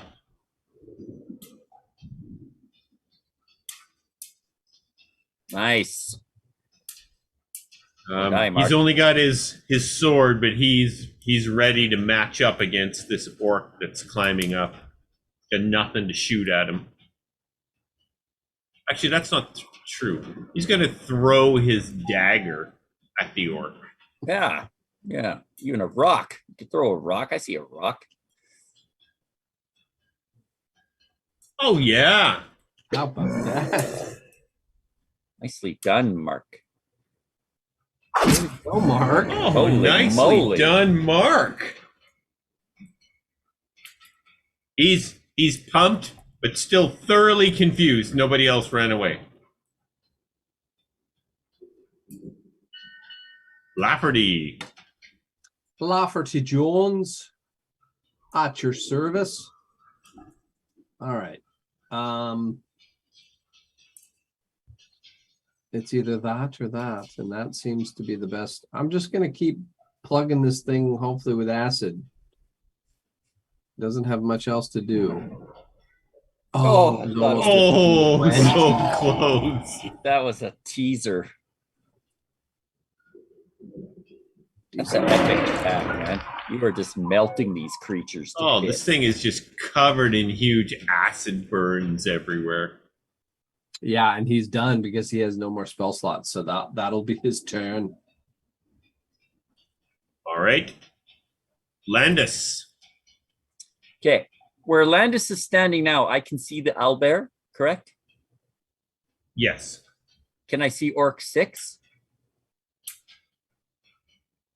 No. Enough to, would I know roughly that he is there? Or no? No. Okay. You've got a fairly large rock between you and him, but you can see the owlbear. Yeah. Okay.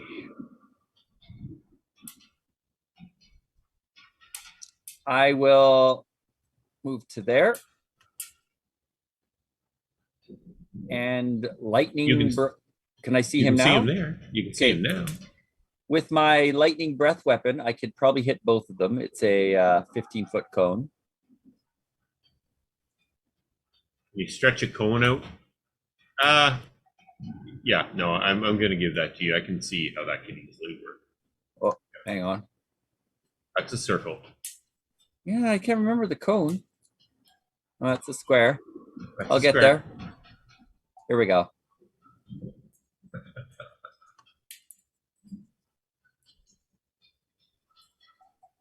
No, I can't get him, No, just out of range.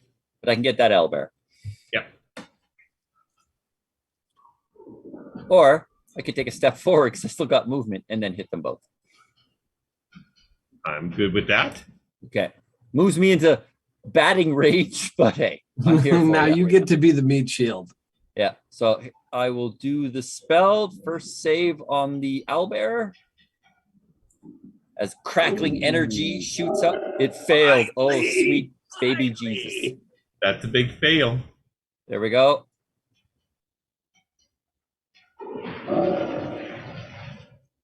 And then the orc takes some of this electrical breath. All right. Failed as well.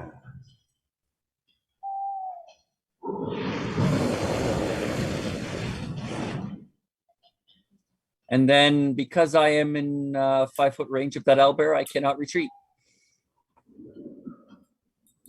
That's the end of Landis's turn. Your bravery All right. is commendable. Nightingale, do you see the sacrifice that Landis just took for his people? I am.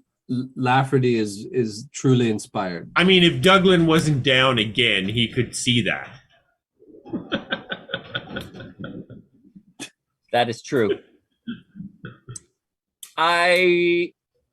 Nightingale is You gotta beat Douglan with the rod again. Yeah, I got dang nab you, Douglan. If for nothing else, to have him get hit again. I'll do another 3 charges for cure wounds at level 3. Okay, you gotta move up to him, but yeah. I no. Oh, I guess no, you can just cast it on him, right? Yeah, it's the same as actually no, cure wounds is a touch. So I gotta beat him with it. That's what I said. You gotta beat him with the rod. Get up better! Douglan! Get better! Okay, here I am beating you Slacking to off, health. Douglan. All right. Oh, nice. All right. Okay, you gotta keep that going this time. Yes! Oh yeah! All right. Oh, nicely done. Nicely done. May last a round. He might even be on his feet after this one. I just have to last one round. That's it.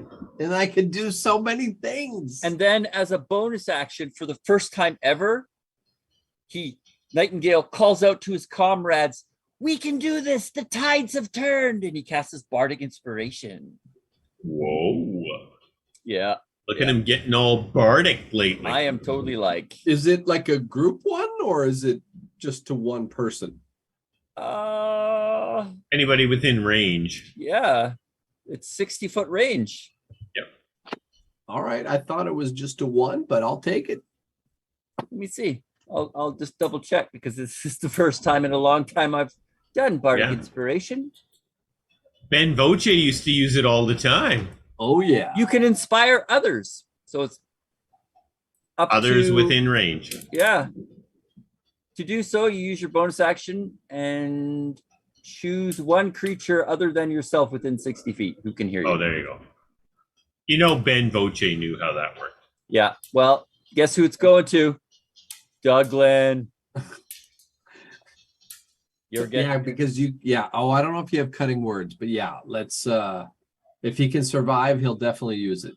Oh, you're getting it, man. You're getting it. Here we go. You are inspired as I pull you up from the ground, like, get back on your feet, Douglan. Fight, back man, in there, fight. buddy. Yeah, you're like a corner man in a boxing Yeah. match. The guy's You just got like this. an eye. Look at You him. got He's this. barely standing, Douglan. Bleeding He's barely everywhere. standing. He's like splashing sponge. He's got the sponge on his neck. Come on, Yeah. buddy. That's the end of Nightingale's turn. All right. We're rallying, troops. We're rallying. Oh God, no. Owlbear 5 God tears into Douglan. God damn it. Beak attack. No, Oh, shit. of God course, a 19. Damn it. Well, you're lucky. This guy has not rolled below. Cuts to take the prone off of there. All right, we'll try that again. Oh, come on. Come on. Valamore, help us out here a bit. Oh, he misses with the beak. I may last a round. Tears into you with the claws once again. Just looking to shred your flesh. Yes. And misses. Yes. Oh. Oh, he's my he's God. becoming weakened with his blood loss and his massive acid burns. Well, I mean, the owlbear just can't comprehend. He keeps knocking this thing down, and Douglan keeps getting It back keeps up. getting back up again. You're like one of the blow up guys that just keep getting back up. All right. This He- orc makes it up the hill and attacks Mark No, Mark. with its. No.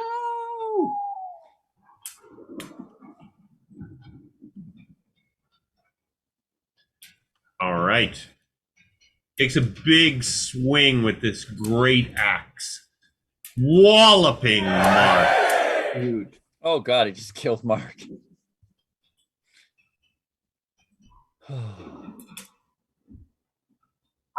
Oh, Somehow Mark is still on his feet, but badly wounded. Wow, that was close, man. I was worried we were going to lose Mark, our guide. All right. Our second orc.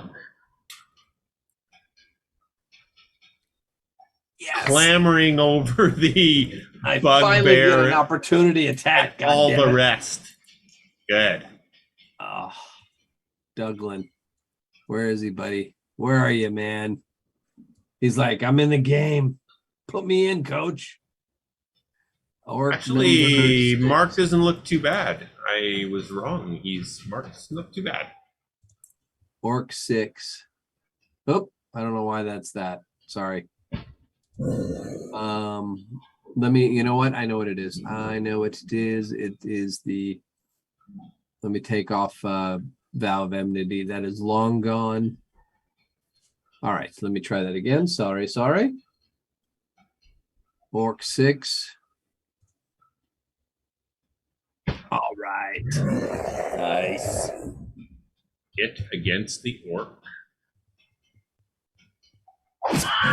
Yes. Douglan, with one eye swollen shut, just like sees the orc coming out of his side, sees this halberd, but he's like, and puts his halberd back in both hands, ready to face the owlbear. The orc just, from the force of the halberd smacking him, flies backwards over the other side of the owlbear. Nice. Douglan! Douglan! You get to attack, Douglan. I don't believe it. And we've The softened meat- him up the for you, meat so you might be able to sheet. kill him. The meat shield gets to attack. Oh, yes. All right. Come on. Yes. All right. So he's going to do Inspiring Smite on He's this almost one. dead. Don't waste it. Dude, I'm wasting it. I'm wasting it. He Let me basically has smite this been knocked beast. on It's his- killed me 5 times. Yes. All right. I so would waste it too. basically. That's all right. awesome. So I do my normal damage, but then 2d8 plus You my kill it. level. You kill is, it, brother. I get to get temporary hit points. So let me do my damage. Like, what would be the odds you roll all ones? All right, 7. Oh, yes. And listen, I called it, so I got. So I rolled 2d8 plus 4. I don't have the effect, so I'm just going to roll that, and then 14, 15, nice. 16, 17, 18. I have 18 temporary hit points, so I think I can put that on here. 18. 18. Yep. Oh, There you dude, go. that was Perfect. sweet. All right. So that's that. I have movement. I'm going to go 5, 10, and then this is difficult terrain. So that's 20, and that would be third. Actually, I have a reach. So will I be able to hit him, or because he's up, it's out of reach, he's too right? far away. He's out of range of you up Can there. I still had 10 feet of movement. Can I go there? Yep. And then I would Sure. be able to hit 9. Okay, so I have a Yep. second attack. All right. Second attack. Douglan is not a happy guy. He's like, he was like Rocky from Rocky 1. Round 12. Like, just eyes are barely Everything open. is swollen, just about shut. Totally swollen. No. Oh God. He slips. Face plants onto the side of the little rock there. All right. But that's okay, because I noticed we don't have any of the random tables going on tonight. I mentioned that earlier. I got to figure out why it says that you can't find the table. Maybe that's it's okay. not open. I don't want to hit myself in the nuts. I'm good. I'll go in and set that up for next time. But the key is I'm within 5 feet. So if this guy tries to hit our sweet Mark, he's going to have to pay. All right. Mark takes a big swing with his scimitar at this orc. Not the slightest bit intimidated by this beast in front of him.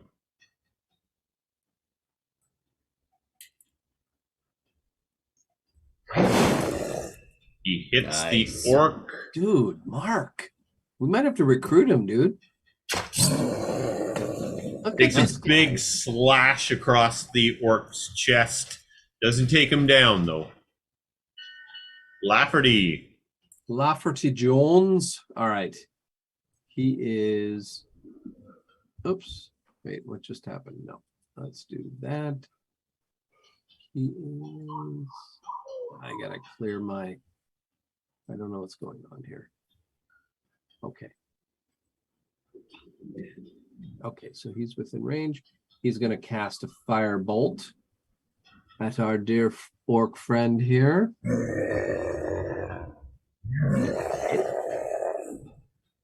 Take some of that fire, my man. Oh. He down. All right. The firebolt flies up, catches this orc in the face, just obliterating his face and half his head, and it just crumples into the ground at Mark's feet. Oh, man. I'm counting that one as mine.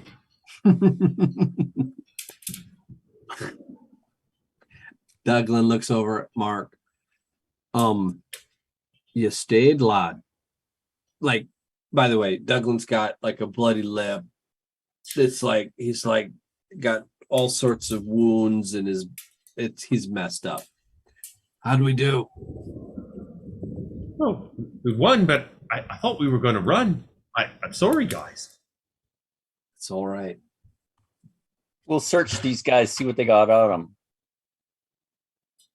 them. They are equipped. You know, it's clear that they have been camping, moving through the forest. They've got bedrolls, their weapons, mess kits. You find a couple of some potions of healing, rations, rope, tinder boxes, water skins. It's clear that they're, traveling through the forest there. And of course, sitting back towards is that javelin that exploded into a lightning bolt as it whipped past Landis's head. Definitely pick that sucker up. Lafferty would like to, and I know this is going to get gruesome, but most exotic beasts he's going to want to harvest. Was you just shoving your hand up into it there? He's going to glands and shit, beaks and fur and feathers. He's going to want to do it because, he's never seen an owlbear before. So, All right. So, gentlemen, they have backpacks and bedrolls, their weapons, mess kits. You find 4 potions of healing. We'll take those. 12 days of rations between them, some rope, tinder boxes, and water skins. What would you like to take from them? Well, I think just the potion of healing. Everything else we got. I wouldn't want to eat orc rations. I don't think that's going to be something we're interested in. What is this? Pack down mouse feces wrapped in seaweed. they probably have a kale salad, maybe with a little. And then Douglan, you're a balsamic. spear chucker, aren't you? We've seen you Oh. with some. I'll take a javelin that lights up lightning. Absolutely. Yep.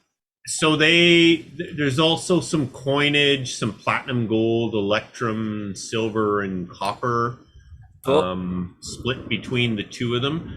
So I'll go down through here. There is a javelin. It will need to be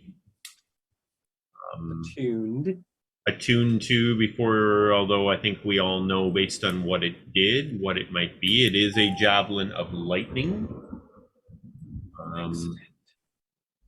So that is going to go to Douglan. Yep.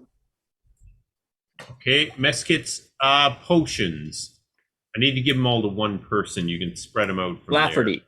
There You you take go. them. Yep. there. Okay, rations, rope, tinderbox, water skin. You don't want any of that? No, but if Mark wants it, he can have it. Yeah, Mark will take everything that you guys don't and stow it on the boat. Yeah, we'll Yep, just take yep. the coin, just split it up kind of evenly around as best we can. Okay. Ooh, 10 platinum. Nice.